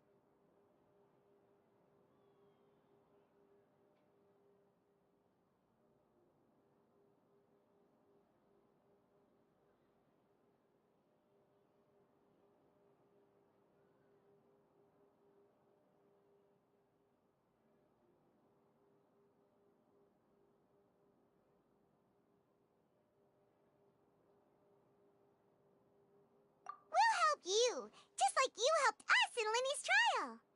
Demoiselle, please allow us to accompany you. I'm ready. Ah, Malus, Silver, when did you two get here? We heard that you'll be leaving Poisson and figured that you might require our assistance. It's our hope that your confidence will be bolstered with the two of us by your side. Thank you so much. Then, let's make haste for Irenaeus. Paimon, Traveler, I'll see you at the Opera House. See you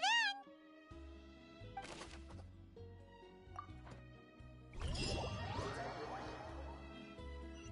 Now that Navia has set out for Irenaeus, we should also get going. The location has already been marked on the map, so let's head over. Huh. According to Malus's info, the synth production base is underwater. Let's go and try to find the entrance.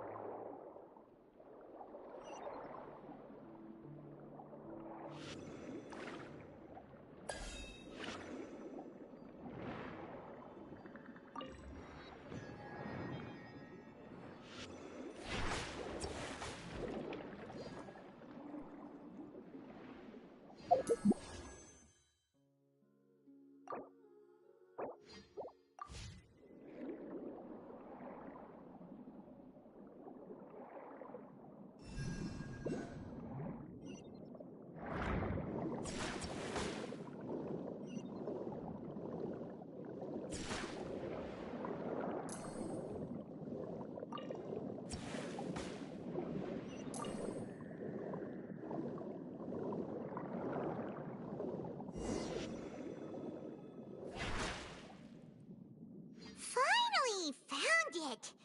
Huh. So this is the entrance that leads to the synth. Ah, you're right. An important place like this is bound to have a ton of protective measures and mechanisms. Navia's probably arguing up a storm right now to stall for us. I'm about to fight a giant robot, aren't I?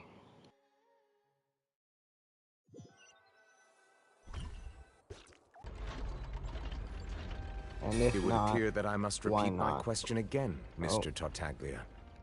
Do you accept the charge that you are the true culprit behind the serial disappearances case? To be perfectly honest, I don't understand your country's complicated court system, or the reason why I'm being charged with something I've never even heard of. However, I did hear that people who have been charged can choose to participate in a duel to clear their name. Is that right?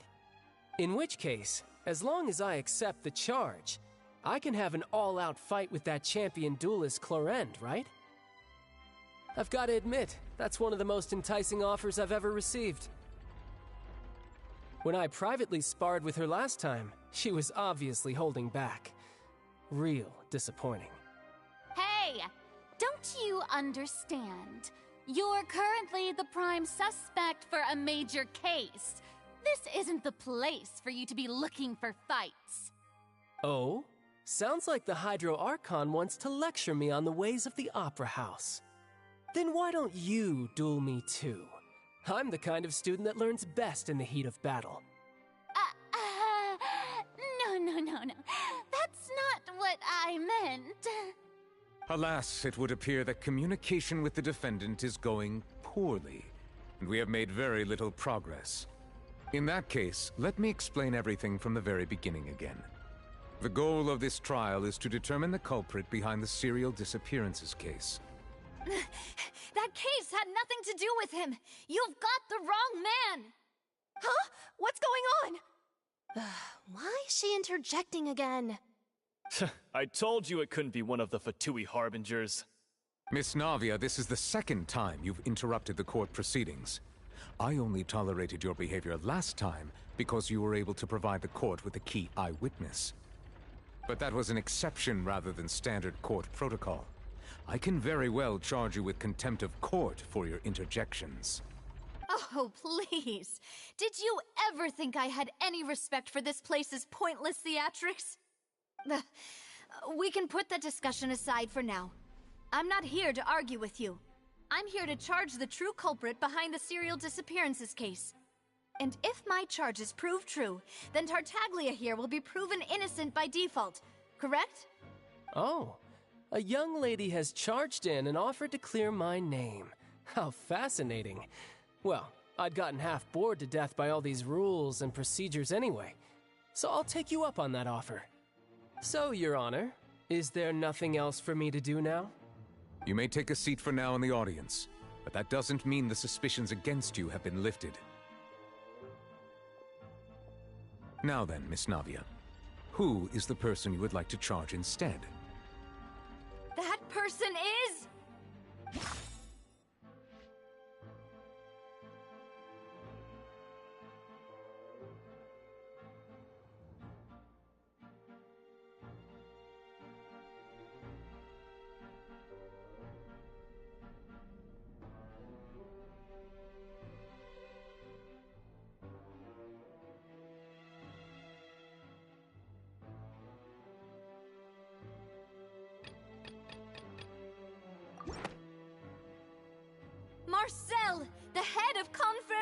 of Cabriere! Huh? What confrery? Never heard of them in my life. I've heard of them, but weren't they Spina di Rosula's sister organization? Oh, is this going to be a friends to enemies type situation? Please let me remind you, Miss Navia, that charging someone is an incredibly serious matter. Committing to the charge also means taking on the legal responsibilities associated with it.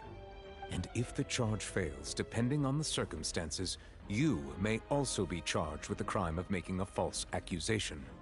Knowing this, do you still wish to charge this man? Yes, I do. In that case, I declare the charge to be valid. Miss Navia and attorneys, please take your places on the court. Members of the guards, please contact Mr. Marcel right away so that he may stand trial.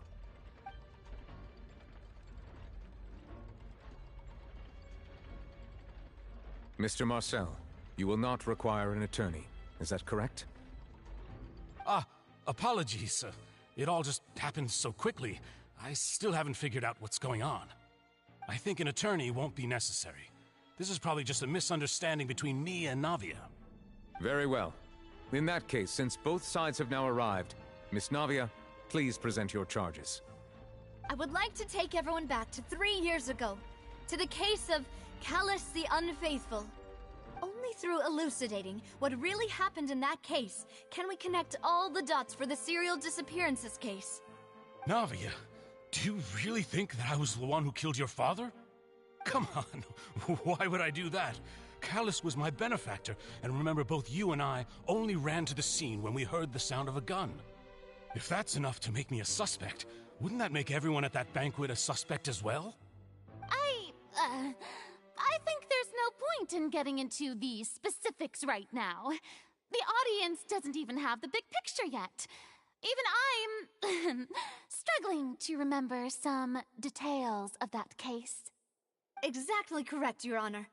I must refresh everyone's memory about that case before I can explain my charge and reasoning. I see. In which case, I will recount the findings about that case as originally recorded by Maison Gardiennage.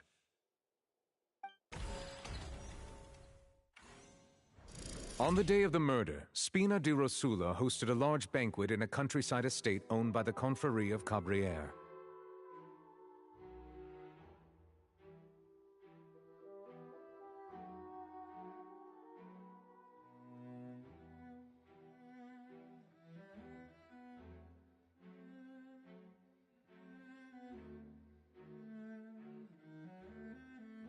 During the banquet, all attending guests heard 2 gunshots from the courtyard. When the guests arrived at the scene, they found the primary suspect, Callus, holding a gun, while his acquaintance, Jacques, lay dead from a gunshot wound. The guards' investigation did not recover any other firearms from the scene. As a result, they concluded that the suspect's first shot must have missed, while the second must have taken Jacques' life. The suspect did not dispute this conclusion, and also declined to defend himself in court. Instead, he chose to prove his innocence through a duel.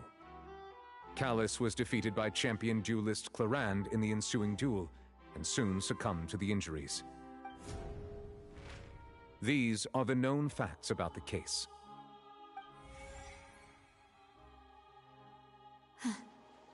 The one with the motive to kill was Jacques, not my father. And even so, Jacques still had no reason to pull the trigger. In truth, the third person shot Jacques first, and was shot in turn by my father when my father seized the gun from him. After that, the true culprit turned the third person into water, erasing all traces of him from the scene. Thank you for the summary, Your Honor. Of course, the guard's conclusion appeared quite sensible to us at the time. However, we should revisit the case now that we've gained new information about the abilities of water from the primordial sea.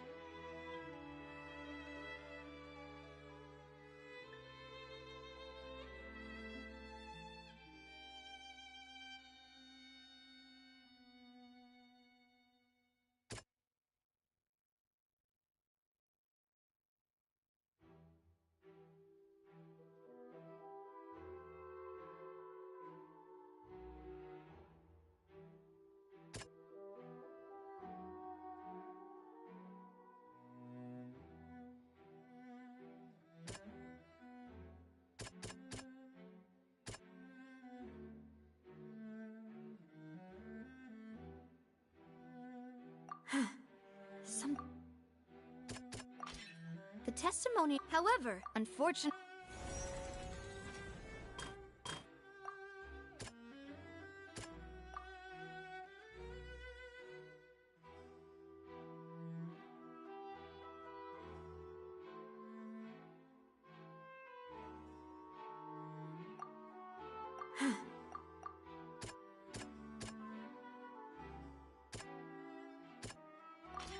This assassin.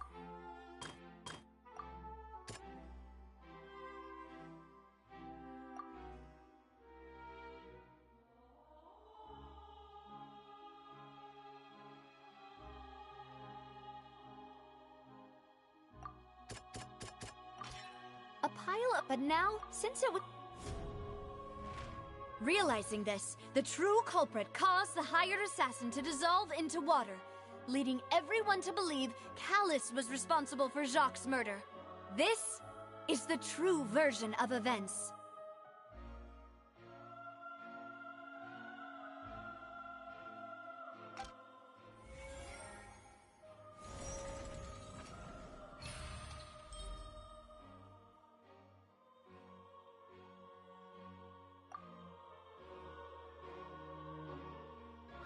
So that's what happened. Wait, you're telling me something as dangerous as water from the primordial sea has been used for all these years? What a great theory. It also explains Callus's and Jacques' respective motives. I guess they didn't shoot each other after all. Mr. Marcel, you are the one being charged with the crime. You should provide a rebuttal if you wish to prove your innocence. Ah, but I think I agree with everything Navia just said. In fact, there was nothing in her speech that directly implicated me. Then, may I ask some questions? In my opinion, we primarily need to determine two things. One, do you have the evidence to back up your claims? I'm afraid not. At least not at this very moment. Boo! If you don't have any evidence, you should just go home! I may not have the evidence with me, but I know where I could go to collect it. If we look up the deserted clothes against a record of people who went missing around the same time, we should be able to find a match. Considering the serial disappearances case, the guards probably kept careful records of all missing persons from around that time, regardless of age or gender. That makes sense to me. Monsieur Neuvillette, I would consider this to be a reasonable investigative direction. Why do I feel like Farina's acting a little differently today? Maybe she's scared of embarrassing herself again? Alternatively, she's become more diligent after charging an innocent citizen in the last trial. My second question has to do with the ensuing duel. If the truth is indeed as you described, then why didn't Mr. Callus explain himself in court? If he had testified that a person had been dissolved, he could have at least mounted a defense. I've thought about this too, and the answer is actually pretty simple. He felt there were things that were more important to him. The dissolving power of water from the primordial sea is an important secret for the true culprit of the serial disappearances case. My father could have exposed it for all to see, but he chose to take it to the grave. At that time, Spina di Rosula was in dire straits, and his reputation had already been shattered. He had no guarantee that going forward with the truth would allow the culprit to be brought to justice. What was certain, however, was that it would paint a gigantic target on my back. Boss once told me that Demoiselle had already been selected as the next target of the serial disappearances case. What? If the secret had gotten out, the culprit would have fought an all-out war with Espina right there and then. I wouldn't have been the only one in danger. All of us would have stood to lose our lives. Of course, the guards might eventually figure out the truth of the matter and determine that we were in the right. But what good would that do? How can a hollow verdict protect anyone?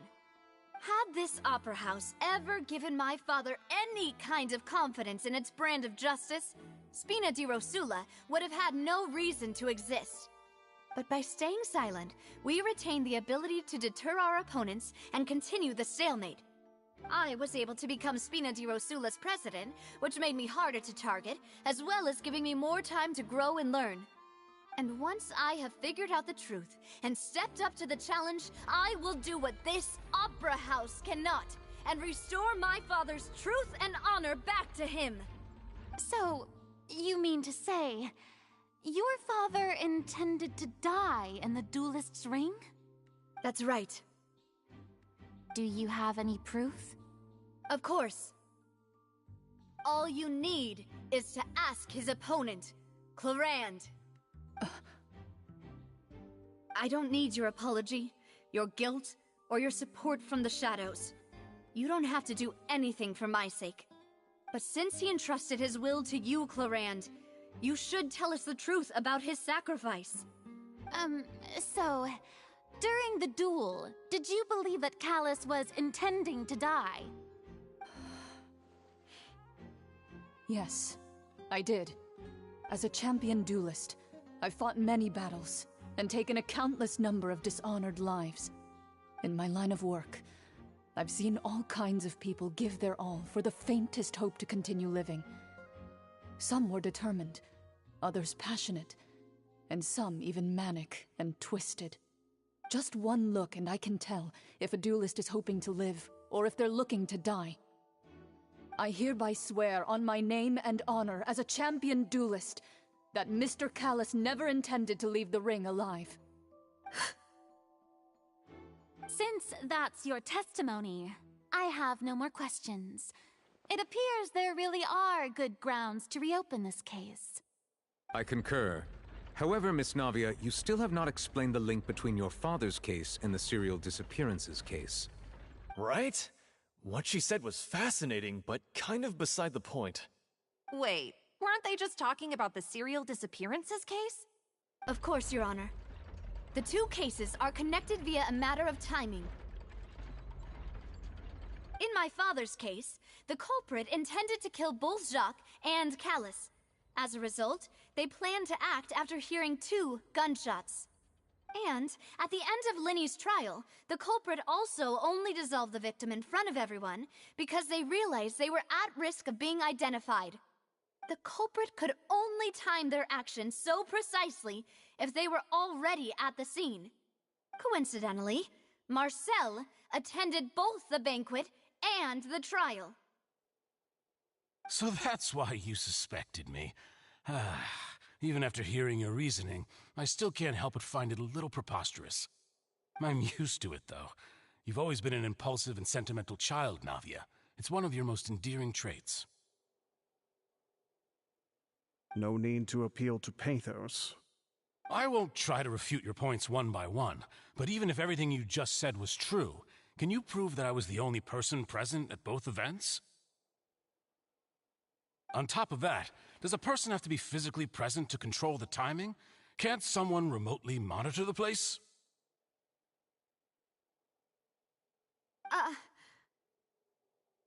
Oof. Don't know what she can say to that. I know that even with that, you might still think you can reduce the list of suspects with some further investigations until I'm the only one left on the list. Alas, who won't feel at least a little hurt by an accusation of murder from a girl you see as your own daughter? But if I were to dismiss this completely, you'd also think I'm not being considerate of your feelings. Ah well, let Uncle Marcel teach you another lesson. Do you know what the biggest flaw in your reasoning is? I suppose you're gonna tell me anyways. It's timing again. I'm a businessman by trade. From that standpoint, there's no reason for me to kidnap young women. It's a high-risk action with nothing to gain.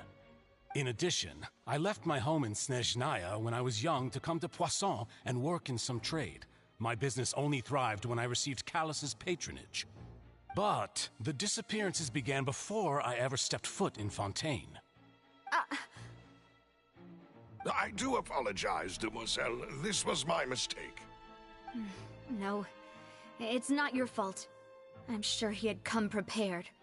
Is there anything else you'd like to say? Would you like to check the date of my first business license against the first known case of the serial disappearances? You can also take a look at my border entry records, or ask my friends and family when I left Snezhnaya for the first time. Could those records and testimonies do something to appease the unspeakable anguish in your heart? Seems like she got the wrong guy. At this rate, Navia will be convicted for falsely accusing him. I think you've done a superb job of dissecting your father's feelings as he neared the end of his life. But aren't you going against all of his wishes and expectations right now? He wished for you to become more rational, collected, and conscientious, instead of dwelling only on your own feelings. Once you've learned to be more considerate of others' feelings, and to stop rushing headlong into things, you'd have met most of his expectations. This isn't just about me, and it never has been. The biggest difference between me and the rest of the victims is that I still have the ability to search for the truth, while that same agency has long been taken from them. The people whose families were destroyed by synth abuse, the people who lost their loved ones to the serial disappearances, and the people who suffered tragic ends due to their sense of justice. Many people's images are flashing before my eyes. I'm sure some are coming to those of you in the audience as well. And whose image do you see, Marcel? Is it a man named Vacher? Huh. Oh, so you do know that name. Damn! That's crazy. Surprised you'd suddenly say the name of someone I've never even heard of. No. I was waiting for you to Bro say fumbled. that. Bro fumbled. He fumbled. Ah, no. I want to know more. No. I'm invested. I need to know.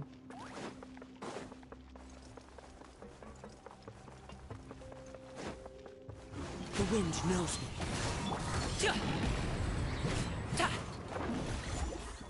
So, up to it, Manzai.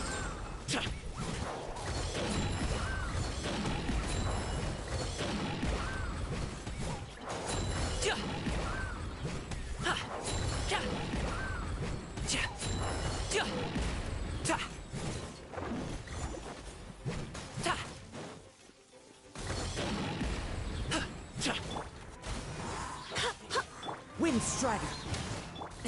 Sorry, pal.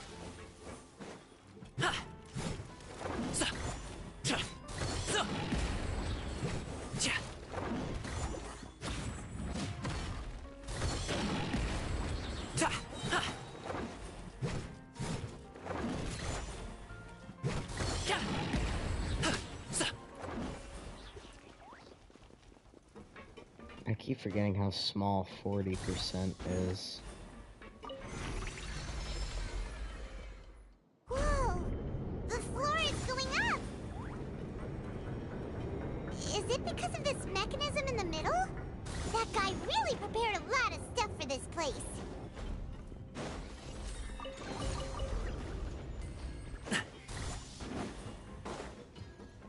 Paimon thinks we need to go up, but Paimon doesn't see a way. Let's take a look around. Maybe we'll find a hidden mechanism that'll show us the way up.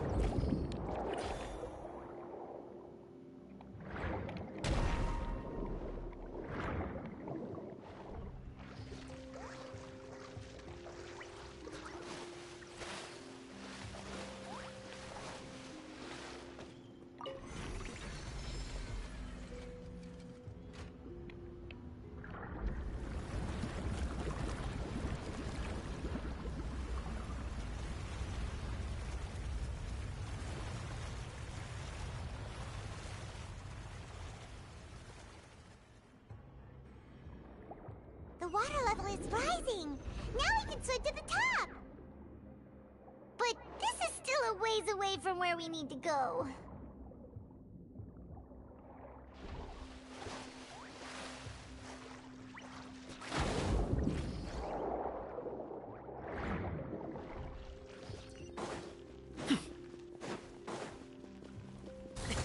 Sorry, pal.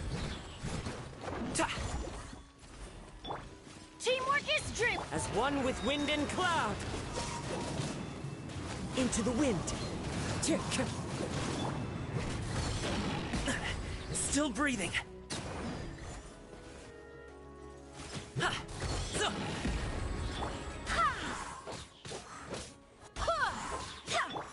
The wind knows me. Alright. Have a good night.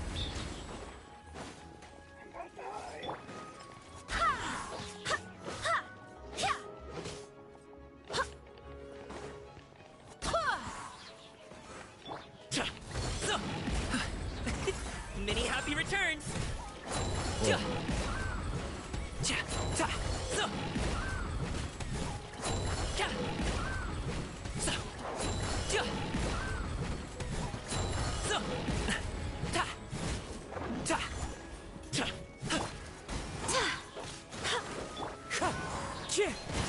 Everybody stand! Fallen leaves, adorn my night!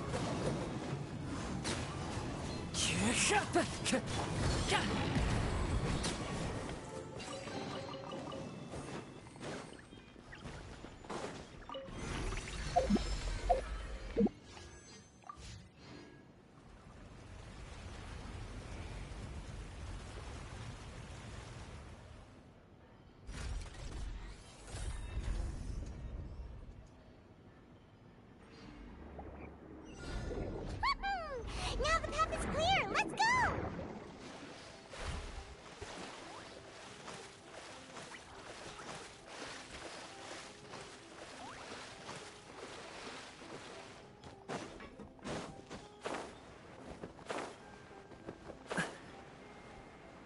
I like the music.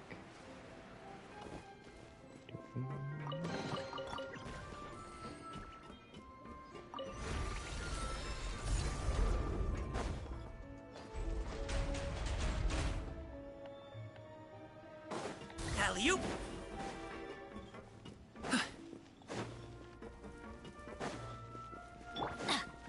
Get out of here! Into the wind!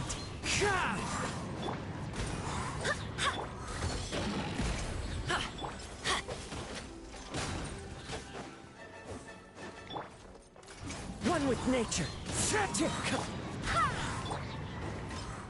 Let's light it up! Teamwork is As one with wind and cloud!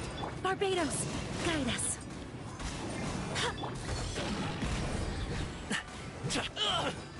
Up to it, Manzai!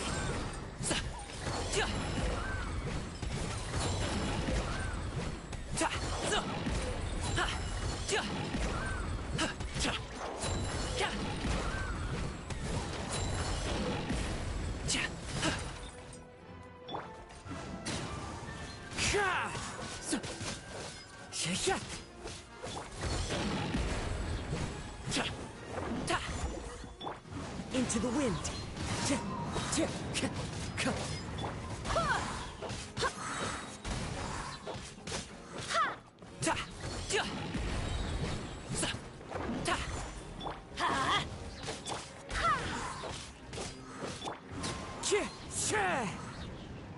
Time to go.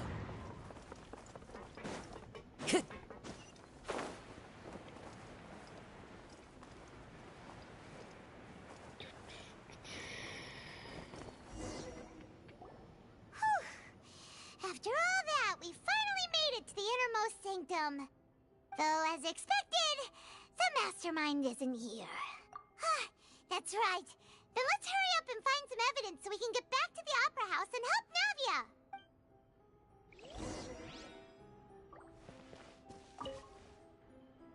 What's all this? Pink accessories, a hair tie, a necklace, even a makeup box. Oh, Paimon sees it too, but why huh? You mean the girls from... And then they were turned into... And all the boxes of things. These names. That means... Oh...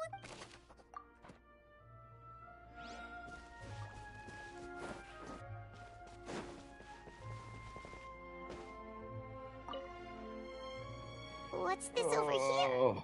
Lord. Looks like some kind of place for research.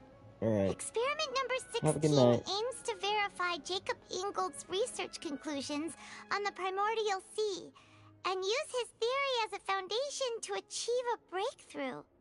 The experiment was a failure.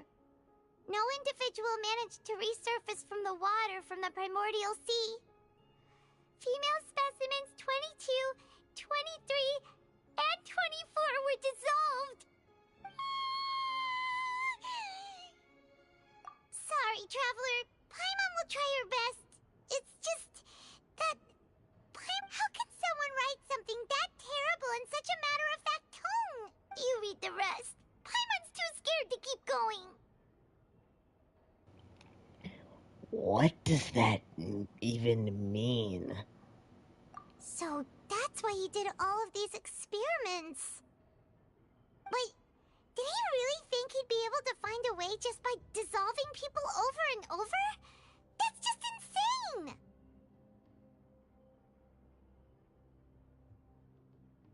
Huh? Isn't that the name you heard by the fountain? Paimon thought he was an eyewitness in the serial disappearances case.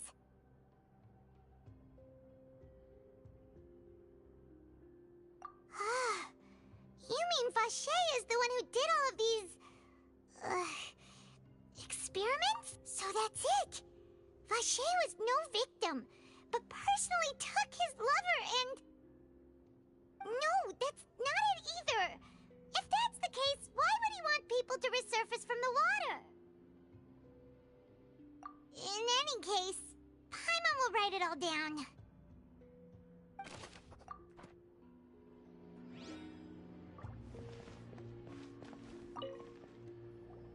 Whoa! There's so much synth here! And so many bottles of ingredients that probably just contain the waters of the primordial sea.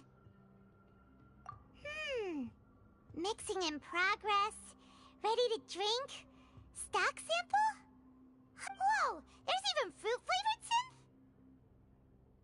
Yep, it's super obvious.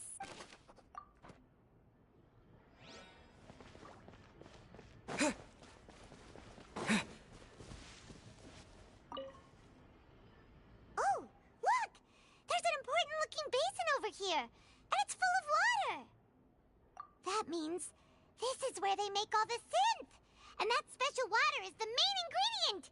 If you dilute it with normal water, you'll get synth, but the pure stuff can dissolve a human. Paimon will take notes on this incriminating evidence.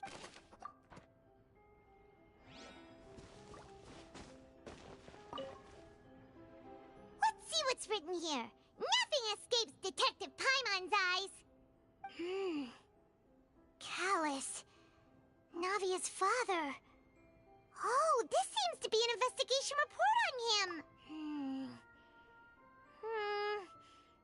Yep, it's about finding someone to assassinate Jacques and Callus because of a lack of confidence that Jacques himself would go through with it. This should prove the existence of the third person, right?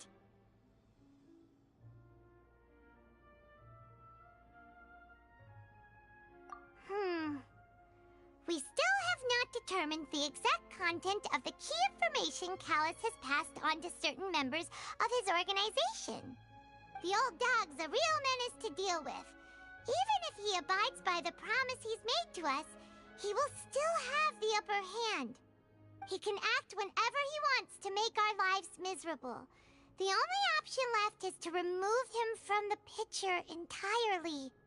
I concur. Let's send someone to kill him. He won't declare war as long as we don't touch Navia. Oh, seems like we've got a bunch of correspondence between the higher-ups. They're all just so evil.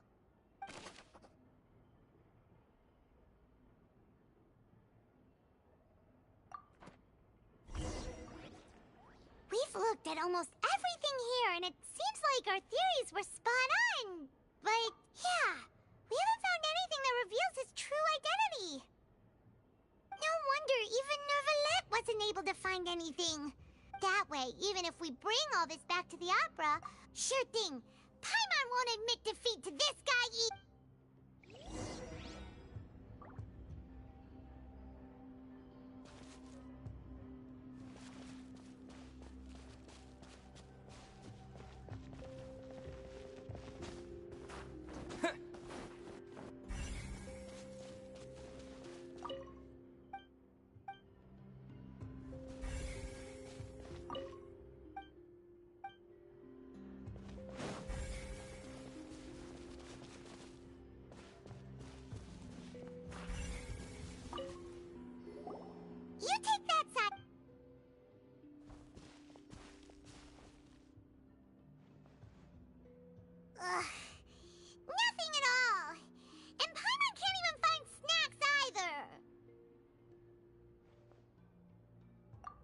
really? Let Paimon see! Vignier. Isn't that Vache's lover's name? Then you found her diary. Let's see! Aw, it's just a normal diary chronicling their love story.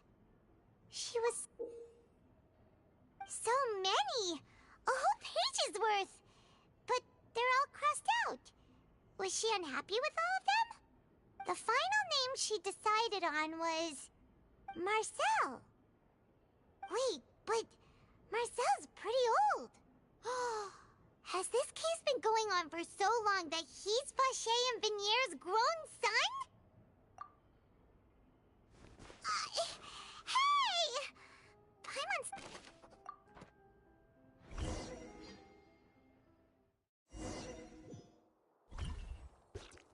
And whose image do you see, Marcel? Is it a man named Vache? Huh. Oh, so you do know that name. I'm merely surprised you'd suddenly say the name of someone I've never even heard of. I was waiting for you to say that. Navia! We're back! As expected of my partner. I just knew you'd return in the nick of time. Just how often do you intend to flout the rules of this court? It's all right, Monsieur Nervalette. Given their confidence, I expect they've found the crucial evidence.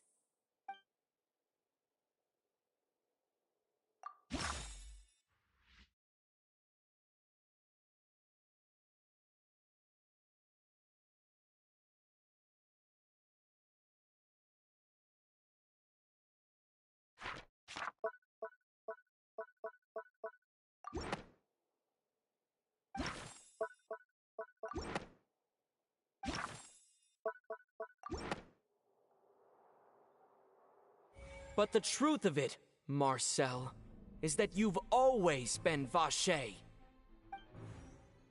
Huh? We've investigated your lair and we already know everything! After your lover, Vignier, was dissolved, you kept abducting young women to experiment on the hopes of bringing her back to you! You even created Marcel as a new identity and destroyed all records of your past as Vache! So that's it. Even the villains in opera performances rarely go that far. And with that, Marcel's motive has now been established. This information regarding your past also dismantles your prior timing defense. Well, Marcel, do you know where you went wrong? You fixated your gaze on the lover that passed away, instead of paying attention to the living people around you. So, you never noticed how we changed, or how we grew as individuals. You also never understood Boss's real expectations for his daughter. Or our determination to see things through. Your determination. Mr. Marcel, please speak up now if you would like to defend yourself. Otherwise, the trial will move on to the next stage. Do you really think I wanted to do any of this? Pay attention to you? What for? Have you ever paid attention to me? Ever empathized with my pain? Ever known how it feels to watch the love of your life dissolve right in front of your eyes? No one helped me. No one even believed me. All those decades ago, even the officers from the Maison Gardiennage were laughing at me. They said there's no way a human being can turn into water. So I must have gone mad from grief. Vignier's death was brushed away by all of you as if it didn't matter at all. Well, now you know, don't you? Ha! Well, it's too late now. All those who were dissolved are gone forever. You only have yourselves to blame. You set up this ornate opera house in pursuit of your so-called justice, your beloved drama, while turning a blind eye to the suffering of the people. Vignier is dead. We promised each other that we would always be together. Wherever she goes, I will follow. but I'm not from this blasted place.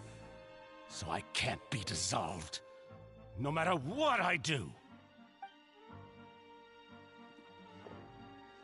Hey, is that water from the primordial sea that he's drinking? I can't dissolve! Can't dissolve! Can't dissolve! Do you all see? I can't go, I can't follow. So if I can't go where she is, what choice do I have but to try to bring her back? I did all of that, and in the end, that accursed Callus still got the better of me.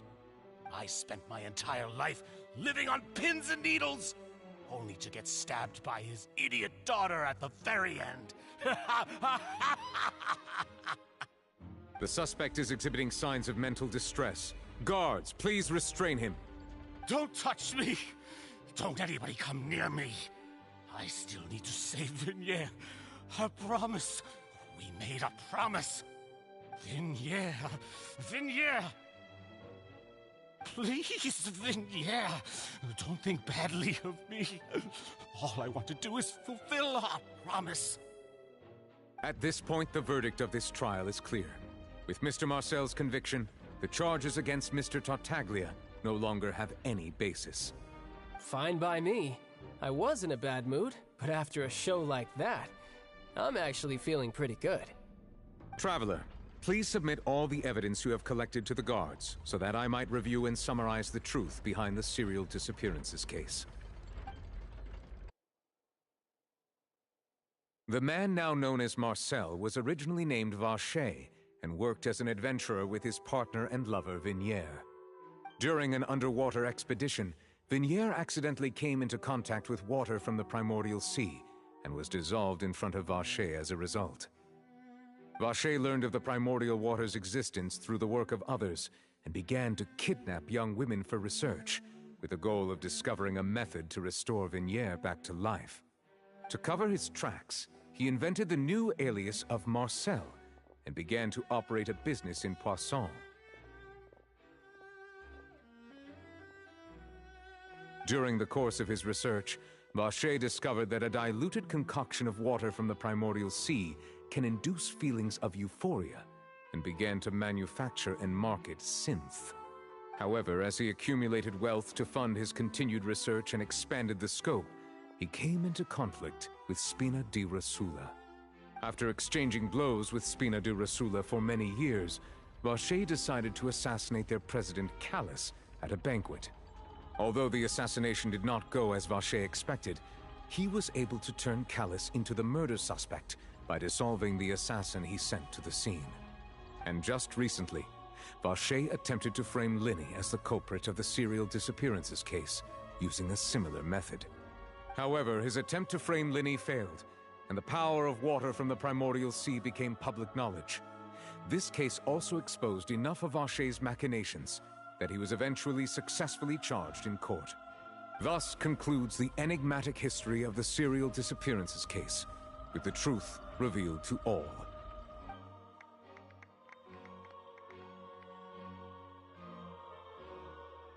The Oratrice will now deliver the final verdict regarding the charges against Mr. Vacher.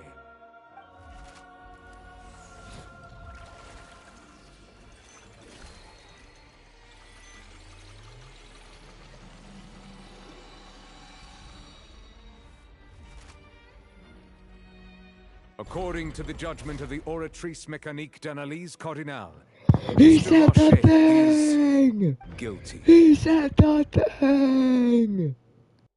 Guards! Take Vacher away. Good. It's what he deserves.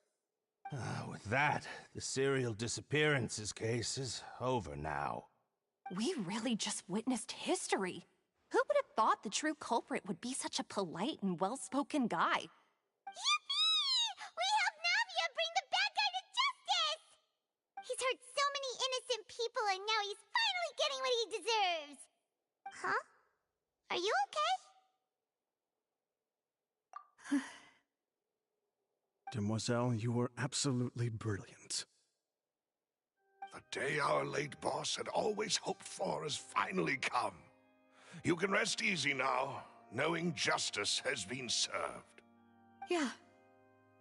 Yeah. It's finally over. It's all thanks to you guys. And my partner. See, Papa? Spina di Rosula's still doing well with me at the helm. Well now, hasn't this been a most delicious piece of drama? The villain has been caught, justice has been served, past wrongs have been righted, and it's a big ol' happy ending. Since it's been such a great show, I'll just let the false accusations against me slide. Either way, I've still got some business to attend to, so if you'll excuse me... Please wait just one moment, Mr. Tartaglia. What now? None of this has anything to do with me. According to court protocol, since this trial was initiated due to a charge against you, a verdict must also be made regarding the initial charge before the trial can conclude. Oh, come on. Is this really necessary? Haven't you already caught the real criminal? Isn't it time for side characters like me to exit stage left? Please respect the laws of Fontaine. This has always been the rule. All right, but this sure is a lot of hassle. All I need to do is stand over there, right? Let's just get this over with. Through evidence presented in the public trial that was just held, it has been established that Mr. Tartaglia has no direct connection to the serial disappearances case. The guilty party has been identified, and thus it is logical to suppose Mr. Tartaglia is innocent of the charges. We now turn to the Oratrice Mécanique d'Analyse Cardinale to render the final verdict on the charges. He said it again! He said it again! According to the judgment of the Oratrice Mécanique d'Analyse Cardinale, He Mr. did it Tartaglia again! is guilty. What? Hey! That's not funny! Didn't you just say I'm supposed to be innocent? What's with this verdict? Is your justice machine malfunctioning? Huh? This has never happened before. The Oratrice actually returned a different verdict from the Chief Justice. I mean, have you ever heard of an innocent Fatui Harbinger? Do you think the Oratrice might have just convicted him on general principle? But weren't the charges about the serial disappearances case? No matter what else he's guilty of, it shouldn't affect the verdict in this case, right?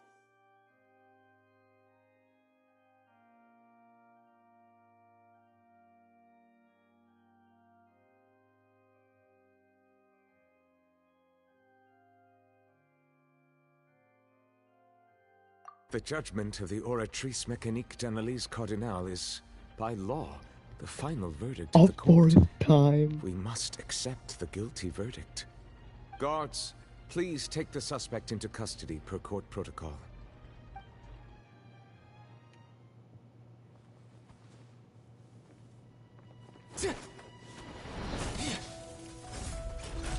So this is how justice is done in Fontaine. What a joke. You've got your rules. Well, I've got mine too!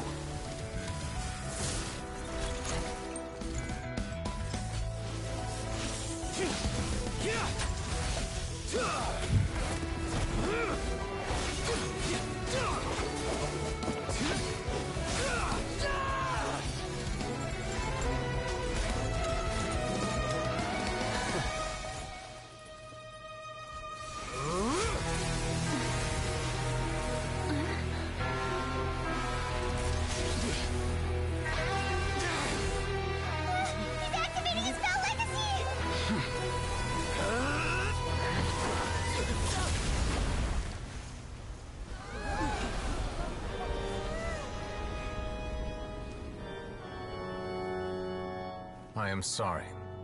If you have been wronged, we will find the truth. But the rules of the court must be upheld.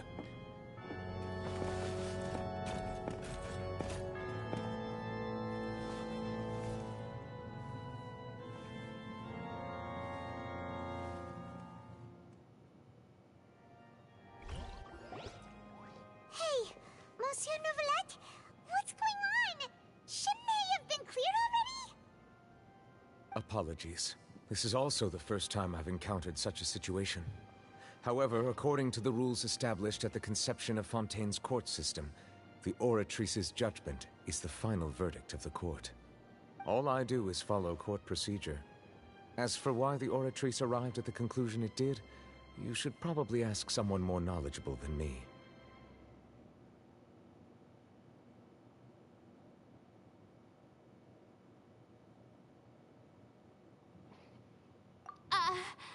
Why are you looking at me? I had nothing to do with it! I don't know what happened there either! Hey, stop staring at me! What does Lady Farina mean by that?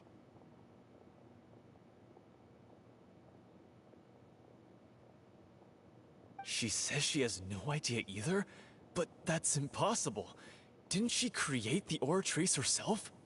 Yeah, so are the verdicts reliable or not? Can results like this really be called justice?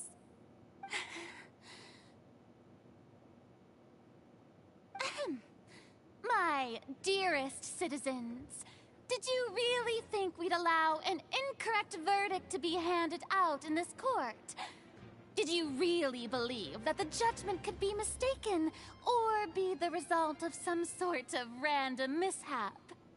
Don't tell me you thought even I had been blindsided by the Oratrice's result.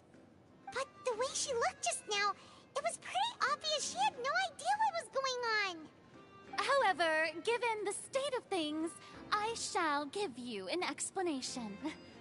Everything that just took place, including my supposed shock and bafflement, was a part of an elaborate performance, with every action meant to stir up drama and excitement.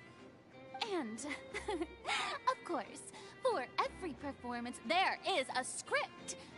Everything has unfolded exactly as I expected from the very beginning.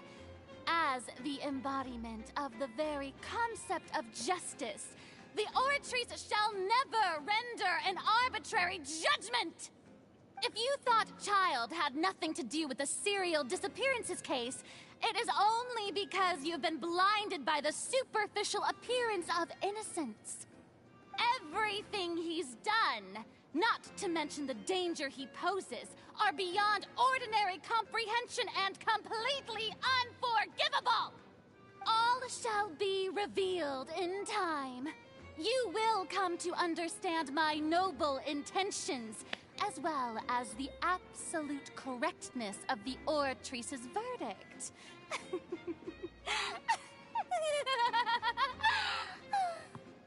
Now, having said that, although I hate to leave things hanging in suspense, it is now time for this performance to end. As the lead actress, I shall be the first to take my leave. Toodaloo! So she chose to make her escape after all, did she? So you're saying we shouldn't put much stock into what she just said? She probably just put on that performance to save face. As for the truth, it's unlikely that she actually has any idea.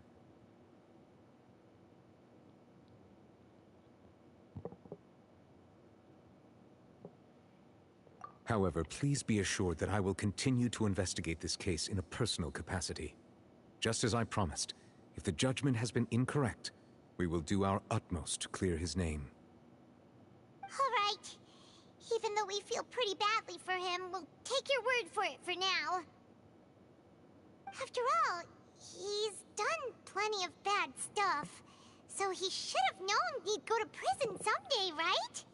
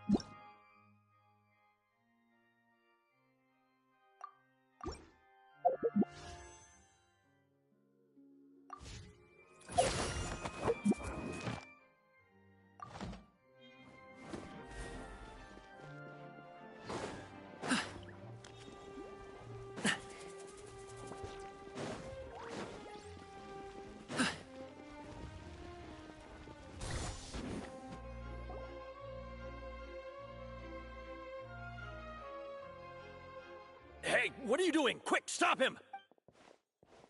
Traveler! Hey! Traveler! Marcel! What are you...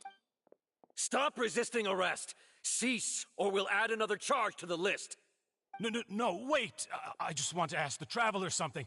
I'm not looking to run away. Please, just let me ask this one small thing. Go on. Thank you.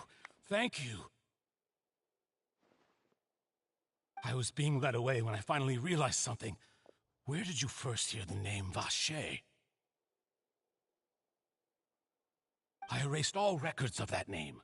So, unless...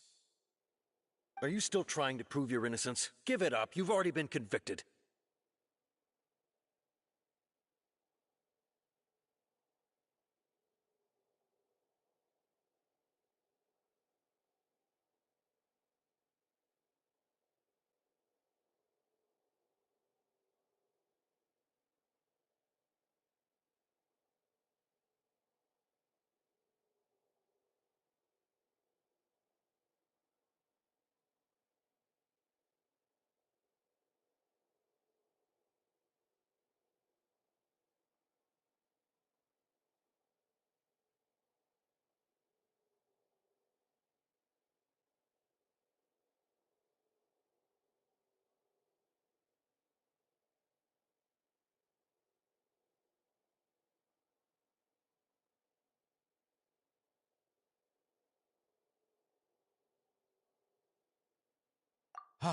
Really? You did? The Fountain of Lucine? Then, please give me a chance to talk to her. What? Given it? This request. Of course! Humans. Very well. Your Honor. I will go with him. Thank you.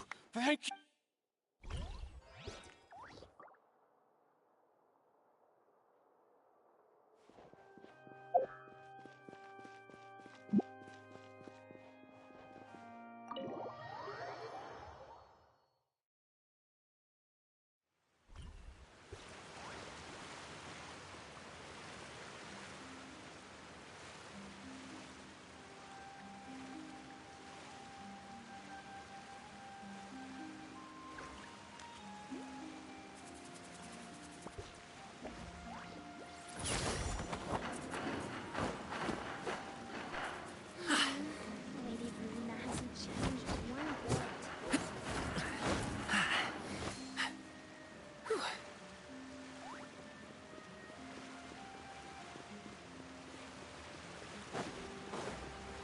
Congratulations!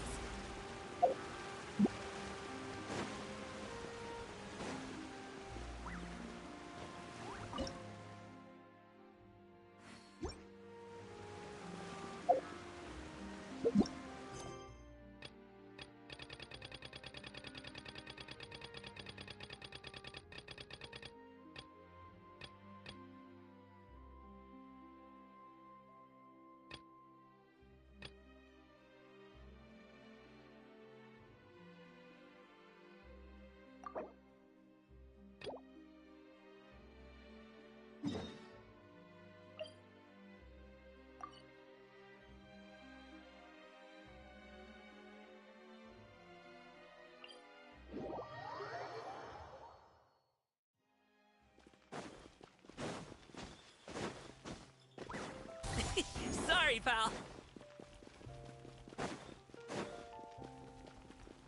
Congratulations!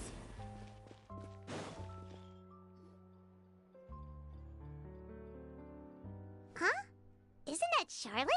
Who's her friend? Be pleased with it. I read that a gang of criminals tricked the Gardamex by disguising themselves as... I've invested all my savings into Graph Adversary. I'm begging you like the beggiest.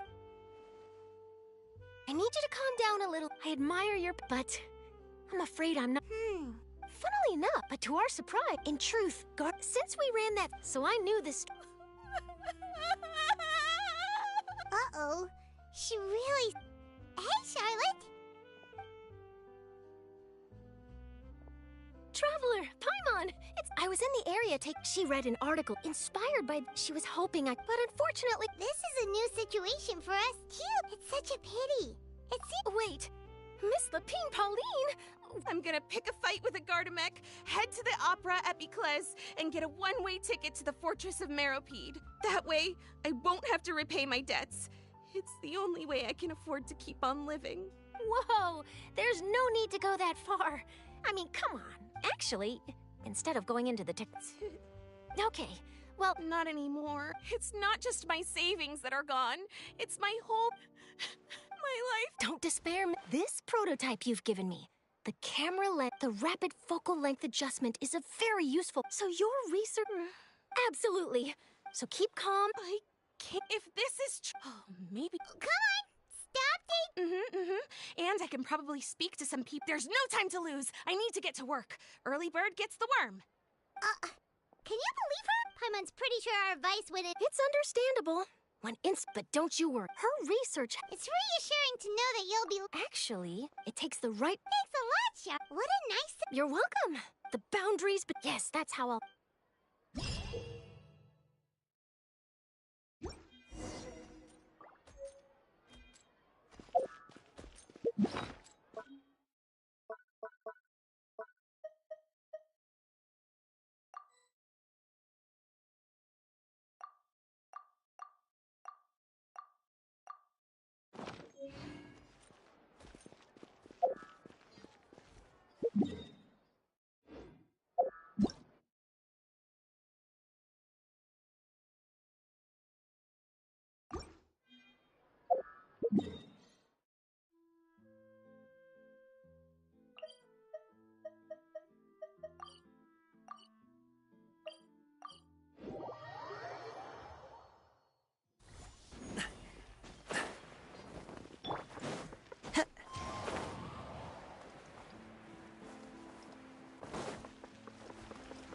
Yeah.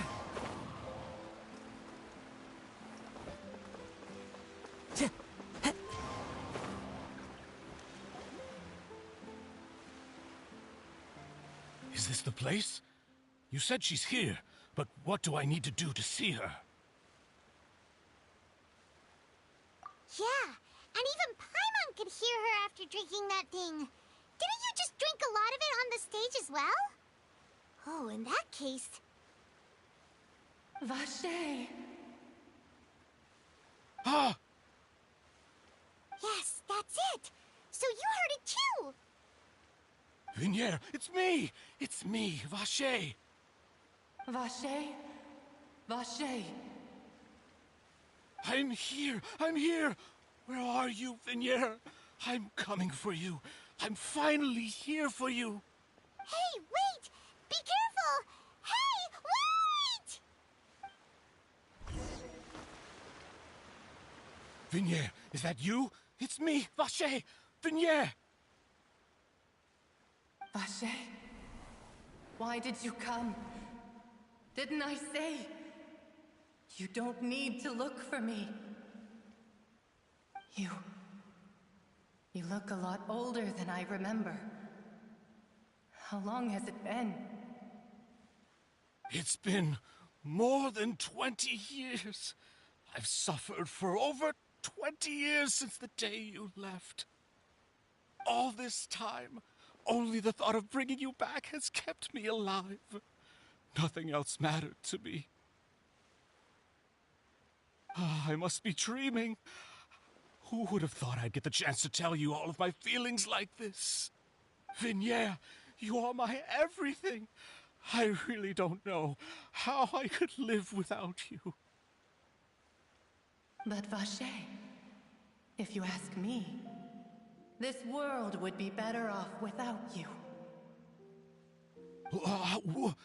What are you saying?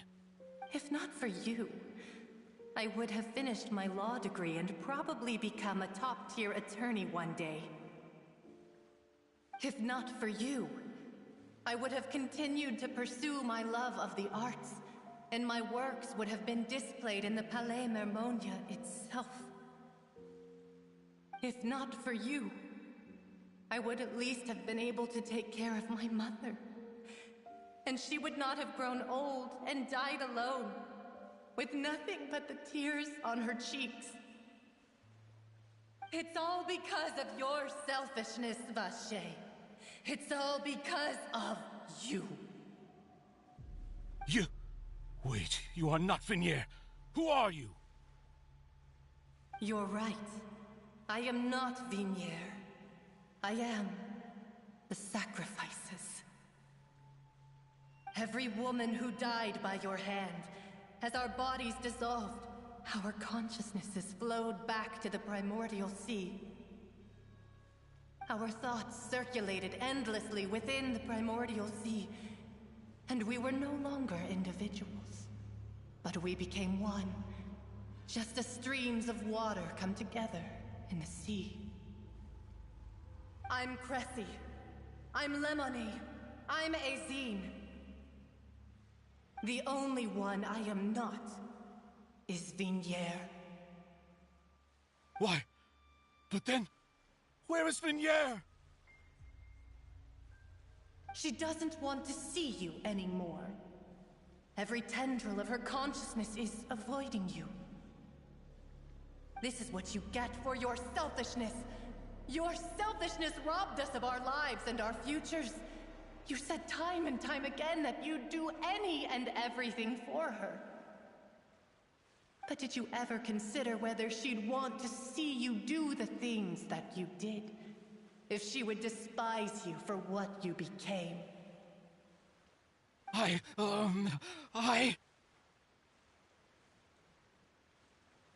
You are a liar, a heartless murderer, and a cowardly narcissist.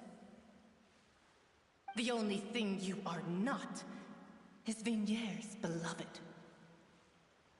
From the moment your first victim died and her consciousness merged with Vignier's, she has had nothing but pure hatred for you.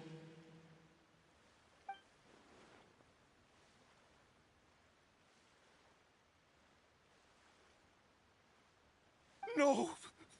Vignier! She can't hate me. Let me see her, please. Have mercy. You still don't understand. When I said don't look for me, that came from the real Vignier.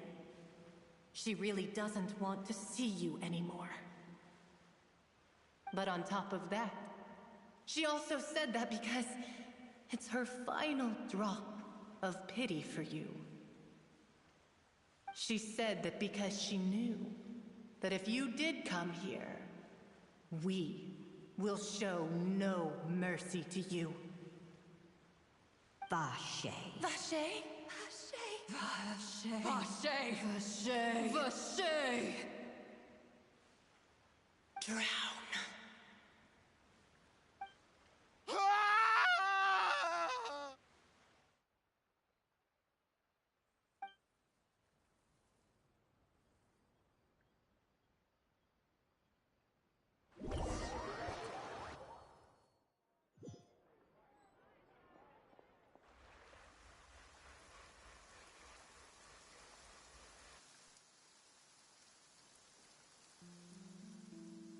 Finally, we have some time to do shopping.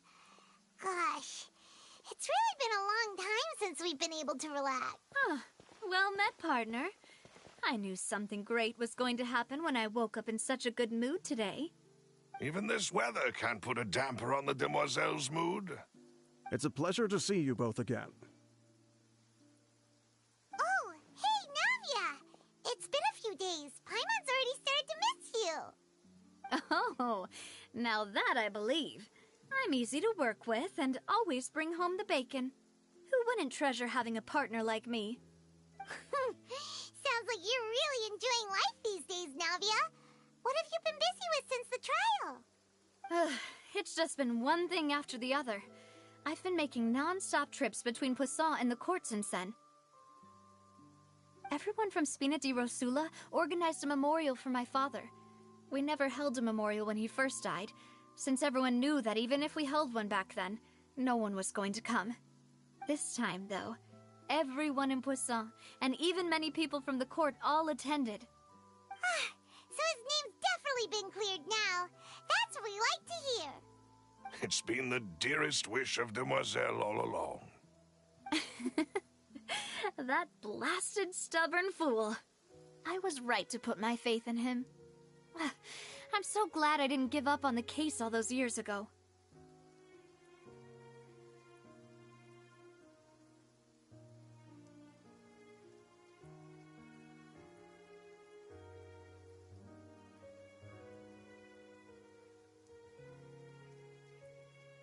Oh, by the way, I ran into Charlotte just after I left the memorial service. Well, maybe it'd be more accurate to say I knew she would be there, and there was no way she'd just let me go. Huh? So you know Charlotte too? The Charlotte?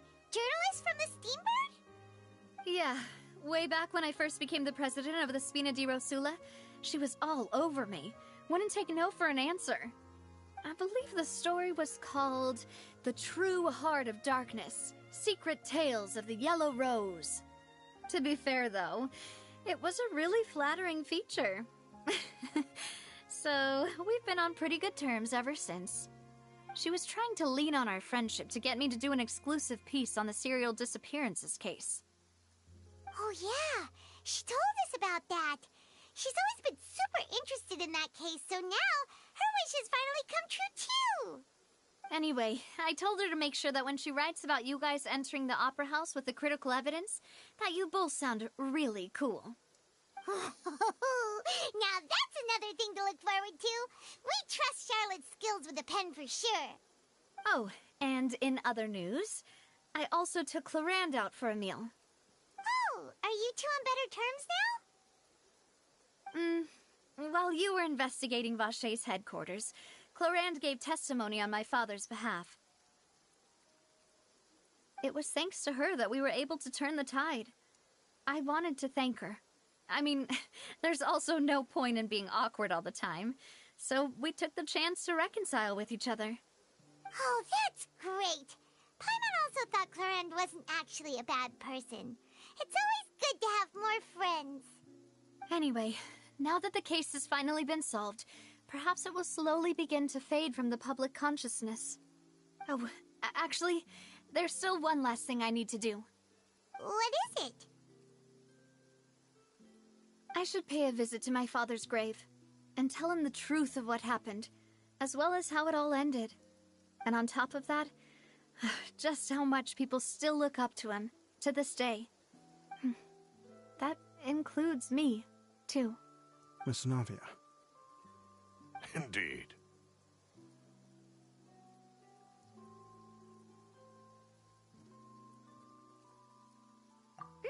We want to go too! We also think Callus is a really admirable person. Sure thing. I'd like you two to share the moment with me. After all, without you, there might not have been such a positive ending. And in that case, everyone, let's be off. Considering the recent weather, we'll be lucky if we can reach Poisson before dark. Yeah, you're right. It's been raining non-stop for a few days now.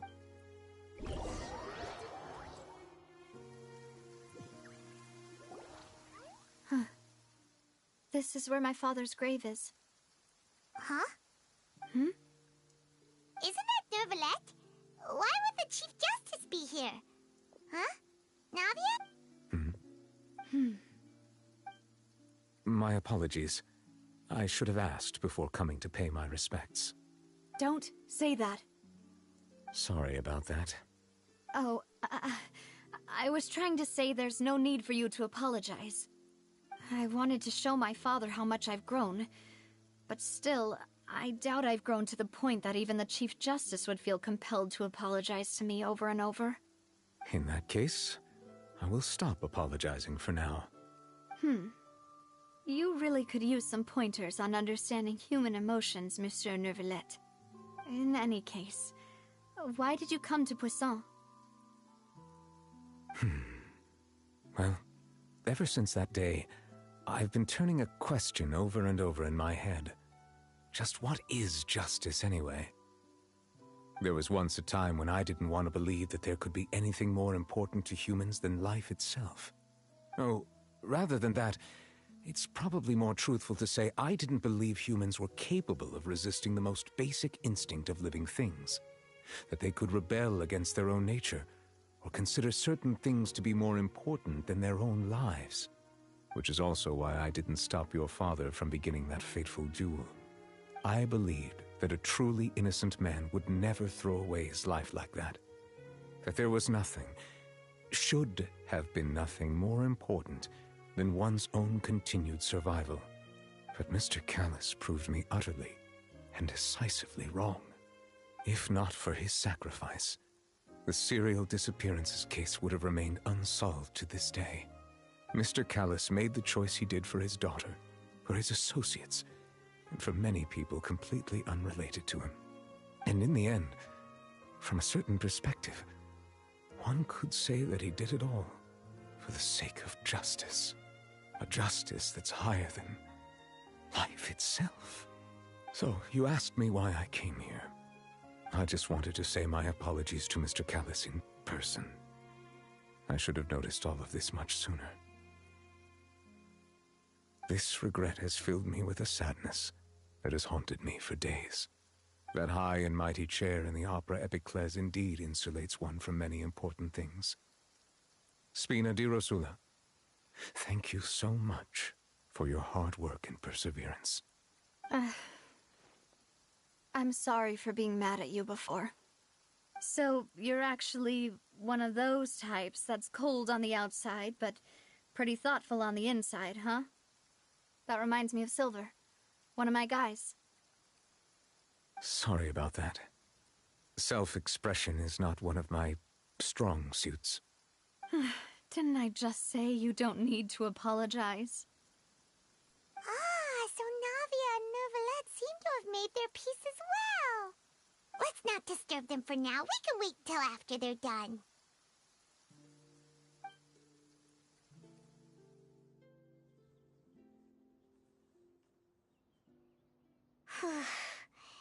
Paimon's never paid respects at someone's grave before. Did Paimon do anything rude there? Huh? Oh, Paimon didn't know that was a thing. But Paimon doesn't know what she would do if she can't fly. Oh no. Paimon hopes Miss Navia won't be too mad. Anyway, Neuvillette is still standing around there. It's not often that we can catch...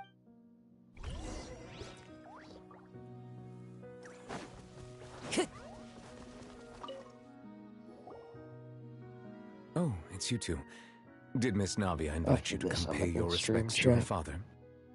Mm-hmm. We ran into Navia on the streets today, so we just followed her here. I see. Then is there something that I can help you with? Well, it's pretty hard to run into you like this, since you're usually super busy.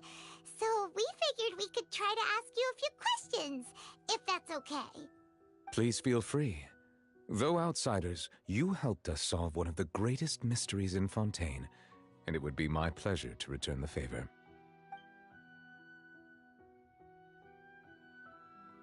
So, at court, the bad guys referred to that special water as water from the primordial sea, but what is it really? Truthfully, that name is already quite accurate.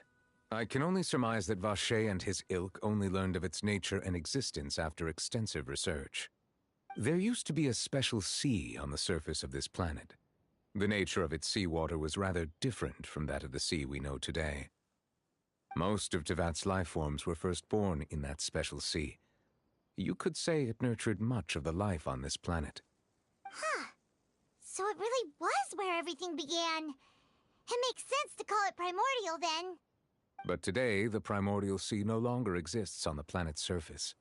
What Vacher discovered must have been some kind of special case, or a remnant from a truly ancient age. Huh. So that's how it is. Oh, you really know everything, Monsieur Neuvillette. But if that's the case, then why would people, at least people from Fontaine, dissolve in that kind of water? Indeed. Why would the primordial sea, which was known to engender and nurture life, suddenly reverse itself and devour life instead? To be frank, That also doesn't match my understanding of this world and its laws. There must still be some unknown secrets around the people of this land. Is there anything else you'd like to ask me about? Your sibling, another blonde-haired traveler. I'm sorry, but I've never seen anyone who matches that description. If she ever stepped foot in Fontaine, I'm sure she followed our laws to the letter and had no reason to appear on the stage of the opera Epiclese. Is there anything else you'd like to ask me about?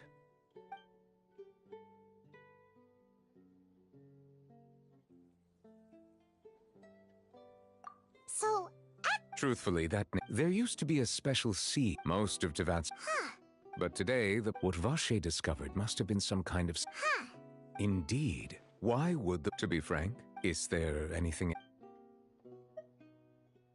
That the sea levels will rise and everyone will be dissolved in water, leaving Farina crying alone on her throne, but the sins of the people will be finally washed away for good?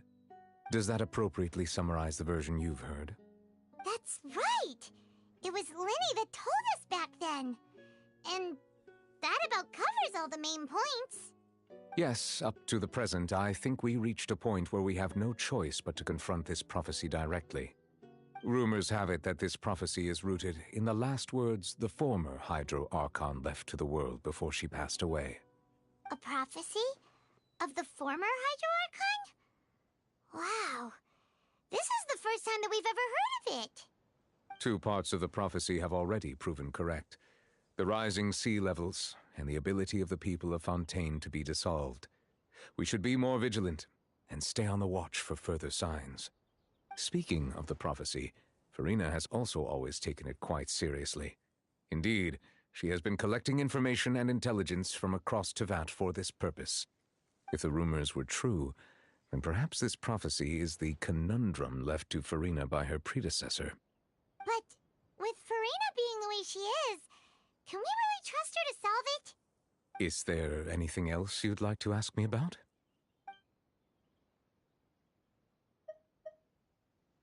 My apologies. My investigation has still not reached its conclusion. However, I still believe the judgment of the Oratrice was not rendered arbitrarily. But you also said you thought he was innocent. For many years, I have been quite aware that the Oratrice does not simply mechanically repeat the verdict that I give on each case. As a divinely created mechanism, the people's unified faith in the concept of justice is integrated into it. Not only can it produce the incredible power of indemnitium, but it likely also possesses other traits, such as self-awareness. Which is all to say, I have been prepared for a situation like this for a long time. So when Lenny told us that he heard a human voice from the room where the Oratrice's core is stored... I was not aware such a thing had occurred. Perhaps that could serve to prove my conjecture. I will add that to the list of items to investigate. In any case, I am inclined to believe that the Oratrice does have a methodology all its own. We just do not have enough information. Based on Farina's reaction, I doubt even she had any idea what was going on. She managed to bluff her way through it, though, with her time-tested twin tricks of bravado and drama. While we do intend to get to the bottom of this, for now, we regret to say that the Fatui Harbinger will just have to bide his time in the fortress of Meripede. If we did incorrectly convict him of crimes he did not commit, we will most certainly compensate him to the fullest extent allowed by the law. If you ask Paimon, the only compensation he'll want is a no-holds-barred fight with you. Is there anything else you'd like to ask me about?